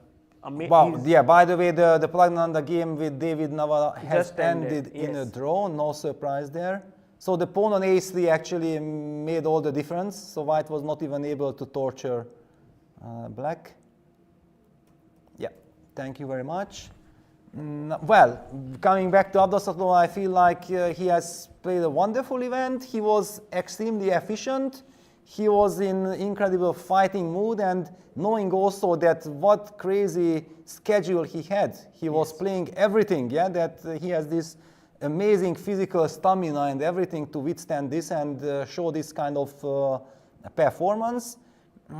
He was very efficient, and he was always ready to, for example, yesterday, I would not call it a perfect game, by very far means not. Yeah, it was a very ups and down game, but the will to fight was there for both players. Also Parham, of course, did fantastically. He was very close to winning. He even had the fourth win. But then later on, when Nodirbek got a chance, then he was able to capitalize on it. Super impressive. Yeah. Very, very impressive. He was just, and also when he lost one game, I thought it might slow him down, but then he was managed to come back and score 2 back-to-back wins. Yeah, unfortunately, with the help of Vincent. Yeah, this was actually, it was not won by Abdusattorov. It was lost by Vincent. Yeah, it was just incredible. No, some total blackout. Instead of going for a slightly better endgame with no chances of losing. Yeah, he wanted more because he was burning to try to win. Gambit accepted yes, line. and then he suddenly made an emotional decision that no, I will not change queens, but you don't have any other choice. And then he just played the move, after which he strategically lost after 10 moves with white, and clearly in an perfect shape Abdusattorov that was already enough for Nodirbek to win the game. Right. I knew already back then that no, there is no way back. So no, of course, yeah, Nodirbek is just was super sharp in the whole tournament. And he also, I know you don't believe too much in ratings and so on, but he's reached world number 4, which is actually yes. quite... yes, it's beautiful, it's wonderful, it's nice to cherish, and now the tournament is over, now one can talk about it. You remember I was sitting here with Nodirbek and he was not feeling comfortable, and I immediately tried to protect him, you know, that forget about all these numbers, these ratings, it's total madness, because with one game things can change. But okay, after the tournament you can cherish the moment, yeah, which is only a moment, and we see exactly that everything is so close to each other, yeah, just a couple of points between the players. So I would not say that this is so important. What is important, the direction, and also the fact that he was like some 27, 45 or 50 last year, and then he had some couple of bad events. His rating dropped down to, I don't know, 27-10, something like this. And then half a year later, he's back to, or even overpasses the previous rating, what he had, yeah? And this is the one that impresses me, yeah? Because it's so, I know that how difficult it is after you have a rough period of time to suddenly make this incredible jump and then to come back. And this shows some tremendous character, and we have seen some incredible also super confidence, yeah, what he has.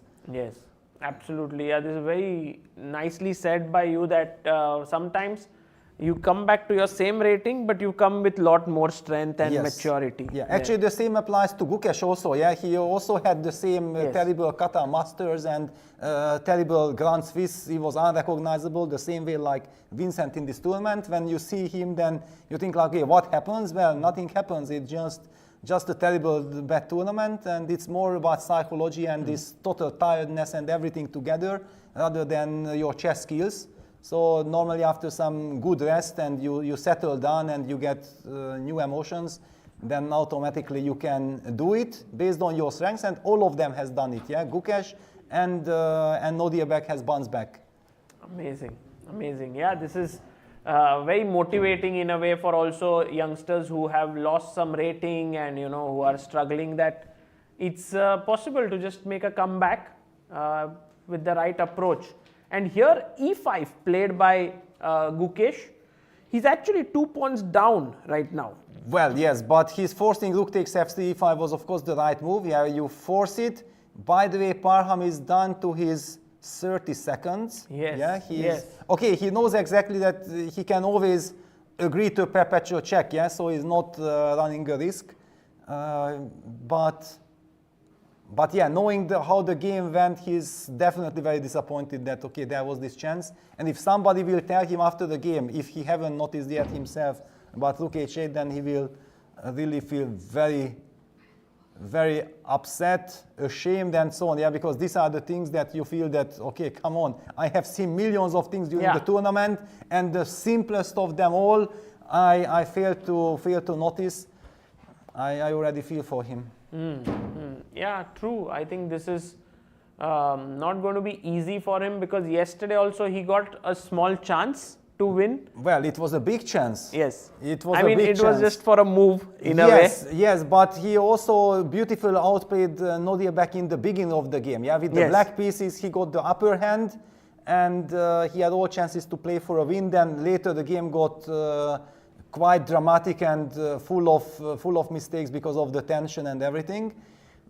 And then there was this win. Yeah, I don't believe that really missing the win is that hunts him down, but just that he felt like he anyway outplayed the opponent. It should have been somehow easier. It shouldn't have been just based on one concrete, some crazy long computer calculation line, which, by the way, you mentioned that Nodirbek has seen. Yeah, he was highlighting the winning line. He told that he had seen it, which was... Yes, and I went to Parham last night at the dinner to cheer him up a little bit, and he also told me that, yeah, he has seen Queen A7, but he was so sure that what he plays is also winning. Yeah, this is often the case. We spoke about this last time, that when you have a choice, yeah, when you feel like you have two options that, this is looked seemingly winning, the other one is winning, and both are complicated, then it's so easy to make the wrong choice.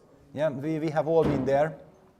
But now I don't see Gukesh not drawing this, but how simple is this after all? Because queen takes e3 check would be the natural move, but Gukesh is taking his time, he's not taking it yet, because then white plays king f5, and you feel like even if I give this up, yes, exactly. and then try to perpetual check. Okay, but if you don't perpetual, then you lose, right? Because you are 2 pawns down and you have given up the pawn. So for us, it's very easy to speculate, okay, we give up the e5 pawn, we start checking, and finally the king gets to c8, for example, and if it's a win, it's a win. It's lost, yeah, now. Probably it's lost. So yeah. King b7, so, okay, computer always finds the right miracle check that saves the game, but over the board it's not so easy. Maybe here it's already not so simple on how to hold this to a draw. Well, which means that probably it wasn't easy from the beginning. Yeah, it's all connected with, and we see how tricky is this evolution bar. Yeah, because when we think like, okay, it's draw, but the position is not equal. Yeah, the position might be draw by force with perfect play. Otherwise, white is pawn up, or at the moment still 2 pawns up. And one important thing to highlight is if black would love to play e5, e4 to keep that pawn first alive, but then white gets the chance to play queen d4, beautifully protecting the e3 pawn, also targeting the e4 pawn, and there are no checks against white's king on g5. Isn't it some incredible scenario? And black is kind of even zugzwanged. Yeah, because the queen on f3 is beautiful. If you play king g8, then queen d5 check comes, and the white might be even able to force a trade of queens, so queen c4 check, and then queen c8 check, queen f5. There's also this zigzag way of winning the game. So be careful. Black probably has to take on e3, and then this king f5 line is very tricky. So let's just try to calculate. Yeah, king f5. Okay, the point is we cannot push the pawn because e4 is met by queen h4 check and queen takes e4. And if white picks up the pawn by centralizing the queen, that's very bad news. So yeah, that's why it's correct that we start hunting the king with queen f3 check. King takes e5. I was just wondering if g6 makes any sense, but... Oh, but it weakens the king, yes, yeah? It So looks terrible. eventually white, when the king goes to c8, somewhere the white queen will intercept something, yeah? This weakening the 7th rank is just too dangerous. Okay. So, okay, we have to give this queen f3 check. King takes e5. This looks actually tough because the thing is you have this one pawn stopping these 2 pawns. Yes. And these 2 pawns are not going to be able to create a passer very soon. So in a way black is fine. So like even something which stops the king, but white's plan is to bring the king closer to the b pawn. Well, I mean, you just give me one more centralizing move like queen into the center and you will lose, yeah? Because, This okay, way. there is just no way that it's all connected that white's queen on d8 is now So misplaced. then check and I take this then. Maybe No, I if have- you take this, then I give queen h4 check and I take on b4 and I will be very happy. So here is like kind of forced. Yes, so I don't think you should take on a2. I think that maybe queen a6 check, somehow this, I think queen a6 check is the, no, queen a6 check also loses, but wow, why is it losing? King E. Ah, no, here king c5. No, here king c5. That's why it loses. Yeah, of course, king c5. No, then this is... Usually always this queen has to give some very special check so that after you can... Oh, No, this is... I was wondering This is crazy. Gukesh we is can also play going low on the queen clock. h2? Look at this. because queen h4 I take king h6 and then maybe it's a draw in that endgame. Wow, okay, if that would be, okay, this is... I yeah, don't know. It's one of the No, moves it's very that, no, because it's one of the moves that you automatically just discard as impossible. Yeah, that, okay. takes. Yeah, and then I win your queen because I'm the one. Ah, yes. And then you give a check from the h file.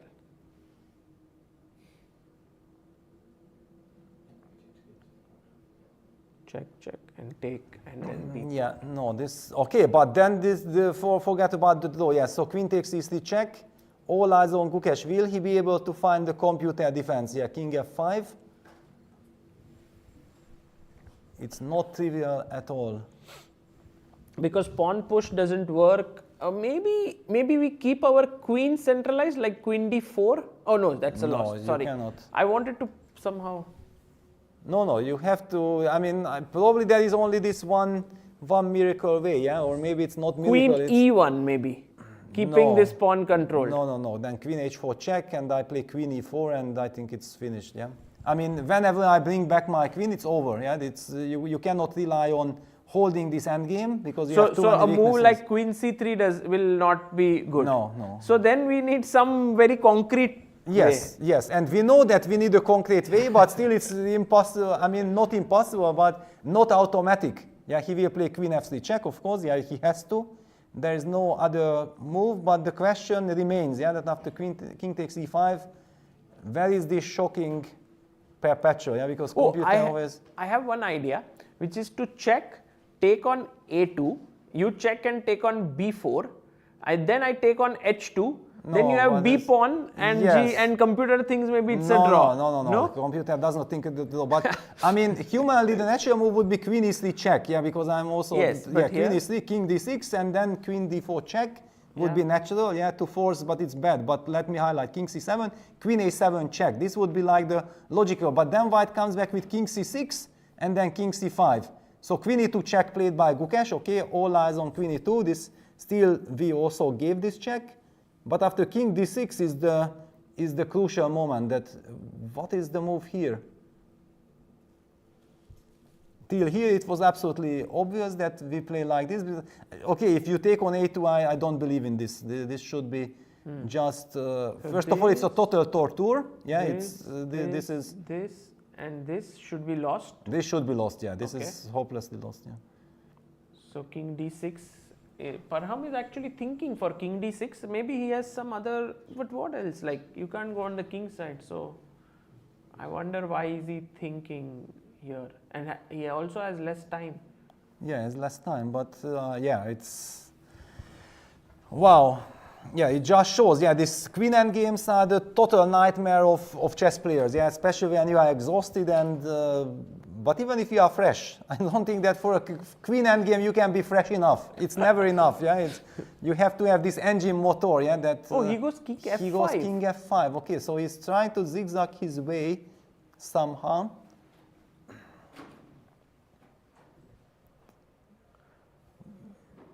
Somehow, some players are able to play queen endgames much better than others. You know, Well, like, Magnus is the Magnus is like so good at it. I don't know what is needed to play good queen endgames. Well, actually, okay, you need to have incredible calculation abilities, yeah, and probably it also helps if you get some experience, yeah. But the queen endgames are something that happens very rarely, and that's why everybody is then shocked, yeah. That okay, there are much less kind of ideas that we know about the queen endgames than rook endgames. Yeah? Rook endgames, kind of everybody has his intuition what to do, and here you know exactly that what your intuition tells you is probably wrong. You can only follow your intuition if you can back it up with the perfect calculation, and it seems to be like Magnus is the one who masters this perfectly. During the Champion Chess Tour, I've been commentating so many of Magnus's games, and with this little amount of time, what he was doing, he was finding the perfect harmony, Yes. he was finding this computer moves, I couldn't believe my eyes. Well, basically because I have seen him do a couple of times, I already knew that it's going to happen, but it was all the time very impressive. Yeah, it's amazing how he never falls in for some trick or trap or something. He's always finding those key moves, and I also observed this a lot about him. But yeah, here for Gukesh, I think he's already running down on time. He's come down to 2 minutes. Yes. And maybe practically it seems like this is a lost endgame in a practical game.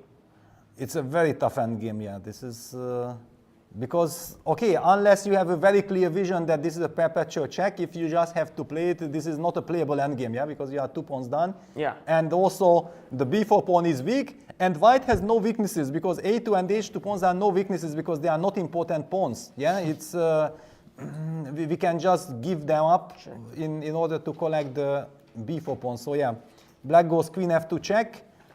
Look at this. We see kind of quite some nervousness in Gukesh's case. He knows exactly that, yes, I have to be super precise. Yeah, king e6, and this is the annoying stuff from black side, yeah, that you have to calculate millions of directions. But the good news is that probably after king e6, the lines that he have calculated before come into play. Yeah, queen e2 check. Yeah, he keeps on. So But he has king d7 spotted. now. This will happen. Well, we were even speculating, we didn't know what to do after king d6. Yes, exactly. But it seems like the players have already figured it out. Yeah, so that's why Parham is trying to Not get his go king there. to d7. But I'm not sure if king d7 really helps. I'm more worried of king d6, to be honest.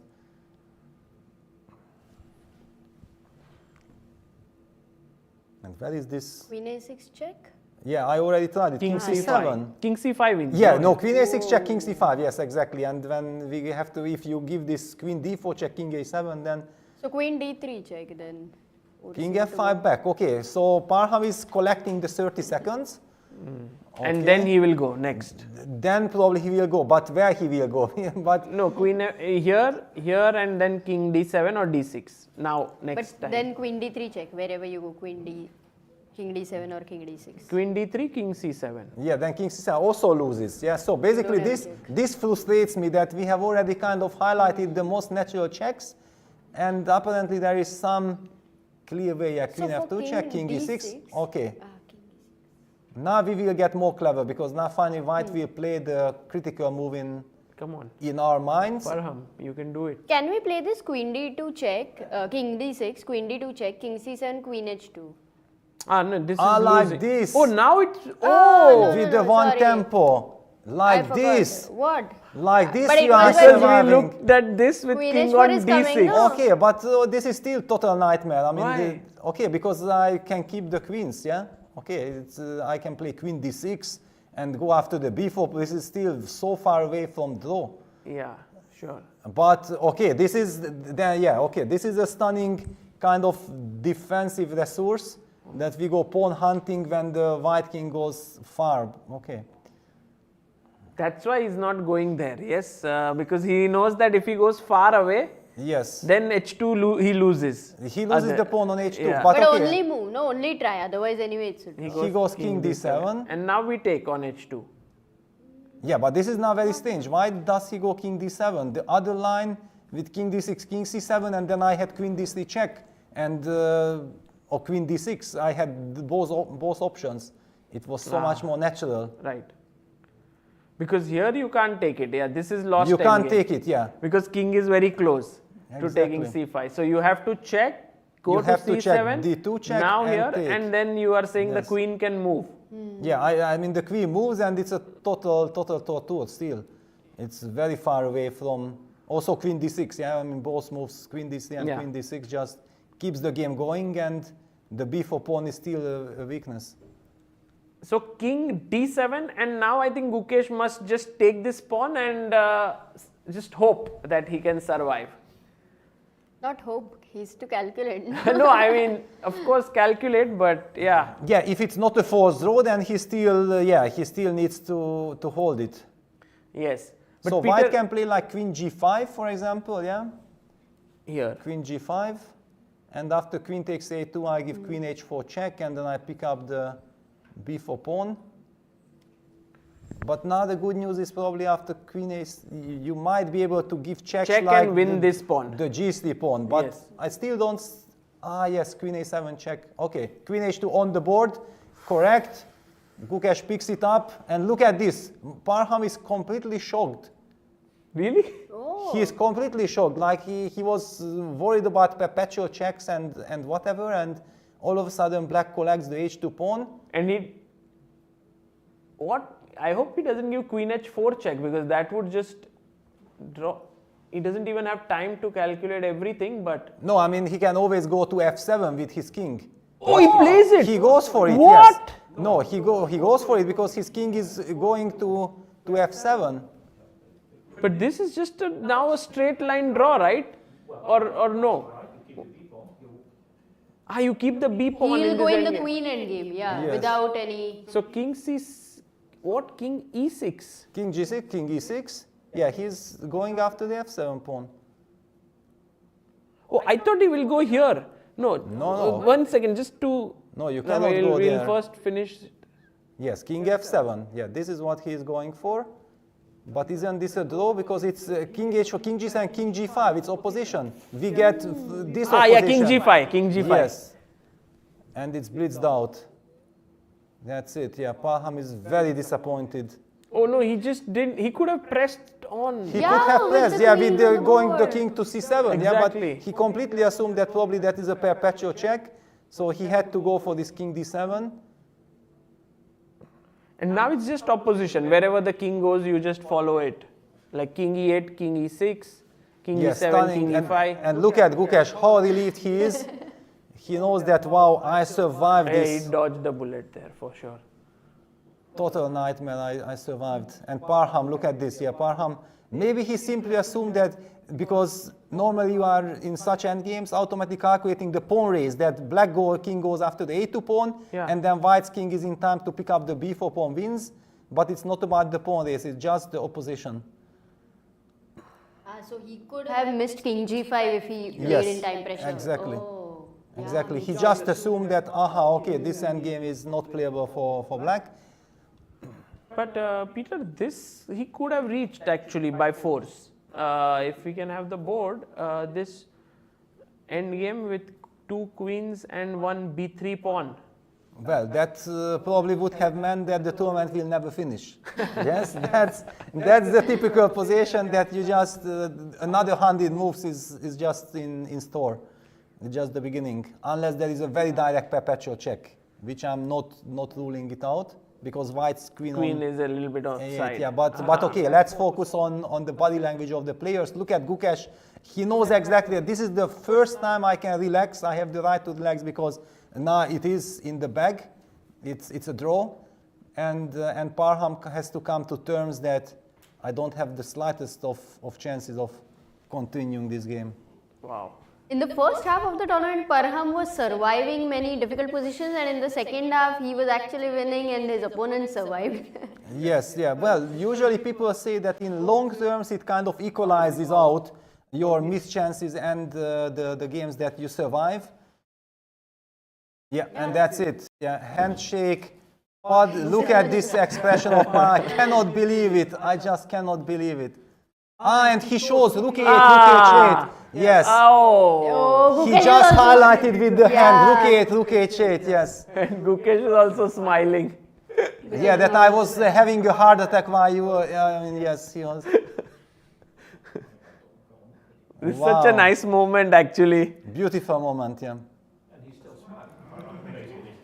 Well, he's smiling out of despair. I think he's now completely finished, because yes, yesterday's game was traumatizing. Today's game is traumatizing. But on the other hand, he played two very good games. Yeah, they ended badly, but he actually put tremendous amount of energy into those games. Yes. I think Parham is this kind of a player that no matter how many losses he has, he's still able to be very, very upbeat. He doesn't get bogged down easily. Yeah, he loves chess so much. Yes. Yeah, so he finally finds all the love from he gets all this pleasure from the games, despite the fact that things backfired. Yes. And Gukesh now highlighted that there was also Queen D3. Because now he's showing that then I had F5 against the same trick with Rook A8, Rook H8. You remember this other computer defense with Queen D3? He showed it. But he just showed that I saw the move Queen F1 to D3 with finger pointed out. Wow. If Gukesh saw it, then it was amazing, because it was not easy to spot that defense. And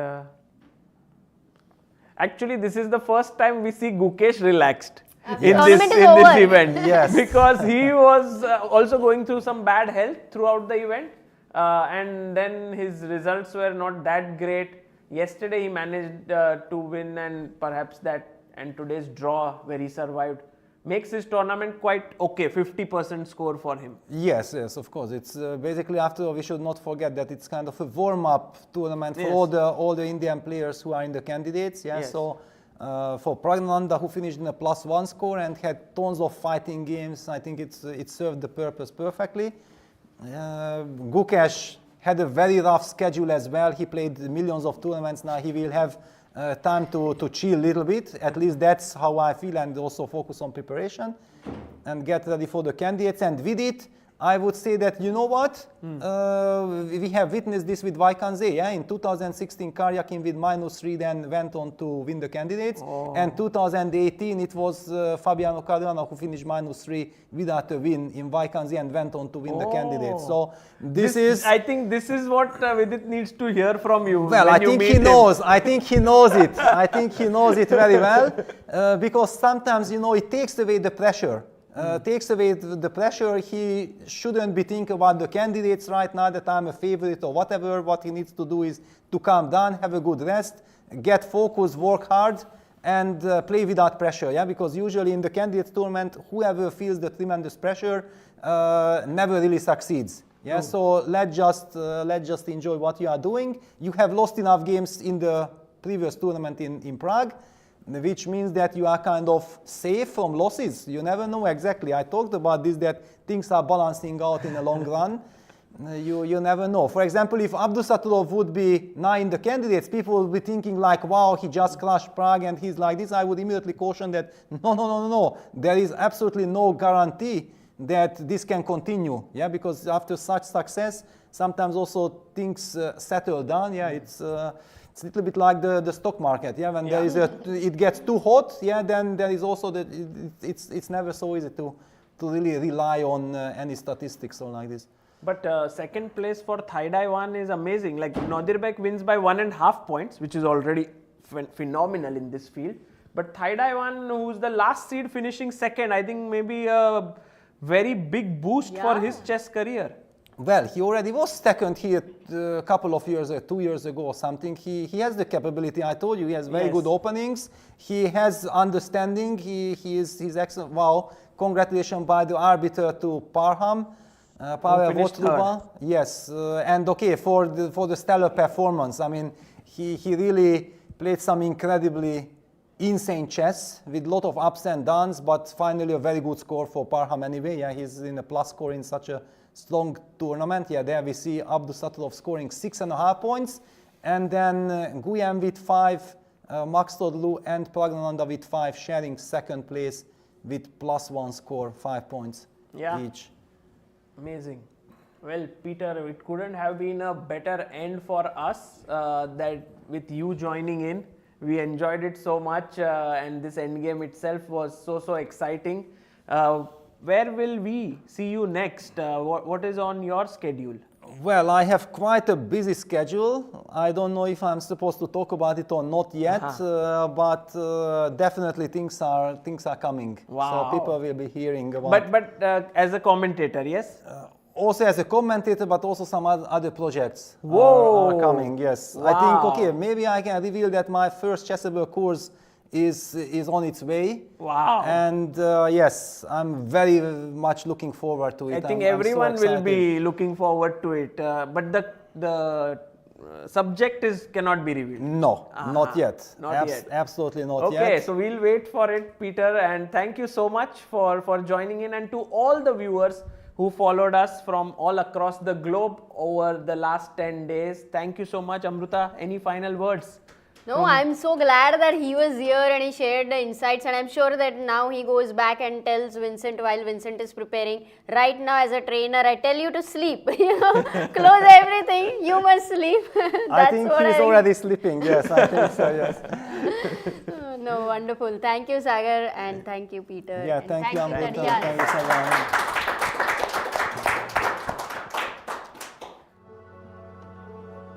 My name is Karel Janicek, and I am a mathematician and a social innovator. When I was a kid, I played chess competitively and loved strategic card games. I may have been a mathematician since birth, at least as far as I can remember. For more than 12 years, I have been investing my energy to help society in various areas such as education, the science, art, sports, the fight against corruption, increasing public participation, as well as improving democratic processes. We are now at the crossroads of history, and my aim is to help our society to successfully face the critical challenges of our civilization. In 2013, I invented a revolutionary voting system D21 to bring consensus to our decisions. With the D21 system, we will have the opportunity to elect better politicians and prevent the polarization of society. D21 is the key to saving democracy, and its implementation for political elections is absolutely crucial. Another innovative product we developed together with scientists from the Science 21 Foundation is the revolutionary mathematics game Mateso. I believe that Mateso will enable children from all over the world to learn mathematics in a fun way and help them develop critical thinking, a crucial skill in today's turbulent times of omnipresent information and misinformation. That is why we came up with the innovative board game Mateso, which brings mathematics closer to all age groups in a fun way. By playing Mateso, preschool children subconsciously gain knowledge of key information about the structure of the number system without having to know any number or perform a single calculation. Namely, the game includes a multiplication table, prime numbers, factorials, Fibonacci numbers, and the concept of zero. By playing this game, a so-called backbone algorithmic system is created in a very entertaining way. It is a natural consequence of certainty in all basic mathematical operations. With Mateso, starting primary school mathematics would no longer be scary.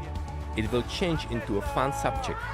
For school-age children and teenagers, this game has a similar effect. However, the activation rate of the backbone algorithmic system is inversely proportional to the age and the level of dislike of mathematics that individuals acquired during the classical educational process. For adults, this game is not only a way to teach their children the necessary basics in mathematics, but also an opportunity to find their own acquired blockages in this field and gradually get rid of them. Mathematics is all around us, and it is beautiful. However, its beauty is easy to overlook if we don't know how to look. Mateso is the way to learn it.